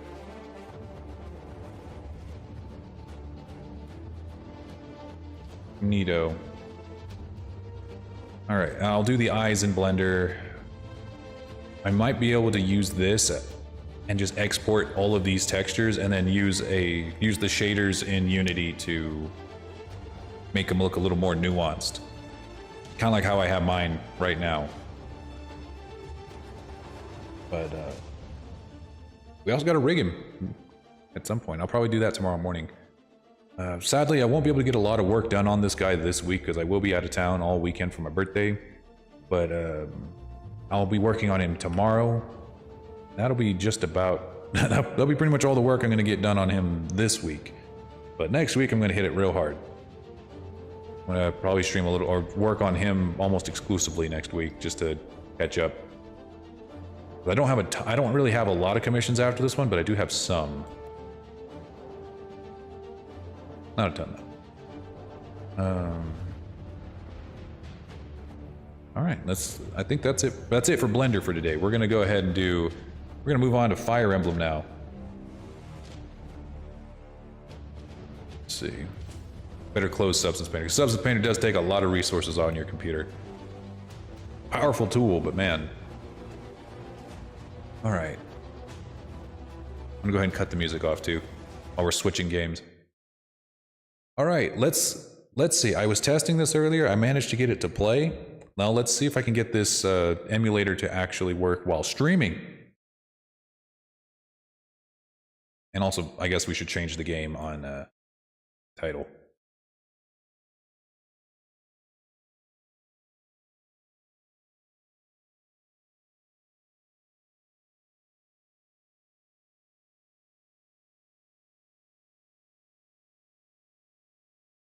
Before I forget.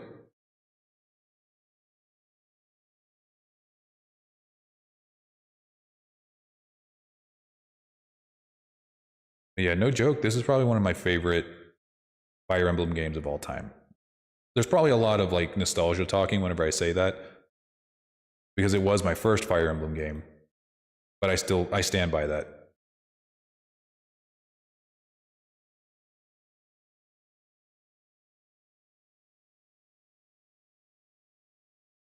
Come on. Come on, Dolphin. You can do it.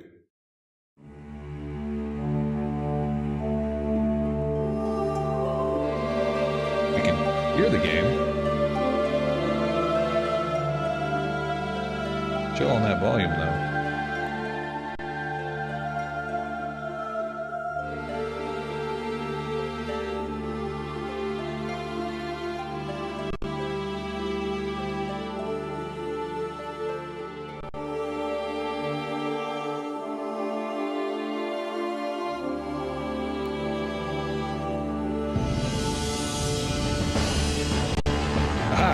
There we go. Now he's on stream.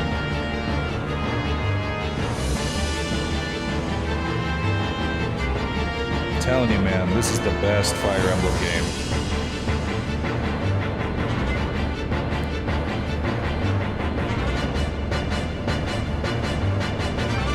Strictly because it has the Black Knight.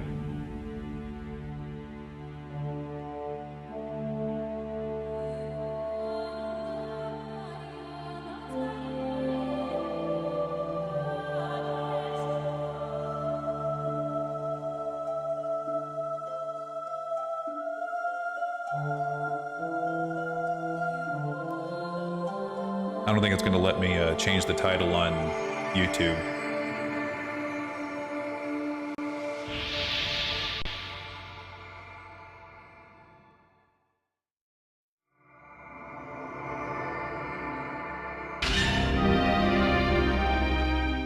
Let me see if it'll let me in YouTube Studio. Because I forgot to put in there that we'd be moving on from Blender. Because now, every time you come across my stream on YouTube, it always has the same title. Let's see, live. Yeah, here we go.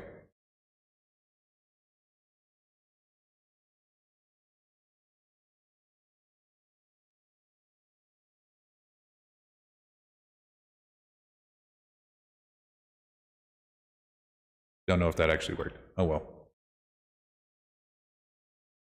Why don't you play Pokemon instead of that game? Because Pokemon sucks. Fire Emblem is king.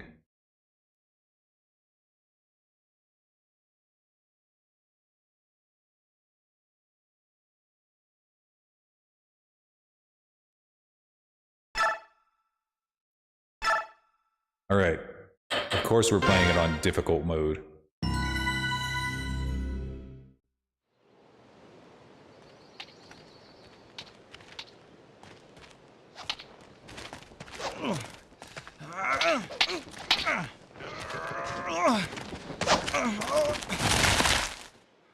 Well, Ike, you had enough?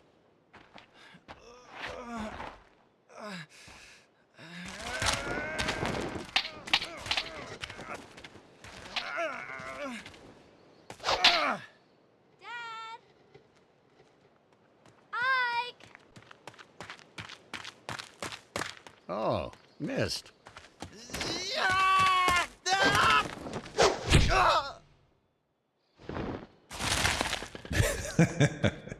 Ike? Oh no!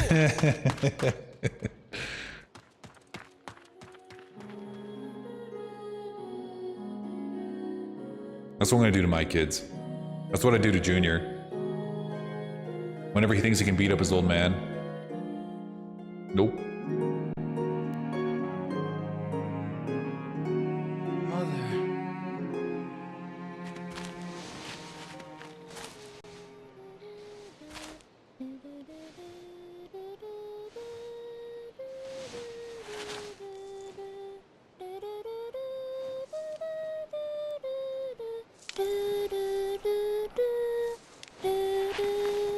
Missed that song. Ah, you're up. About time.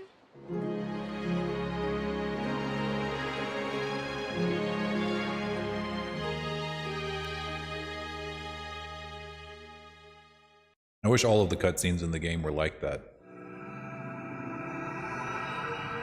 Nope. Now I gotta read for you.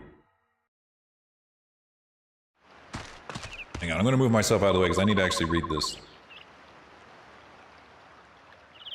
That's right, I'm gonna read you a bedtime story. Okay.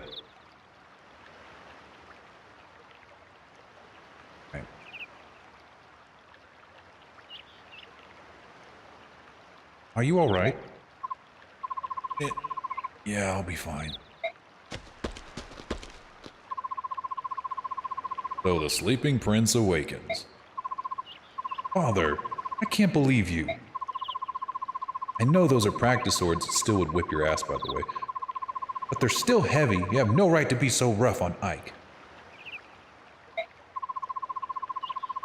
If this is too much for the boy, he'll never make it as a mercenary. I practically have this map. Played this so much as a kid. Mist, you don't have to worry. I told you I'm fine. Huh, you'd better be. Grab your sword and get ready. What? Don't tell me you're going at it again. This is incredibly slow.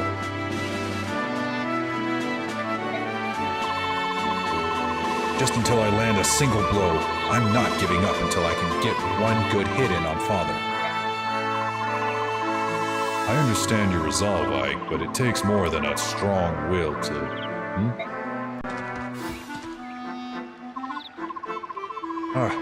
I knew I'd find you here. Hi, Boyd. What brings you here? Nothing special. You said you were going to get the boss, but you never came back. I got picked to check up on you. Oh, sorry, I got caught up with Ike and my father. It's nothing. Besides, I figured you'd get a good laugh. God, why is this coming across so slow? I read so much faster than this. You look fine. What happened? Nothing at all. I'm sorry to disappoint you. You just missed it. Just a minute ago, he was out cold. Missed. Sorry. You came at just the right time, Boyd. You can be Ike's sparring partner. What? Me?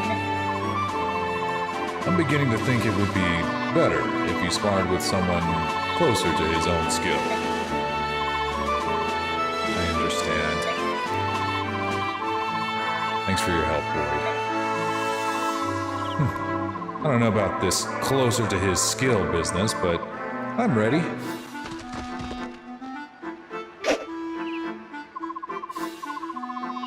All right, I'm ready for you. Let's go.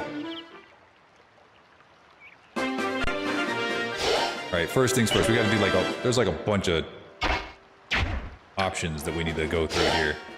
There's the button to do that. There we go. First off, I don't want to do animations. Animations just take a lot of time. Game speed, fast. Message speed, max speed.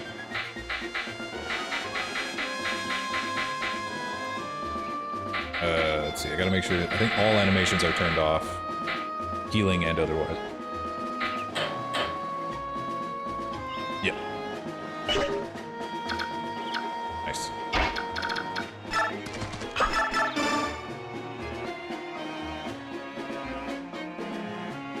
Alright, we'll see you next time, Seraphis. Appreciate you stopping by, buddy.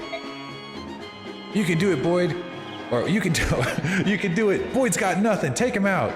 Nothing? I don't want to have nothing. I mean, I have...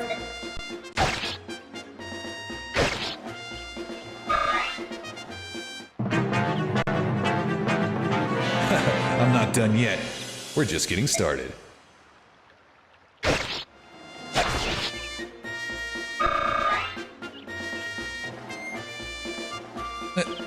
That wasn't bad. Boyd, you're such a loser. Shut your trap. Good work, Boyd. That's enough. Oh, all right.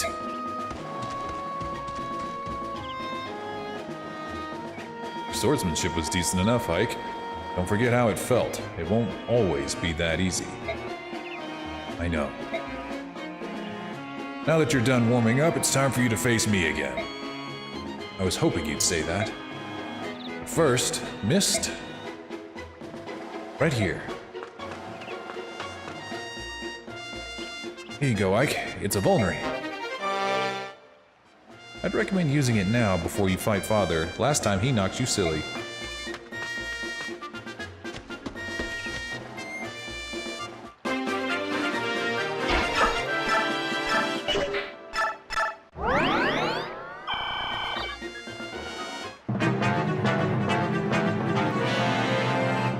Always take time to heal your wounds in battle, even small ones. By the time you think you're in trouble, it's already too late. Don't get into that situation.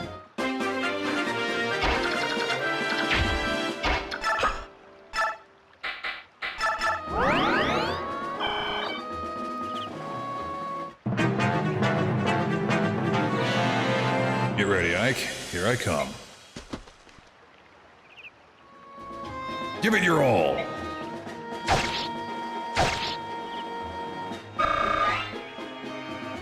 Come on, boy, you're going to give me a challenge. Are you going to give me a challenge this round?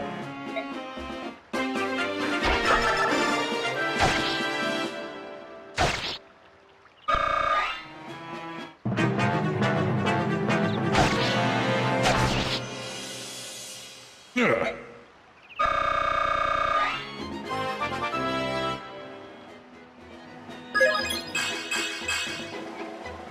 Damn it. I guess I got defense. Ike, you were great! Father, you were holding back, weren't you? What? Is that true? If you can tell the difference, that means you're improving.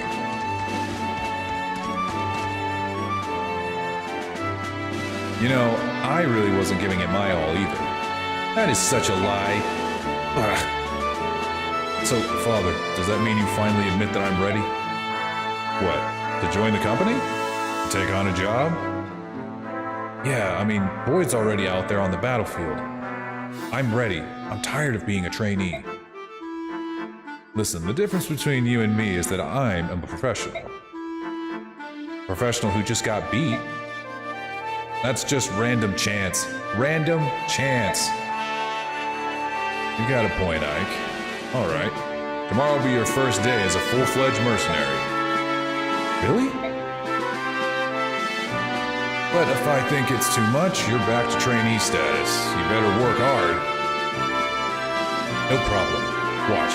I'll catch up to everyone in no time. We'll see. We better be heading back to the fort. Everyone's waiting.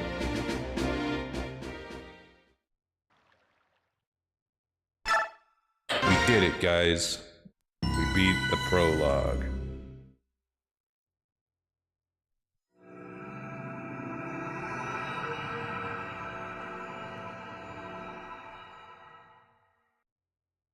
Man, I'd love to make it just like this.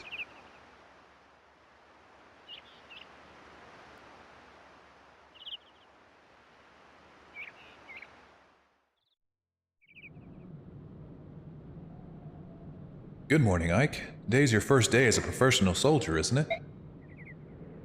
Yeah, and I'm ready to go. What you are is late. The others were suited up and ready at the break of dawn.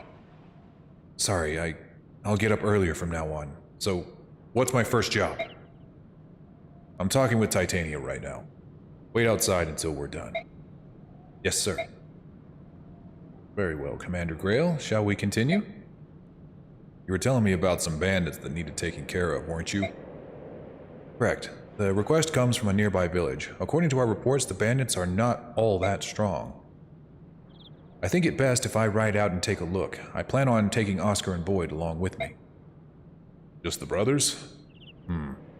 Go ahead and add Ike to your team. Shinnon, Godfrey, and I handle the other two jobs easily enough. Titania, I'm leaving Ike in your care, trusting you to show him the ropes. Understood, Commander. Come on, Ike, let's get you set up. All right, my first job. Captain Titania, preparations are complete and I'm ready to go. Impeccable timing. It's nice to see we can always count on you to be ready, Oscar. Don't forget about me, I'm ready for action. Is that so, Boyd? That's a surprise. Not today, it isn't. As of today, I'm going to be the absolute model of perfection. I need to set a good example for Ike. I'll take your word for it. Your first campaign at last. I know you've wanted this for a while. Are you nervous, Ike? I think I was more nervous last night. I could hardly sleep. This morning, I'm feeling pretty good. It's like the calm before the storm. You should try to relax. You're not going out there alone. Yeah, you're right. Right. Everybody ready? Let's go.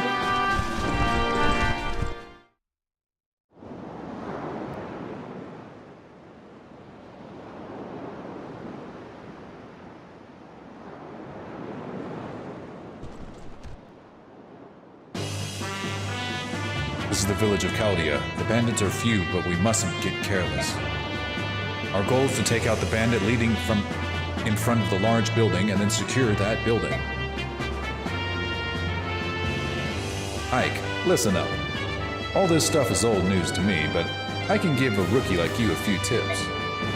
First off, don't let yourself get worked up and jump in front of everyone. You'll just end up getting hurt. Don't try to do too much, Ike. When things get dangerous, you can and should rely on us. As long as you watch how the enemy moves carefully, you'll be fine. Think of this as a training mission. I'll do that. Oscar, Boyd, thanks for your help. Don't mention it. Just sit back and watch how the professionals handle things. Enough chit-chat, you three. We've got work to do.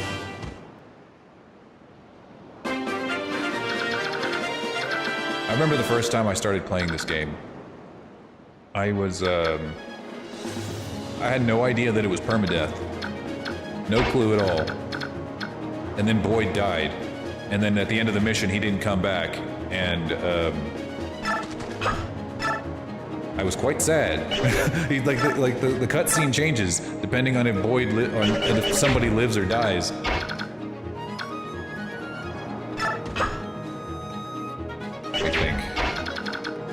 another thing too is that there is a mission fairly soon in the game, around 7, I think, where you really want Boyd to be decked the fuck out. You want him to be as strong as you can possibly get him to be.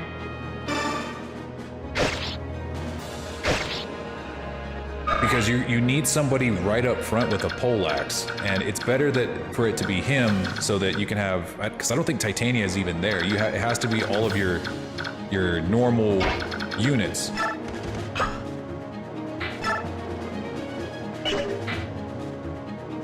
That is rough. Let's see.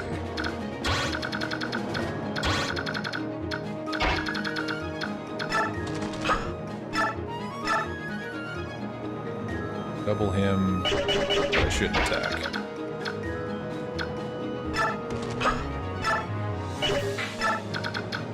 Titania's the league up, so she should just look at it and go check all the houses. Oh, you're with the mercenaries, right? Thank you for coming. We've heard a lot about you. Here, take this weapon. We're farmers, not fighters. Maybe you'll get some use from it. Ooh.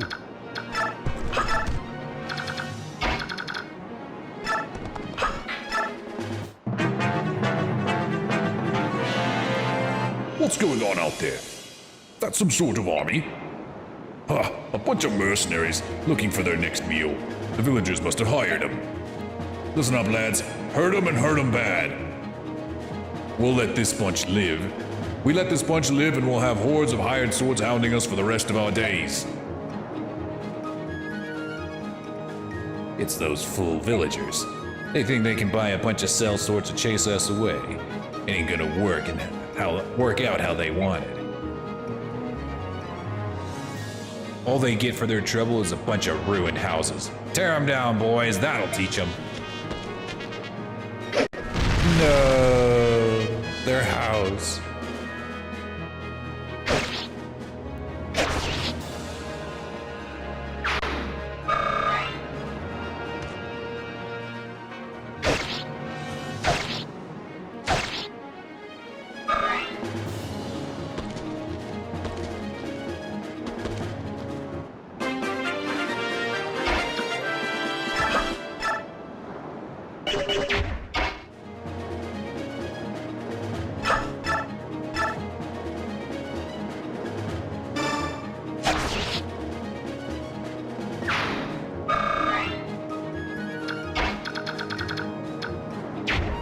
I don't think this guy can destroy the house just yet. As long as you open the house first, he can't destroy it.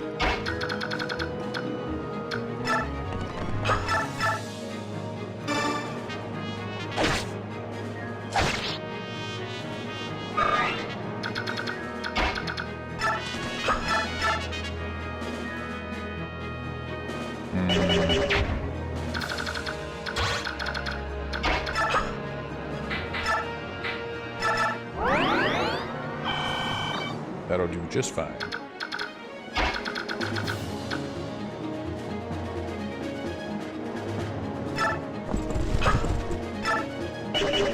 You don't want her to kill everything either. You want to preserve all of the HP, all of the EXP for your not, what do you call them? Not advanced units. Lower tier unit, I don't know. I don't remember what they're called.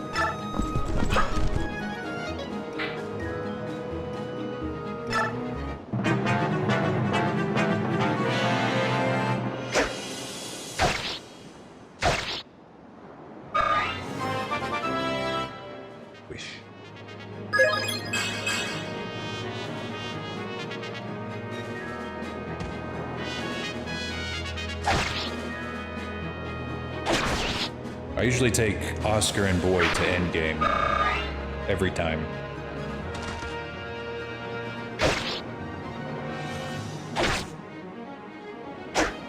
Ooh. Alright, gotta save the house.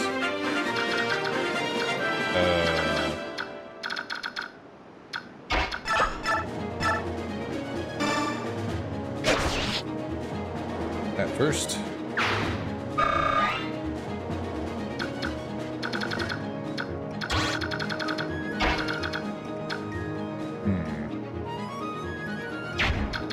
think whenever you save a house, or when you visit, that you can't attack. Nope, didn't think so.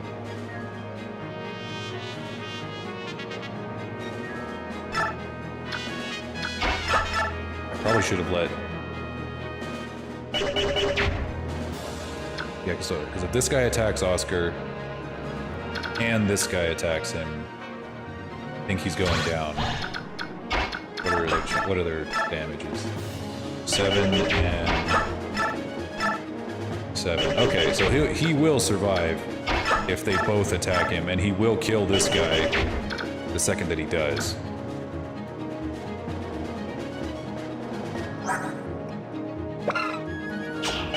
And we ain't playing Fire Emblem Awakening when they start with a bunch of random special skills.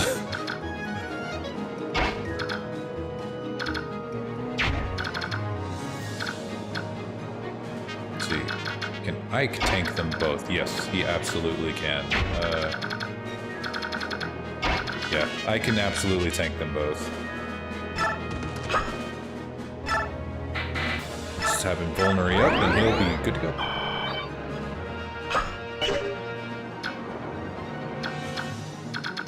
Yeah, and then, yeah.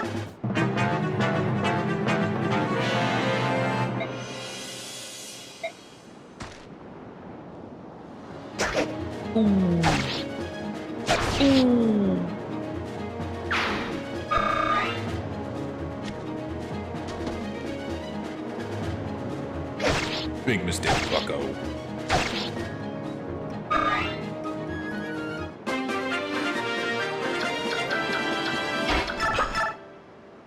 It's already level 3. Oh. Like I said, you want to let Boyd get as many kills as possible.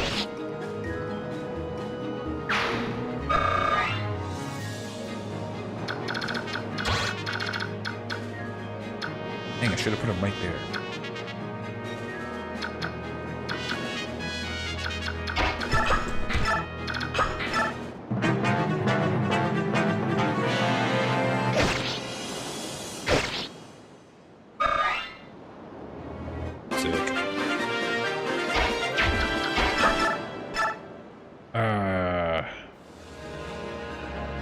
Damn.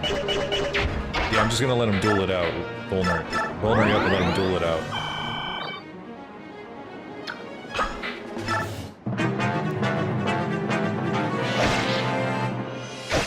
Okay.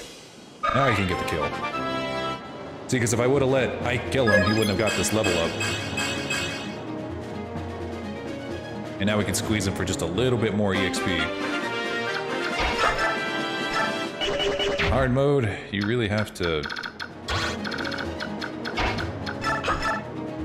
You really gotta squeeze them for everything that they're worth.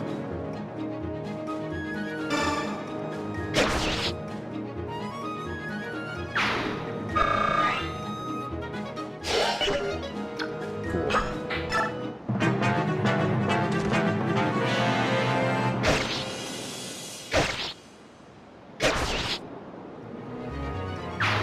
Damn, he's already doubling people. I swear to God, Boyd is like one of the best characters in this game. Alright, we'll bring him here to start things off. Yep.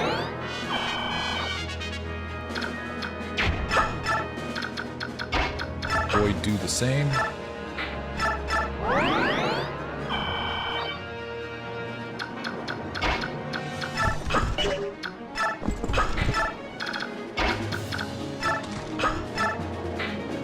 Oh shit, he ain't got no more vulners.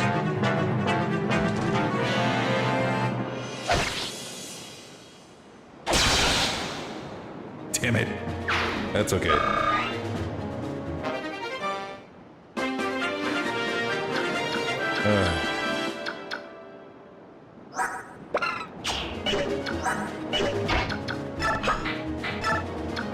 you go.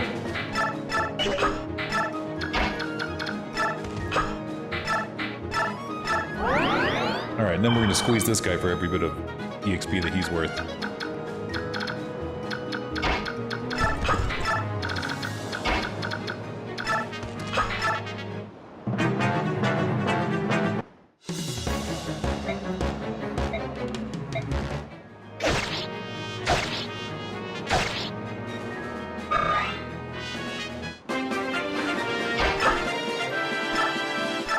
I think we could take... Yeah, we could take one attacks.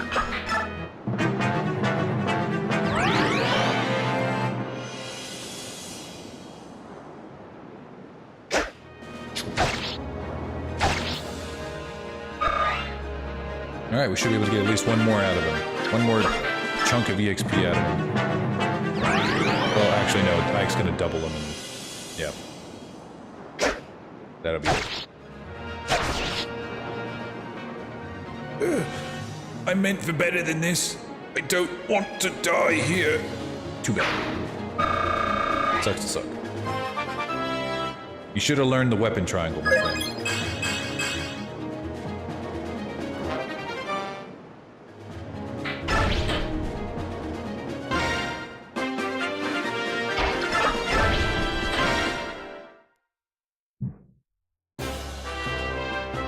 That's the end of it. Ike, are you alright? Yeah, I'll be fine. You know, you surprised me. To think that you've come so far. Look at my father, though. I've still got such a long way to go. There's nothing you can do about that. After all, Commander Grail is... Huh? What about my father? Oh, nothing. Nothing? Well, now I'm really curious. Don't worry, you'll learn about it someday. Hey, Ike, that wasn't bad for your first battle. Not as flashy as my first time, though. Yeah, you were a real standout. I'll never forget the sight of you so keyed up you broke your own axe. Oscar! Dang it, you didn't have to bring that up. Anyway, congrats on finishing your first mission. Everyone all right? Then let's get going, and I'm sure Mist has a nice hot meal waiting for us. Titania's such a baddie, though, dude. I wish that, like, she didn't become irrelevant, like, quarter of the way through the game, because, you know, she's the one who's given a Master Seal, like, way too early to kind of give you one super powerful character for whatever reason. That's like it's like a Fire Emblem staple. They didn't do that in Three Houses, which, you know, thank God, but they've done it for a long time. Ow. Oh, Titania, so this is where you've been, is it? Right. Are you sure you're well enough to be up? Yes, my fever's completely gone. Are you sure? You still look a bit unsteady on your feet, if you ask me. Well, I've been in bed for almost a week. I doubt anyone would be in top form, even you, my friend. I certainly hope that's all it is. In any case, until you're back at full speed, you won't be doing any work. We're mercenaries, after all. Even the smallest lapse invites death, right? I know.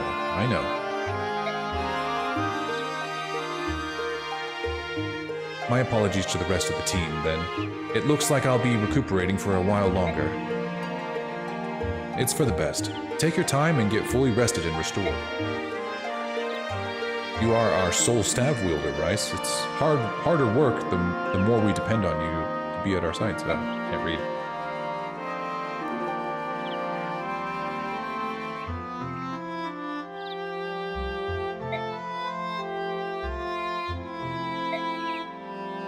I'd intended to go into town this afternoon. I can deliver it for you if you'd like. Oh no, this letter is for you, Titania. For me? Not more than a while ago, I went out for a walk around the yard, and a man I've never seen before came up to me and said, "Give this to the red-tressed knight." How curious. I wonder what it is. I imagine it's a thank you letter from the people of Chaldea or something to that effect. Oh no, how dare they! Titania, what's the matter? What did this letter say? Rice, take the letter to Oscar and tell him to prepare for combat, and wait for me. I have to go out for a moment. But Titania? I'll be back. I'm counting on you. What on earth could that letter have said?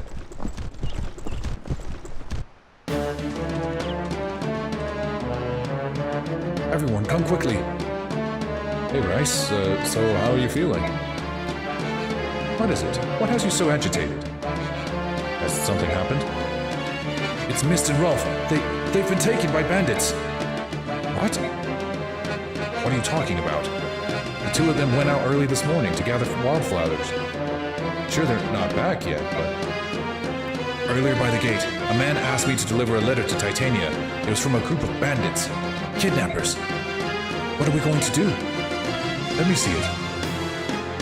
Oh, if only I'd known. He didn't seem like a bad person. I get it. They're after revenge. They want retribution for the other day in that village. Chaldea, was it? Taking children as hostages. What cowards! Blast! Wait, Ike, where do you think you're going? I'm going after Mist. What? No, Titania, she said that she'd be right back. You're supposed to get ready and wait for her. And do you honestly think we've got time to wait? I'm going. What do you think you're going to do on your own, rookie? Hold on, I'm coming too. Stop, both of you. I'm going with you. Oh, come on, this is crazy. You don't think you can just ignore the deputy commander's orders?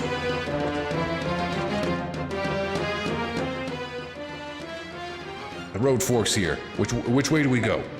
How am I supposed to know that? Hold it. Are you saying you don't know where you're going? Unbelievable. You'd better learn to think before you act, you moron. Shut your mouth, Boyd. You think you can make me? Come on. Both of you, this is no time to be fighting. I figured we'd find you like this. What are you two doing? So you're coming after all. It's not like you two chambermaids to be disobeying orders. What's the world coming to? Oscar, you know this road, don't you? Which way do we go? You're going to the bandit stronghold, right? It's the left fork. Got it. I'm still talking here. Let me finish what I... Come on, Oscar, let's go. I guess we have no choice. Hey! You're not leaving me behind.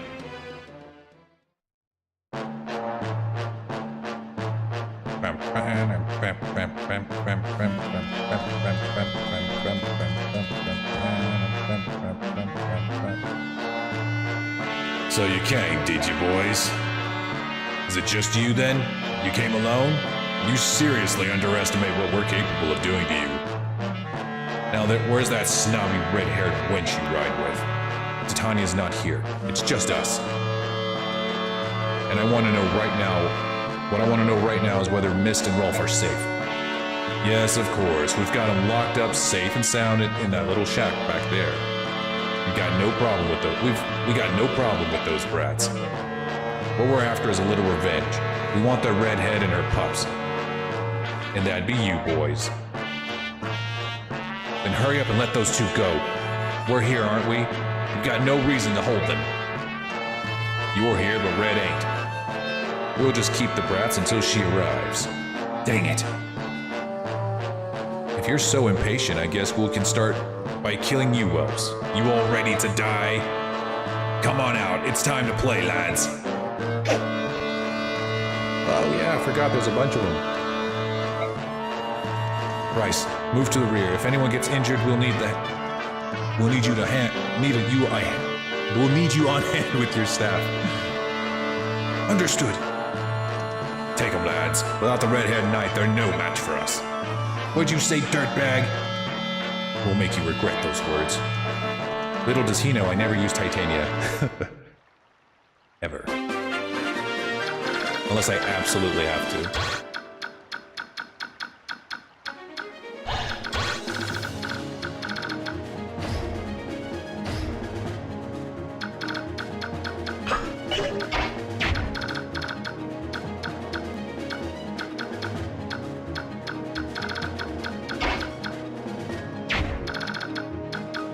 Yes, right there.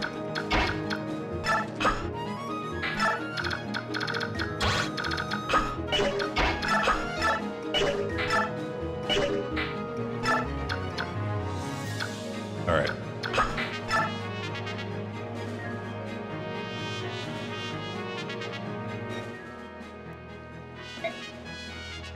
Keep your chin up, Rolf. Boys aren't supposed to cry. But I'm so scared. Aren't you even a bit scared, Mist? Of course I am, but listen, we'll be fine. My brother will definitely come rescue us. Yeah, you're right. And I'm sure that my brothers will be right there with him. I'm sure they will too. So no more crying, got it? I love how Rolf becomes one of the best characters in Radiant Dawn, if you train him up in this one. Ah.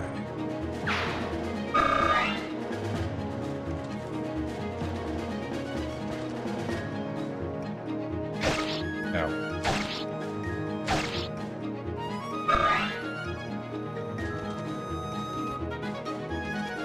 Oof.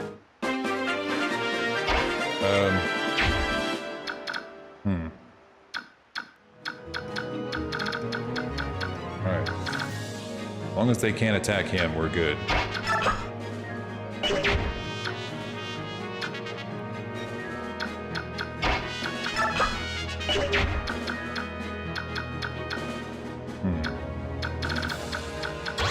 Here.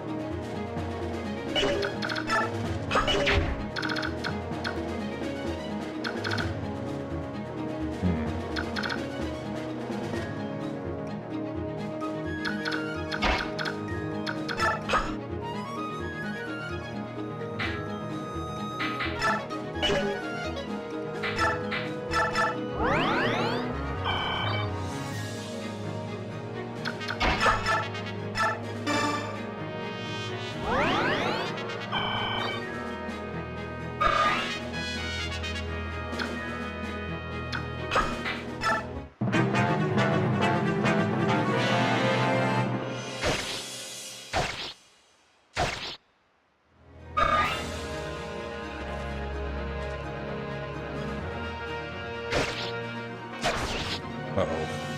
He might be a victim of his own, strength. Uh-oh. Okay, he's good. He's fine. He's fine. He's absolutely fine.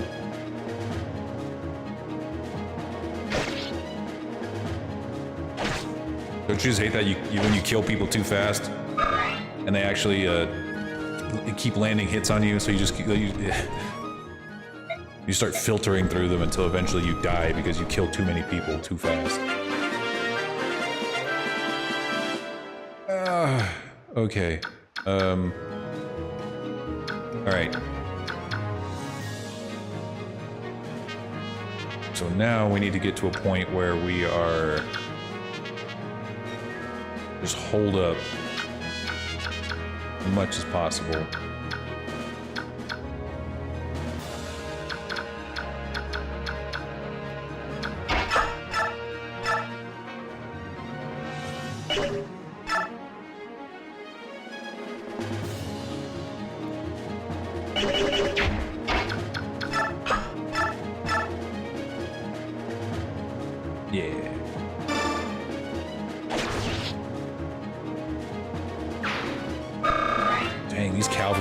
So good in this game.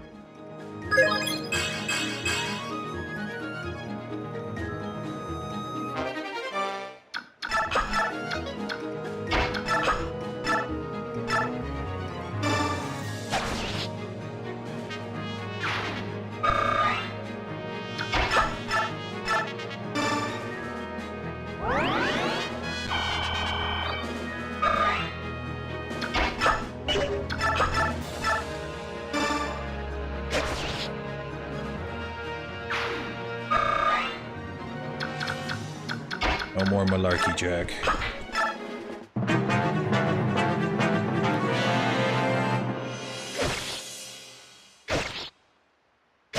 God. I got pretty good. I got pretty lucky with Boyd's RNG here. His speed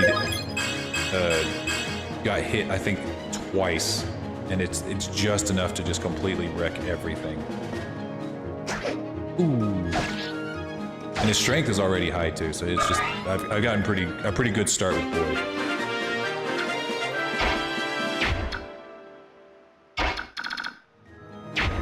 All right, moving forward. I'll let Boyd kill him on the way out. forgot rice doesn't move this fast.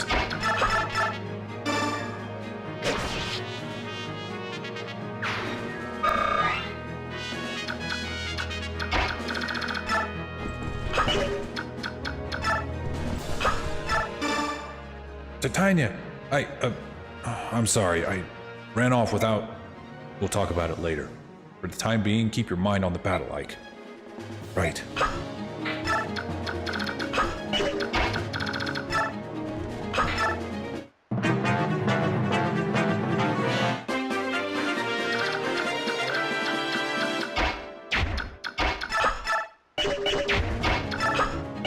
Oh, he's already at full health. That's fine.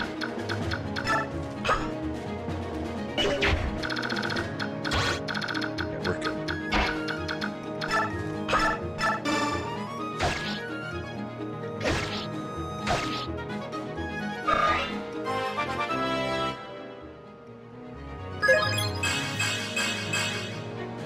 Bomb.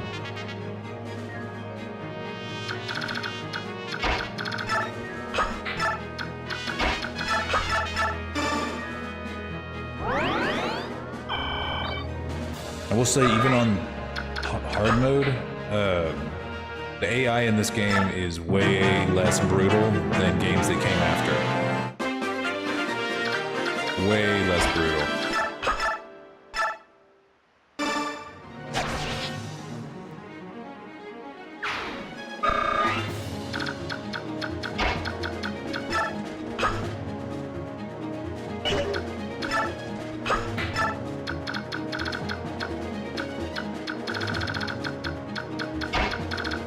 Because I can just count enough, like, so many times at which they could have just completely wrecked me, and then they just didn't. Or at least made this more difficult.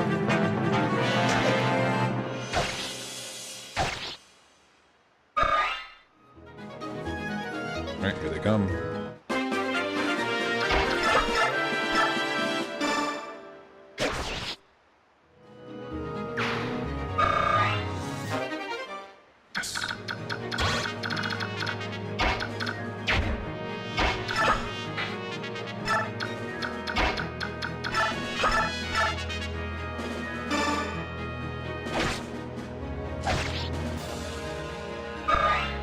Yeah, he's the Myrmidon Slayer.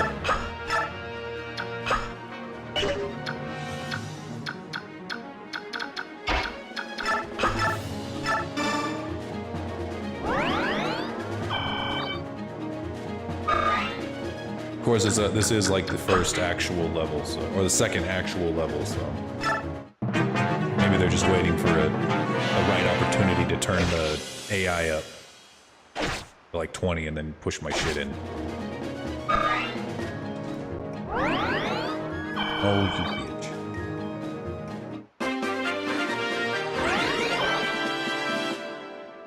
Patience. Boss move here. And best watch out for that.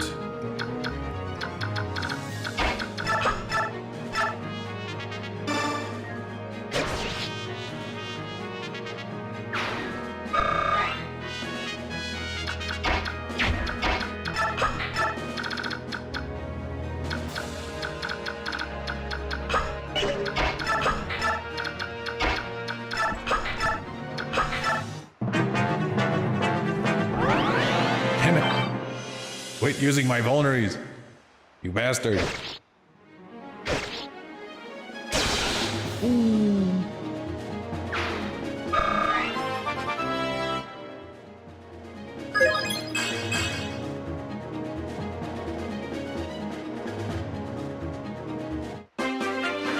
think that guy up there is supposed to drop vulneries.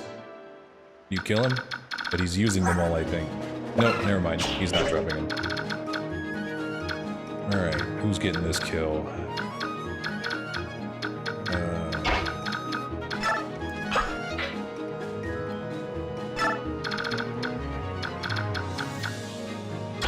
I think I'll let him decide who he wants to aggro. Because ultimately it doesn't matter. I can't remember what level I need to get Void to, though, before he can effectively block one area. We let the two of them go now. Sure, you can have them both, if you can beat me, that is. All right. I think he's got a lot of health.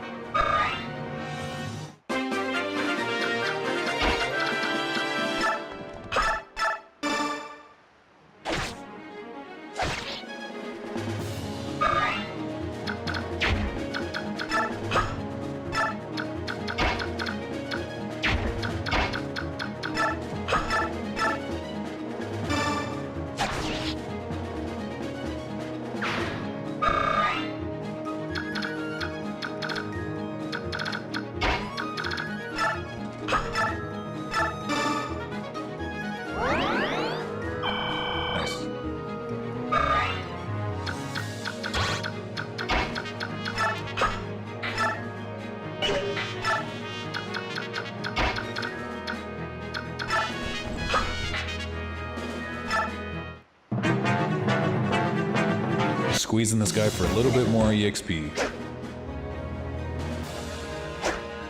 Oof.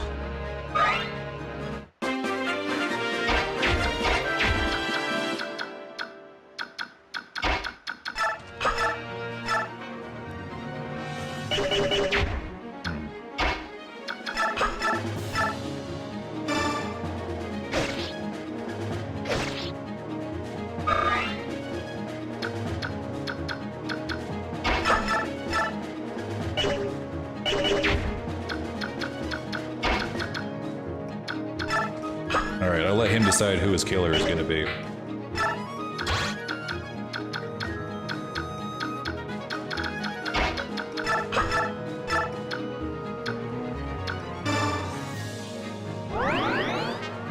I love how whenever you level up, if you get a little bit more HP, you don't restore that HP. I call that growing pains. Hold that. He's gonna make me decide, huh? Fine. My indecisive ass will decide how he dies. I think it's gonna have to be Boyd.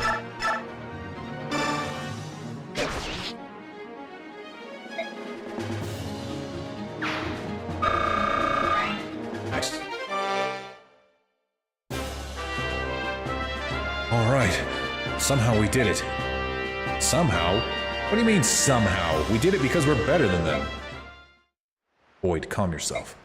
What you did was in direct defiance of orders I explicitly gave you. How it all turned out is another issue altogether. Deputy Commander, I take full responsibility. The failure is mine. Accept our apologies. Oscar, Rice, what am I supposed to do with you two? I think I'll leave you two to the commander. He'll know how to handle you, I'm sure. Now let's find Mist and Rolf. According to the bandit chief, they're in that shack back. What? Mist! Please let us go. I said, let us go! Mist! Brother, everyone, you came! Oh, I'm scared. Rolf! Oscar, help me! Rolf, I'm here too! Boyd? Stop crying! You don't need to worry, we'll get you out of there. That's right, buck up, buddy. That's what I want to tell someone in a kidnapping scenario. I'll try. You, harm them, harm either of them and I'll see you dead. Shut up. Shut your stinking trap. If you want these two alive, you'll throw your weapons down. If you don't, I'll start with the girl. Stop! Wait. Yeah? I'm putting down my weapons. See? Smart move, wench. Deputy Commander. We're here to save them. Now all of you, back off.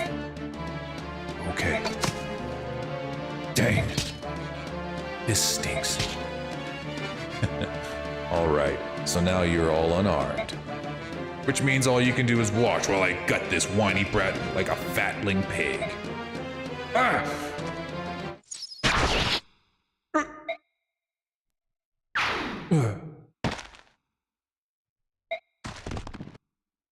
Rolf, can you hear me? Mist, it's Rolf. Is he? He's fine. He just fainted is all. There's not a scratch on him.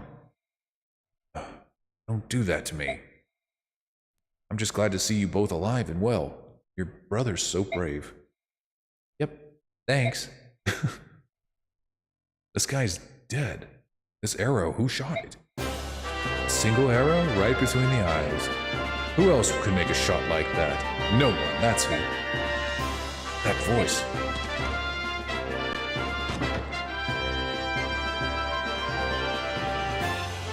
Don't you children owe me a little gratitude? I did just save your lives. Deputy Commander Shinnon? You're both so cruel. With this armor on, you know I can't run that fast. It's the Chad himself. Shinnon! Gotri! So that's where you went, Titania. Of course, I knew we'd need reinforcements. I'm glad it wasn't a waste of time.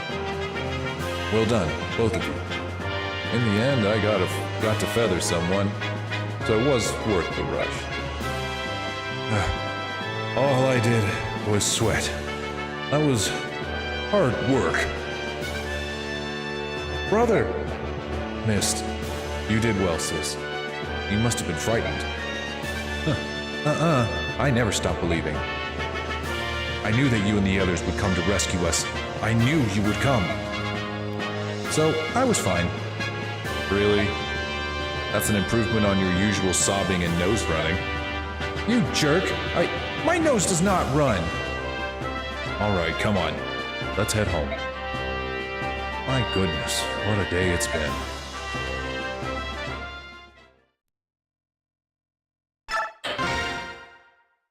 I think we've been at it for an hour already. Feels like I was only playing this game for like 30 minutes. Incredible.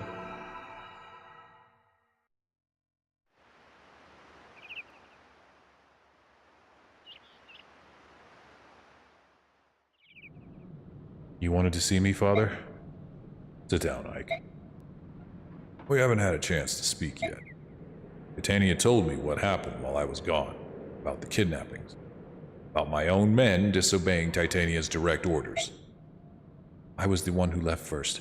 I'll take responsibility for everything. No fair playing the martyr. Nobody made me go with you. I left of my own free will. I'm ready to accept my punishment too. Wait, what am I saying? Please, Commander Grail, Titania entrusted me with her orders. If anyone is to blame for this mess, it's me. I'm the one who should be punished. I set a poor example, Commander Grail. Any punishment should be mine alone. I'm pleased to see that you are all willing to shield one another. However, regardless of your reasons, you disobeyed the orders of a superior officer. You are confined to quarters for 10 days. But Father, they did what they did to help me and Rolf. Rules exist for a reason, Mist. Men don't survive on the battlefield if they do as they wish, without so much as a by your leave. I understand, and I accept the reprimand. That being said, we've got more work than we can handle. Your punishment is deferred until things calm down. Oscar, Boyd, Rice, you come with me. Shannon, Gotri, and you, Ike, you're with me. Oh. Yeah, I love their low poly models. Here, me belly's. I'm gonna try my best at a pirate voice. Me belly's emptier than me first mate's head. Fetch me some grub.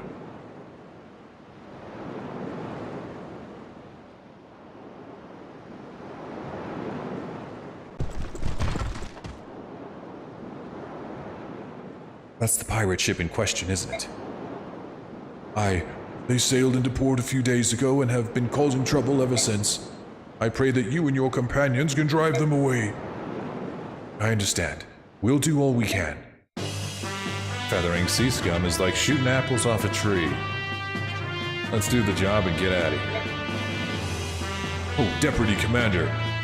You want standard thunder and lightning maneuvers here? Thunder and lightning? Yeah, I crash into him like thunder and Shinnin rains arrows down on him like lightning. Sounds good. What should I do? Let's hold back and let Shinnin and Gotri soften them up. Once they've whittled down the numbers, we'll all rush into the ship and wipe them out, or wipe out whatever's left. No. I think I'm gonna let Ike do a good portion of this. Are you ready, Grail mercenaries?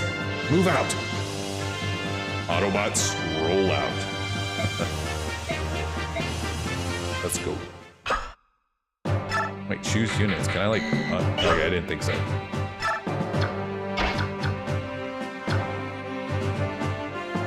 No.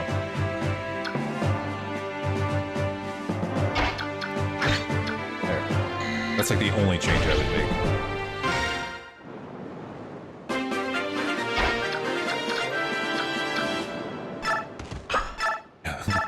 I just love that. She's like, all right, Ike, make sure to hold back and let them handle everything. And I'm just like, nope. Fuck you. I need EXP. EXP.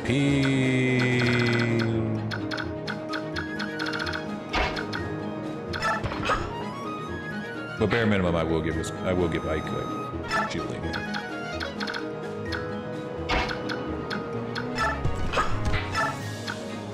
And I know Gotri and Shinnin are... like, Shinnin is a sniper, so you don't want to give him anything, really. Gotri, on the other hand, is, like, actually useful. Like, pretty early game, he's not so hyper-leveled right now that he's... like, he hasn't gone too far yet. Shinnin, on the other hand, has gone way too far.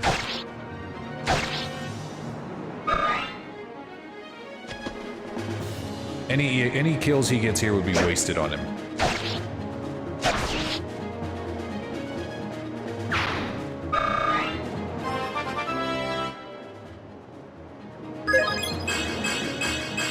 But see, on the other hand, whenever Ike gets a kill, it's actually pretty good.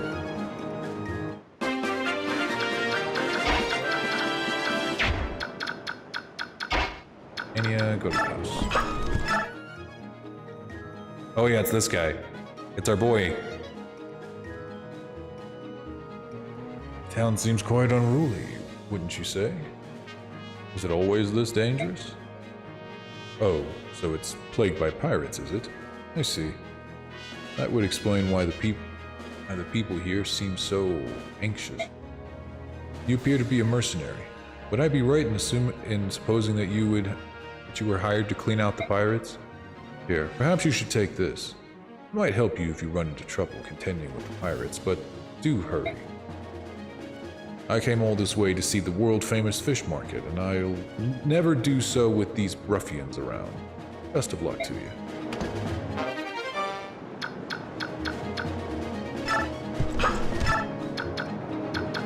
All right.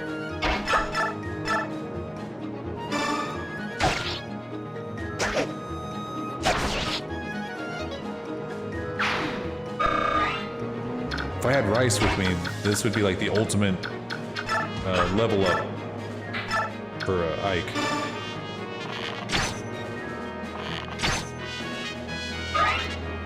Because look, yeah, every time he attacks, he only gets 1 EXP. I think whenever Gotri attacks, at least he gets some EXP. Like a decent chunk. Or a notable chunk, I should say. Overpowered. Take 1 EXP per kill. What's he get per kill?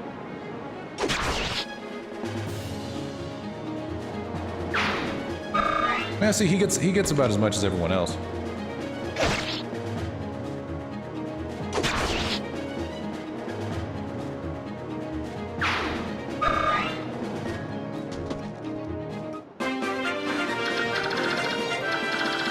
Okay. Do they have vulneries? Yes.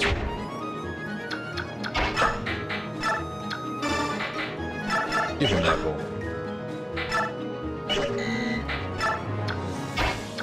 And before the end, you also kind of want to, because there's going to come a point where Shin and Gotri leave, for a while. So you just want to give Ike your bow. Or his steel bow whenever you get the chance.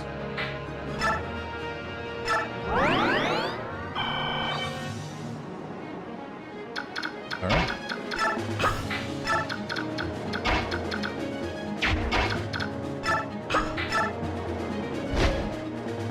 Oh, I forgot about her. Hey, you, boat monkey. You tricked me, didn't you? Tricked you? What a vile and nasty thing that is to be saying. Don't ye agree, matey? Yar, I do. There be nothing but honest pirates aboard this ship, missy. You said you knew the whereabouts of my older brother. That's why I came all the way on to your ship. Aye. And we do know. He was on board for a while and then... Do you recall where he went, matey? Yar, I do. He was a penniless oaf, so he tossed his worthless carcass over into the rolling waves. Yar. My brother? That's horrid! Horrid? Did you say horrid? His scurvy brother was a horrid one. He lost a game of chance, he did. If you lose, you must pay. Scallywag tried to cheat me. By Shanty Pete, he did. Calm yourself, me hearty. After all, his darling sister's come to pay us a visit. What say we work off her brother's debt? What say I run you through with my lance and call it a day? Matters not what that ye be a Pegasus Knight, lassie. A wee minnow like yourself is no match for us sea dogs. Prepare yourselves, you flying wench. I'm not afraid of you, Clambake. If your axe is as dull as your wit, this will be over in no time. I forgot that I need to like get up in there and like save her before she gets ganked. Because if you don't get her later. Oh no! No, no, no, no, no, no, no, no.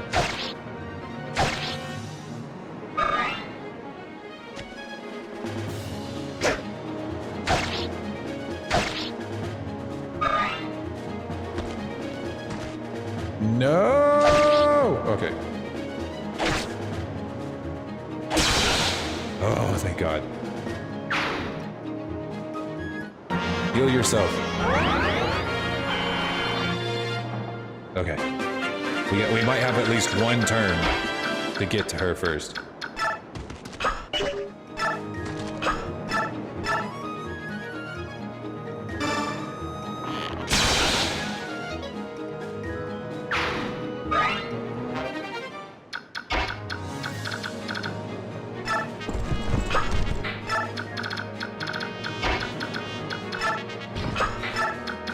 And we just let Ike handle the rest.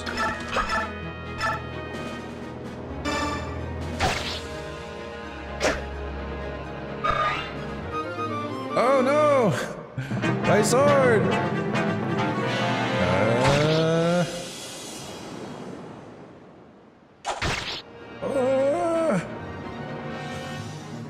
Uh-oh. Okay, that might have been a problem. Heal yourself.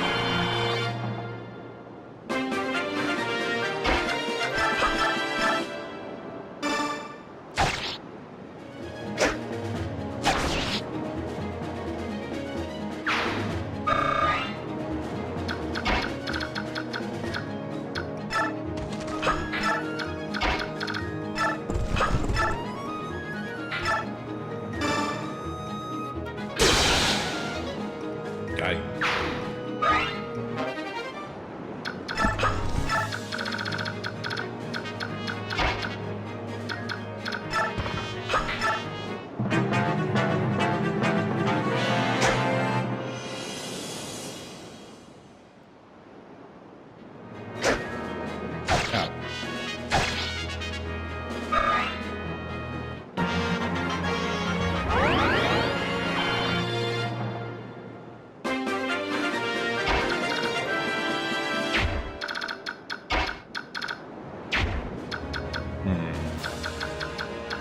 I think that she's definitely fine now.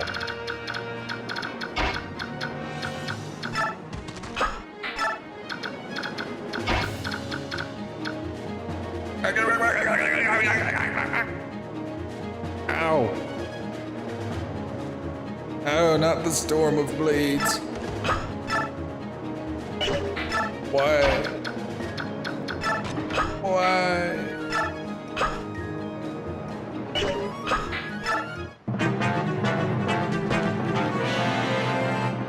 Nom, nom, nom, nom, nom, nom, nom, nom.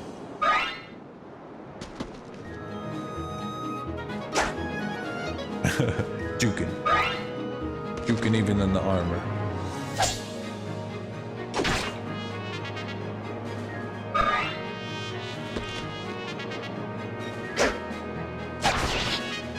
Yeah.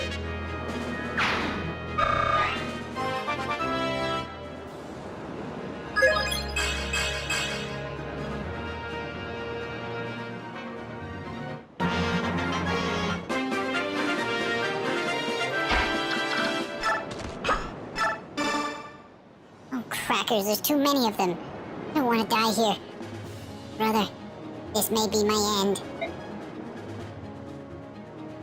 Hey, are you alright? So cold, so...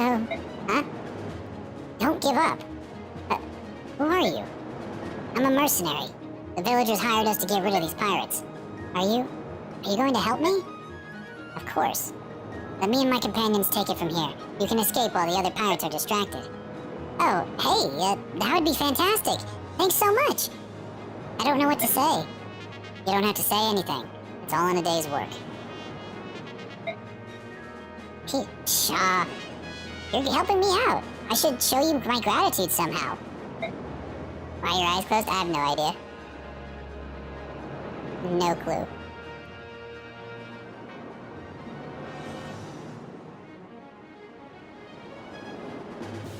I don't know why, but I'm kind of stuck in mad face.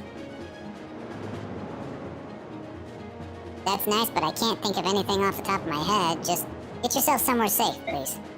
Well then, I'll come talk to you about repaying my debt later. What's your name, handsome? Ike. I'm with the Grail Mercenaries.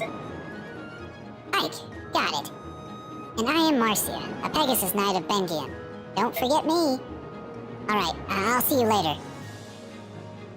They're shrunk into your head? Oh, they are. My eyes are even smaller. Huh. Interesting.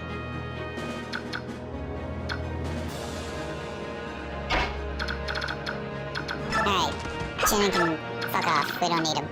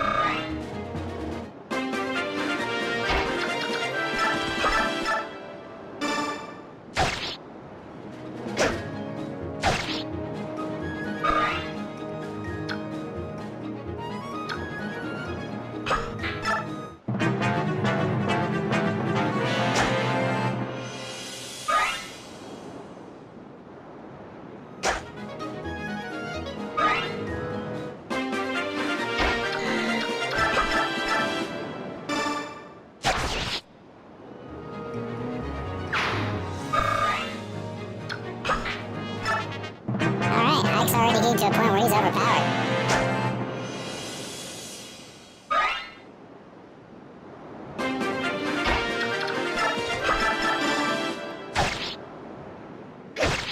Ow.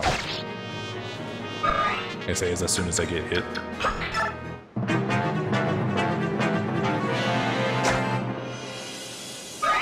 I've always found like the miss sound in this game to be very satisfying. I don't think any other game's ever really captured the same level of the same whoosh. But it also hurts more if you actually if you are the one doing the missing.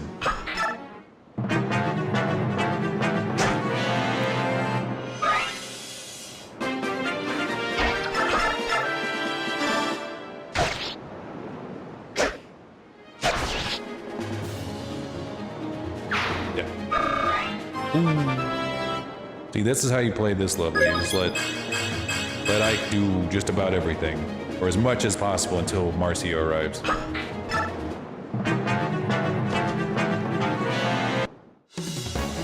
Get back what you've stolen from the good folk here and set sail. Now I know you're tipped to the head, lassie. We show them our axes and say, "Arr," and they grab, and the golden grub come raining down. We'll not be giving this up. I see. Looks like we'll have to rely on force of arms then.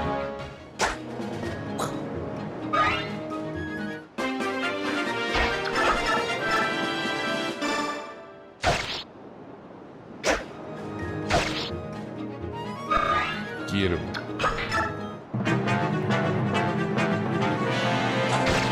Oh. He actually hit me. As long as he doesn't hit me here, I can... Yeah, I'm good. Alright.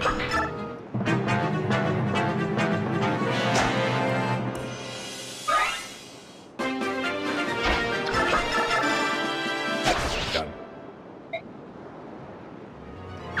And now we get to take his ship. Just kidding. We've driven off all the pirates. Your people will suffer no more indignities at their hands. Oh, that is joyful news. Here's your pay as promised. Thank you very much, and if you find yourself in need again, do not hesitate to send word. Of course, of course. All of you put on a most marvelous show, such combat skills. To be honest, I was expecting Commander Grail to be here today. When I saw just you, nothing more than, no offense, a band of children, well, I admit to being a tad nervous. I apologize for troubling you.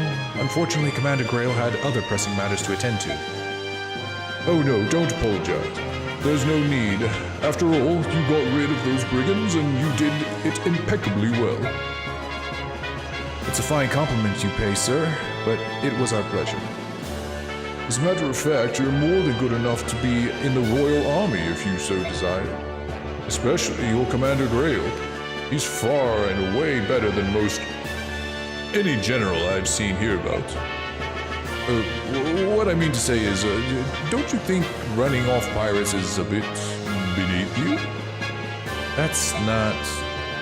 Don't get me wrong now, you certainly helped us out, helped all of us simple folk out. Even so, it seems to me the proper place for you and Commander Grail is in the service of the Chimerian throne. Well, that's what this old man thinks. We and Commander Grail are quite satisfied with the work we do now. You've nary a selfish bone among you. Well then, rest assured we will speak again if any problems arise. Thank you again.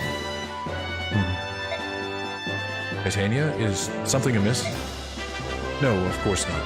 Our mission is complete and that's all that matters. You did well today, every one of you. Jobs like this barely make a dent in my incurable boredom. It's like that old buzzard said, there's better work out there, something with a bit of challenge. Shinning.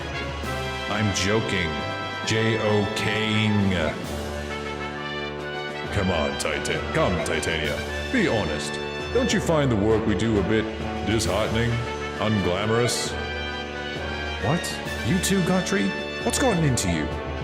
Please, look, we're not a band of money-hungry recruits. We're professionals, and we're very good at what we do.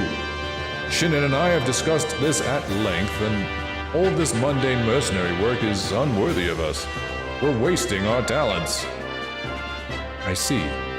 You're telling me that you think Commander Grail is mismanaging us. Do I have that right? Whoa, hold it right there. That's not what I'm saying at all. What is it, Titania? What's what? You seem angry. It's not like you. Exactly. Ike's got the right of it. It's just that Look, we do good work and we help people. I want you to be proud of that. I felt like you were saying work that doesn't bring fame and fortune isn't worth doing. That's all. Sorry. No, you're right. We are the ones who ought to apologize. enough. Let's get going, shall we? Rest is part of our jobs too. We can't go into the next battle exhausted. That's the plan. Now that's a plan. I'm so hungry I could eat a wyvern. Titania. Titania, best waifu. I know, she a baddie, dude. What is it? If you're looking for pride, I have it, said the pick-me Ike. You and my father have kept this mercenary group together, and I'm just proud to be a part of it, that's all. Pick me, pick me, pick me, pick me, pick me, pick me, pick me, pick me. I'm surrounded by idealistic fools. What's wrong with fame? What's wrong with having money to live well?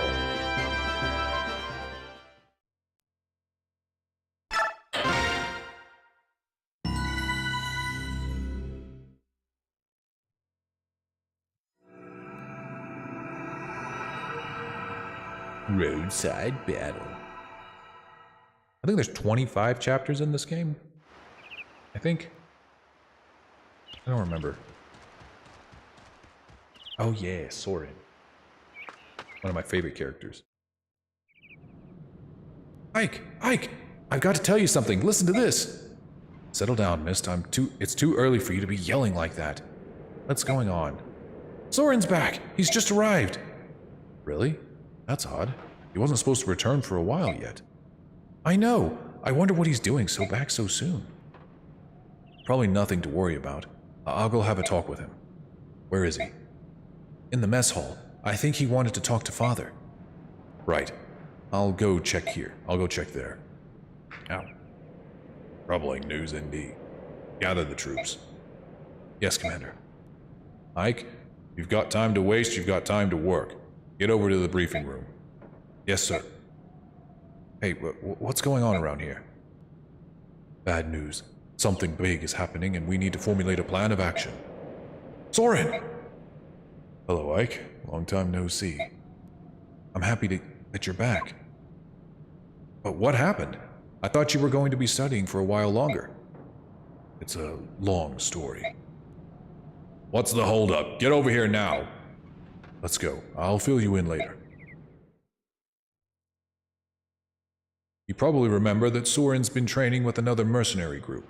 Well, he's back now. And he has some unbelievable news. What news is that? It's Crimea and Dayan. They've gone to war. War? It can't be. That's why I've called everyone here. Soren's has some more information. Go ahead, Soren. All right. Yes, thank you. I am quite the voice actor. Take a look at this map. Even though I can't read them, I'm trying my best. A map of Crimea, quite detailed by the looks of it. I feel like I could have sketched this as like a 12-year-old. Yes, this is Melior, Crimea's capital. Our base of operations is right about here. Everything started 3 days ago. I needed to do some research, so I went to the archives of Melior's royal library. Without warning, the scream of a terrible beast, a wyvern perhaps, rent the air, and the building was rocked by a tremor. I rushed outside and saw wave after wave of knights, cavalry, and wyvern riders, each clad in glistening ebon armor, black as night. The Dayan army? Correct. Was there provocation? As you know, relations between Crimea and Dayan have never been friendly. However, the past centuries have seen only minor skirmishes, nothing that has ever approached the scale of this attack. It was brutal and without warning. Dayan laid the capital to waste. I've never seen destruction on this scale before. A swift attack, devastating and brutal. Daring gambit indeed. What if it succeeds? A very well-chosen one at that.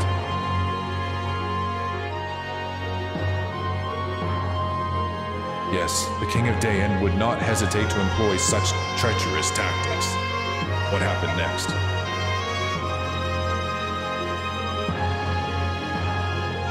King Crimea's brother deployed the Crimean army to meet the attack.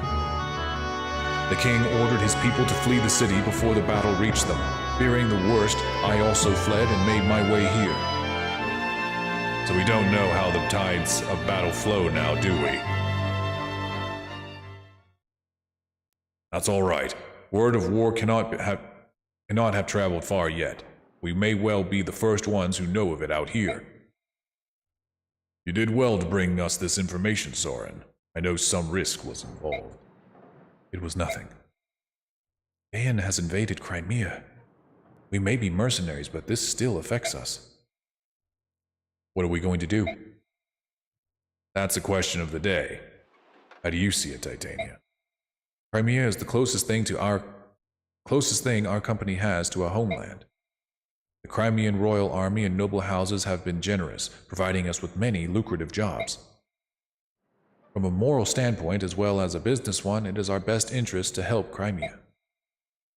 You, Soren? I agree on one point. We are mercenaries. We are not Crimea's private militia. No coin has crossed our palms, so I think we should stay out of it. So you would have us sit and watch as Crimea is overrun? I would. Dayan's troops are superior in both numbers and morale. The chances of a Crimean victory are slim indeed. But Crimea is ruled by King Raman, who is known throughout the land for his wisdom. And his brother, Duke Renning, is said to possess peerless valor and courage. Dayan may not find victory so easy. Valor and courage are for children's tales. In terms of military prowess, Dayan's King Ashnard is every bit Lord Renning's equal. Victory will hinge on troop numbers and supplies, and Dayan is superior in both. I think the outcome is painfully obvious. Curse you, Soren! Crimea is not doomed! If they can turn aside Dayan's initial thrust and turn it into a test of endurance, with the Crimean army both demoralized and ill-prepared, they simply will not. All right, that's enough. Both of you. I hear what you say. However, we must ascertain the current situation before we decide any action. We'll send a scouting party to get a closer look at Melior. Ike, I want you in charge of this. Assemble your men and get going. What? Me? Titania will accompany you as an advisor. Commander, you must be joking. He's just a boy, and he's had barely more than a taste of battle. What do you expect a whelp like him to accomplish? Ah, Shinnon, since you're so concerned, you can go as well. Wait, that's not what I... Blast. Every time they say blast, I'm just gonna say fuck, because I know that's what they want to say. Who else? Gotri, Rice, and Soren? That should do. Father, wait, what do you want me? That was an order. Get moving. There's no time to waste. Yes, sir. Titania, I'm going out for a bit. I want you to give Ike some direction. Understood. Yes, sir. Ike, wait up! What? Here, this is for you. Oh yeah, this game's version of the rapier. A sword? Where did you get it? From Father. He told me to come and give it to you. It's beautiful. This is the first sword you've gotten that wasn't a hand-me-down from somebody, isn't it? That's great. Yeah. Well, be careful. Oh, and bring me a souvenir. Something nice. I've never been to Melior before. Nest, I'm not going on vacation. Fuck. I'm sorry, it's funny.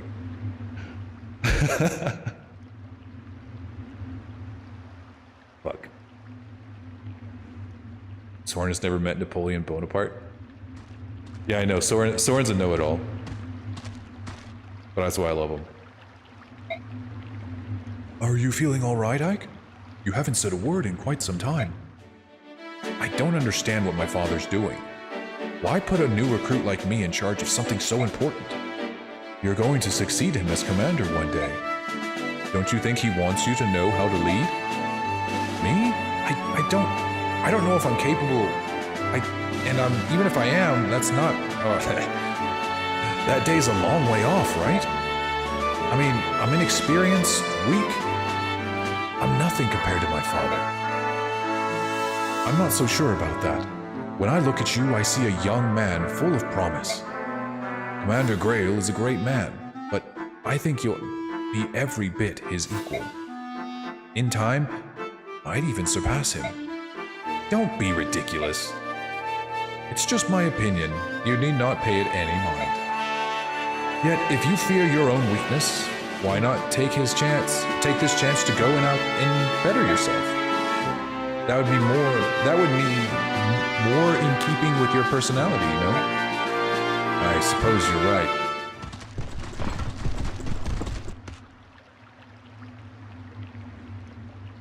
How do things look over there, Soren? Same as here. There are corpses strewn everywhere. There are quite a lot of them, especially when you consider how we are so far from the capital. Are they Crimean? Judging by their armor, the vast majority of the dead are Dayan soldiers. So Crimea has the upper hand? Just the opposite, I think. The Crimean soldiers were members of the Imperial Guard. That means King Raman, or another member of the royal family, was on the move when Dayan soldiers fell upon them. Could it have been Lord Renning? No.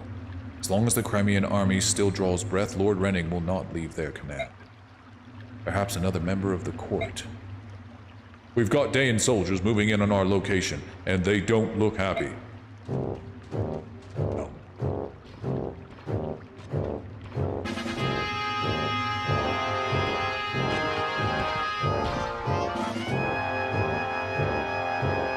You there, who are you, and what are you doing? We're no one you need. You're armed. Heed me. Drop your weapons and surrender. Act quickly, or else. Listen to me, you fool. You're making a mistake. We're not. You're not going to cooperate, eh? Ready your weapons, men. Move in and kill them all. Headstrong fools. Getting caught up in some skirmish is not a part of the plan. But you're obviously not going to listen to us. Real mercenaries, get ready to fight. Ah! Oh shit.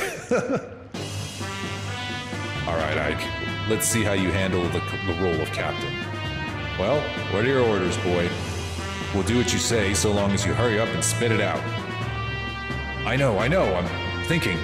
Give me a moment, will you, Shannon? Useless. We'd be better led with mist than this soft, untested whelp.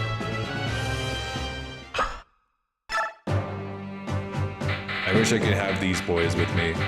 Those are my guys right there. All right.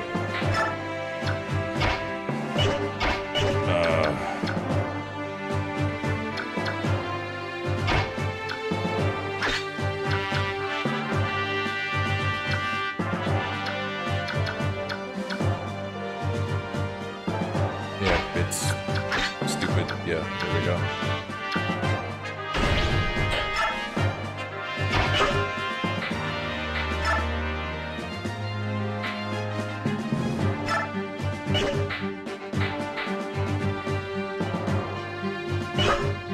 Alright, I think we're pretty much as good as we need to be.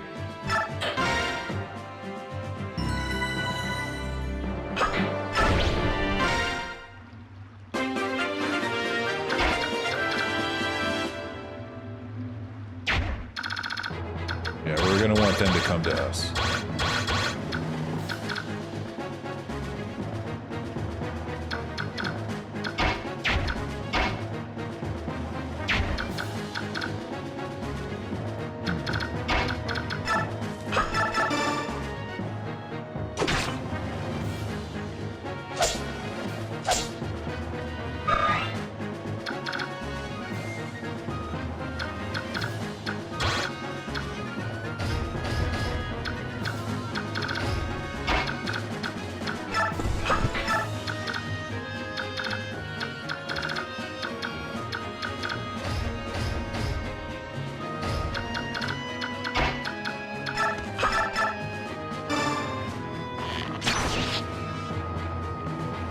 Damn it, I should have used Soren for that. Stupid. Oh well.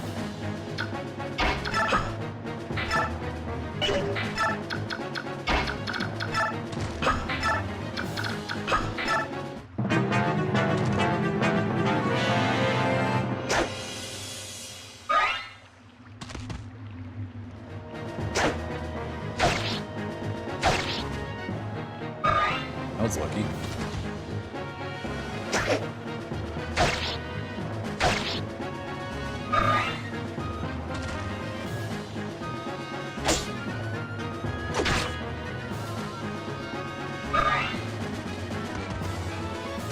Oof.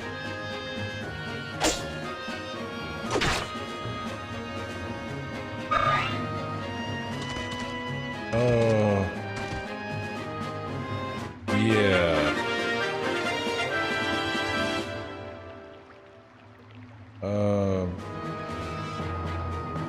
I don't think I got the best start here. I didn't think I was gonna pull aggro from the entire, like, front two lines at the same time. Like, I'm pretty sure that, like, the archers alone will kill Soren. No, they won't. But all of these guys absolutely will, all together.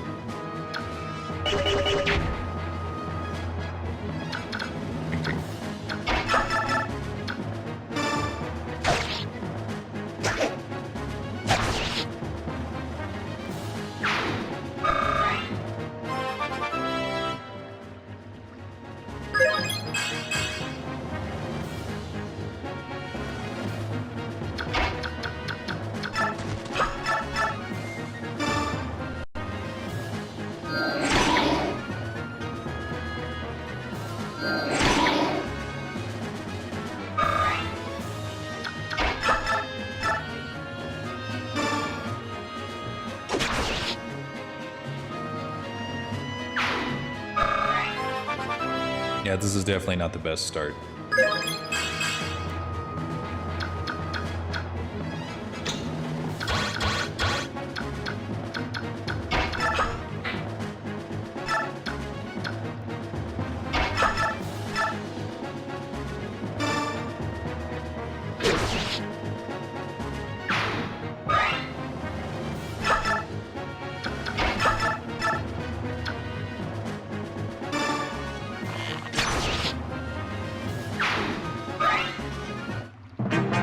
I know what I'm gonna do if I lose, though.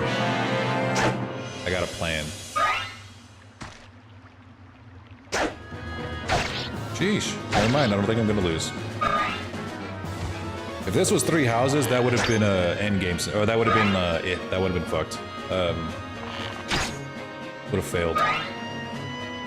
But this is not 3 houses. This is definitely way easier than 3 houses. Easier than Fates, I'll tell you that much. Or Conquest, Jesus Christ.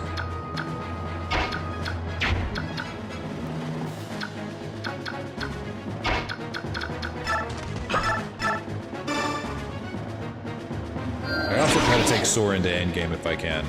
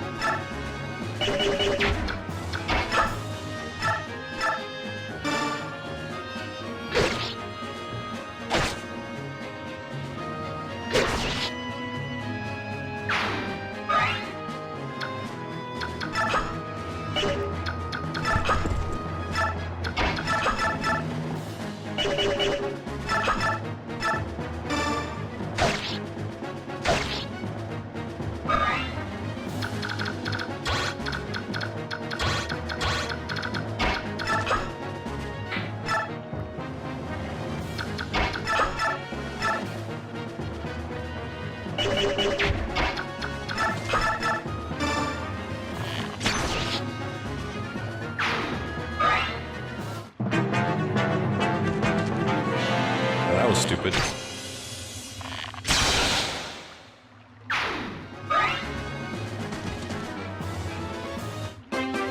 Nice. Another Soren kill. The thing about Soren is like he starts off with like he starts at level 1 when everyone else starts off at like level 3. So you kind of have to. He's extra squishy by the time you get him.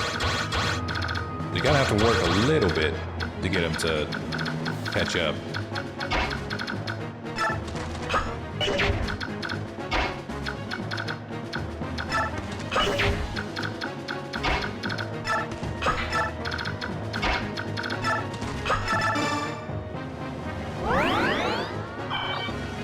Nice.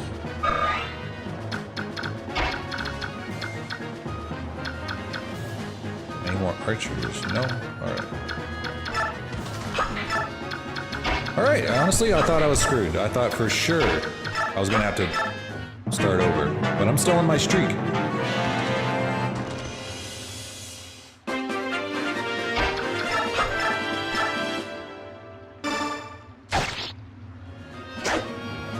Untouchable. Unassailable.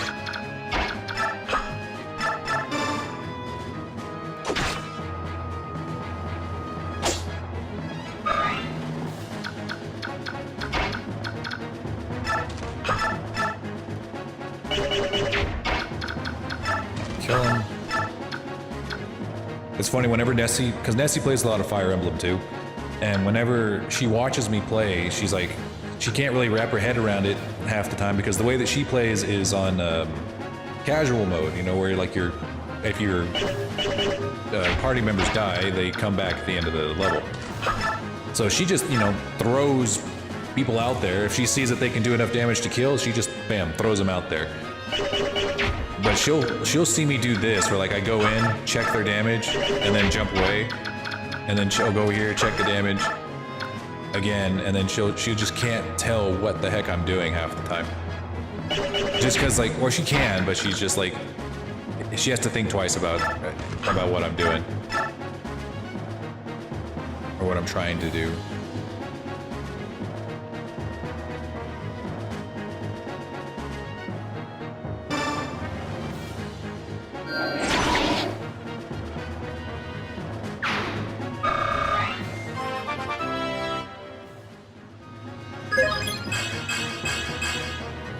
Yeah.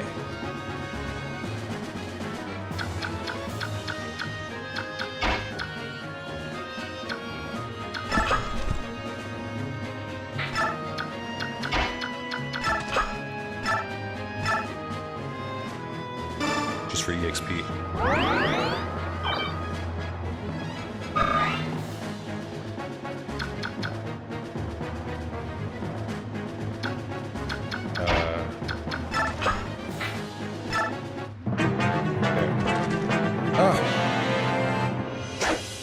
Enemies do flee in this game, which kind of is realistic, sure, but at the same time, it's kind of like,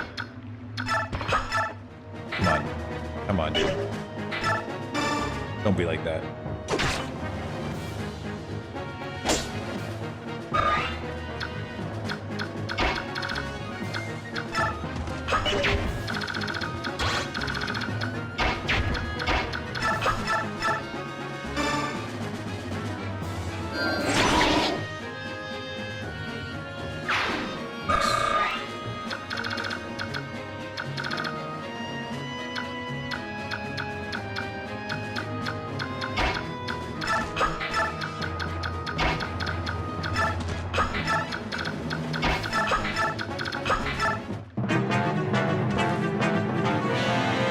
They even gave each other a vulnerary down.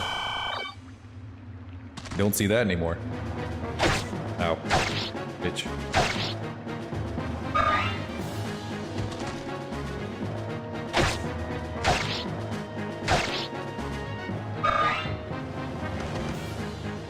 Oh. Got a little cocky there, didn't I? That's fine.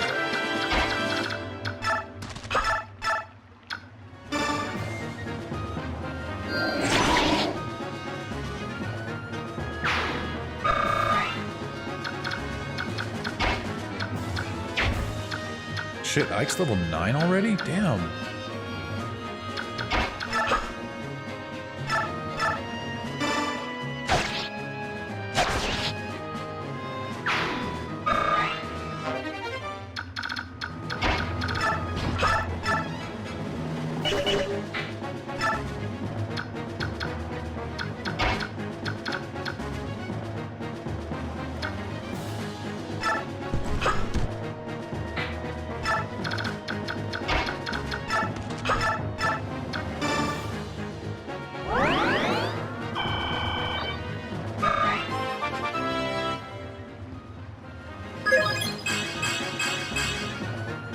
Always be healing every turn.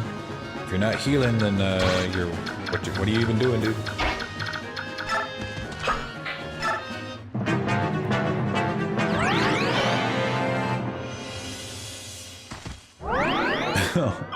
This dude's gonna heal all the way to full before he even attempts to attack. Oh my god. That is kind of annoying.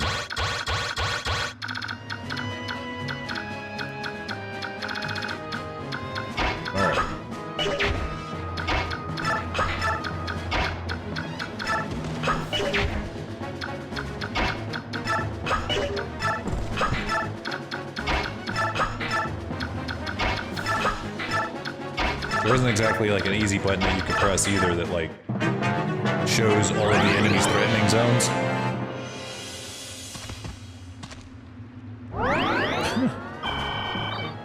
Just throwing the vulnerary around like it's candy, like it's a hot potato.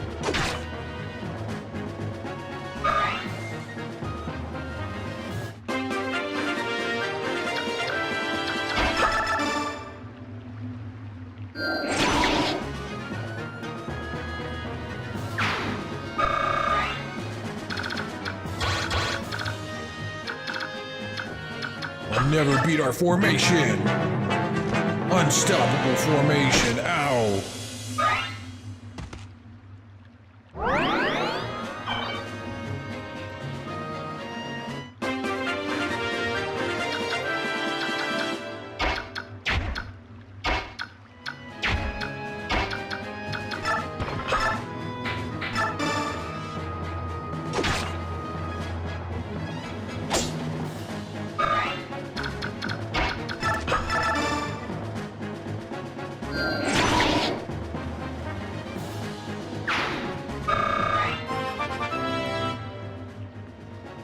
I'm just waiting for this game to get hard because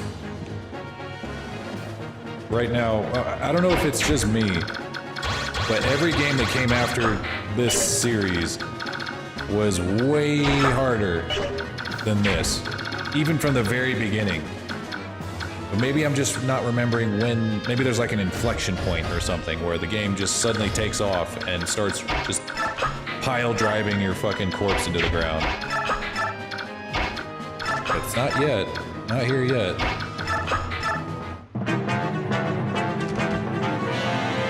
I remember some of the hard, like the first 5 levels of Awakening are some of the hardest in the game because you have to take advantage of every single little bit, every single little thing that they give you. And if you don't, you have no chance of winning on the hardest difficulty.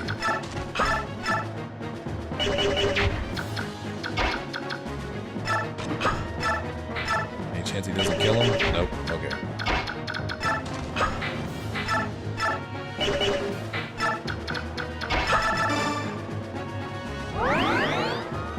Bet you he doesn't fight back. I bet you he runs back to get that vulnerary. Again. Oh shit. Oh, I thought he was about to run around and get rice. Oh. I'm glad he didn't. Fuck.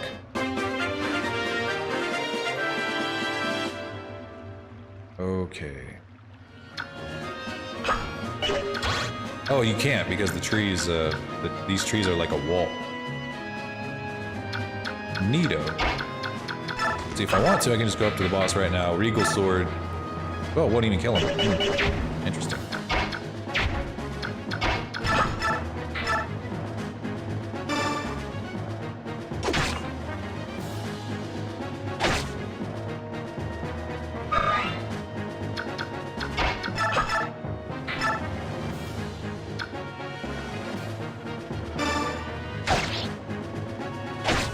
Oh shit.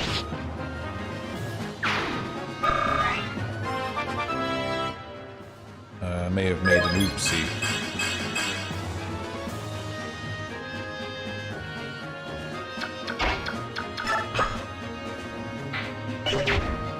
Because I think this guy could kill Ike. I didn't realize he had a javelin.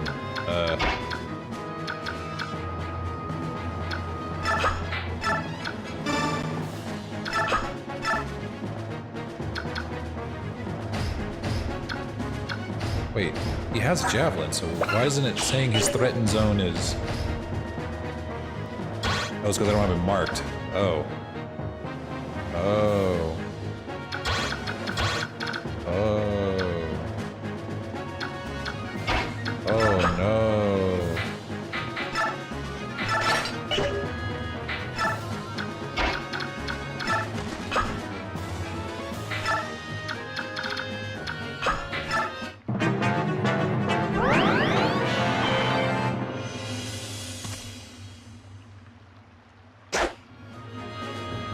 Even while carrying someone, she's going to kill everything in her path.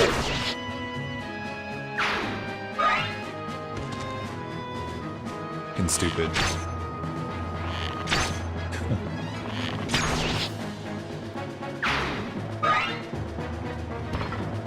Oh crap. Oh, blasted mercenaries. They're better than I expected. Even so, they're no match for the Daeon's finest.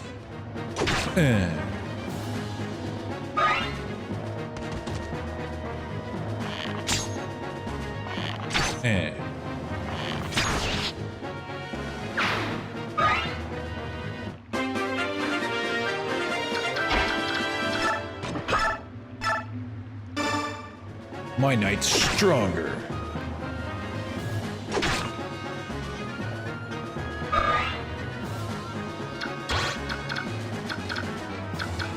Let's see. Could Soren beat him? Not yet. Not yet. Gotta wear him down just a little bit more.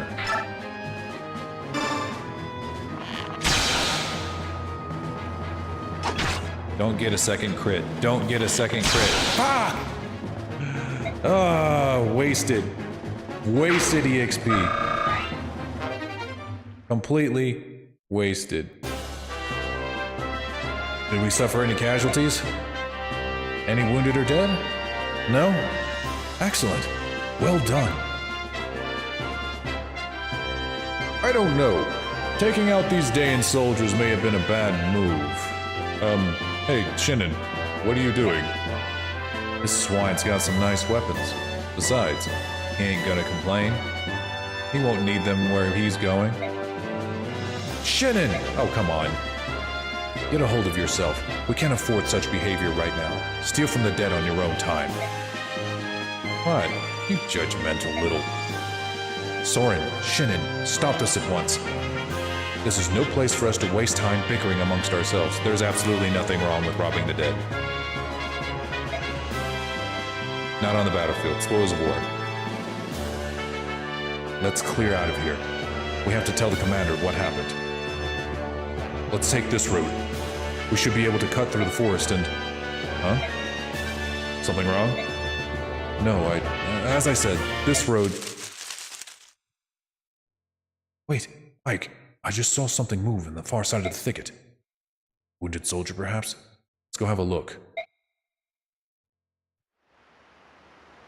Oh no. Did you find anything, Rice? It's a woman. Leave her. We shouldn't get involved in matters that don't concern us. Fucking cold, hard bastard. Thank goodness. It looks like she's merely fainted. Right. We better take her with us for now. Make sure she's doing all right. Give me a hand, will you, Rice? Of course. I don't like this.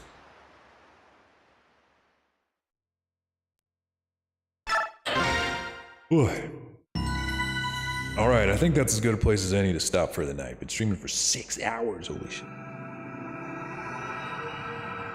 Got my save file. Hopefully it doesn't delete this time. But I think Dolphin's a little bit better, a little more stable. Alright.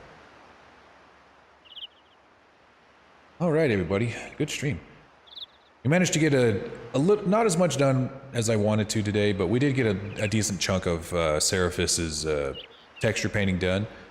And I mean, honestly, this game's coming along really well. We're actually already like 6 chapters in out of 25, so I think we might beat this game in less than like 2 weeks. And there's not like multiple storylines, so yeah. Let's see who we can raid for the night, and then I will see you all tomorrow. Like I said, we're only going to be streaming tomorrow, not on Thursday or on Sunday, because I'll be out of town. But I will be back the following Monday. Who out of my buddies hit 5 right now? Like I said, it always gives me like the top 5 people I'm following, so it's like it's always pushing raids to the super high viewership channels. I don't want to send raids to like the people who already have like 7 billion viewers. Like,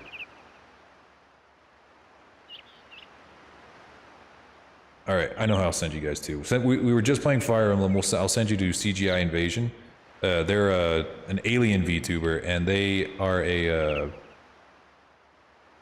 actually a Fire Emblem game dev, or well, like they make their own Fire Emblem like games, and I think that you guys would enjoy that. So I'm going to send you guys to CGI Invasion, CG Invasion, and I will see everybody tomorrow 2 o'clock Central Time. Make sure to don't forget to follow, like the stream, subscribe on YouTube if you're on YouTube, and I'll see you guys later. Peace.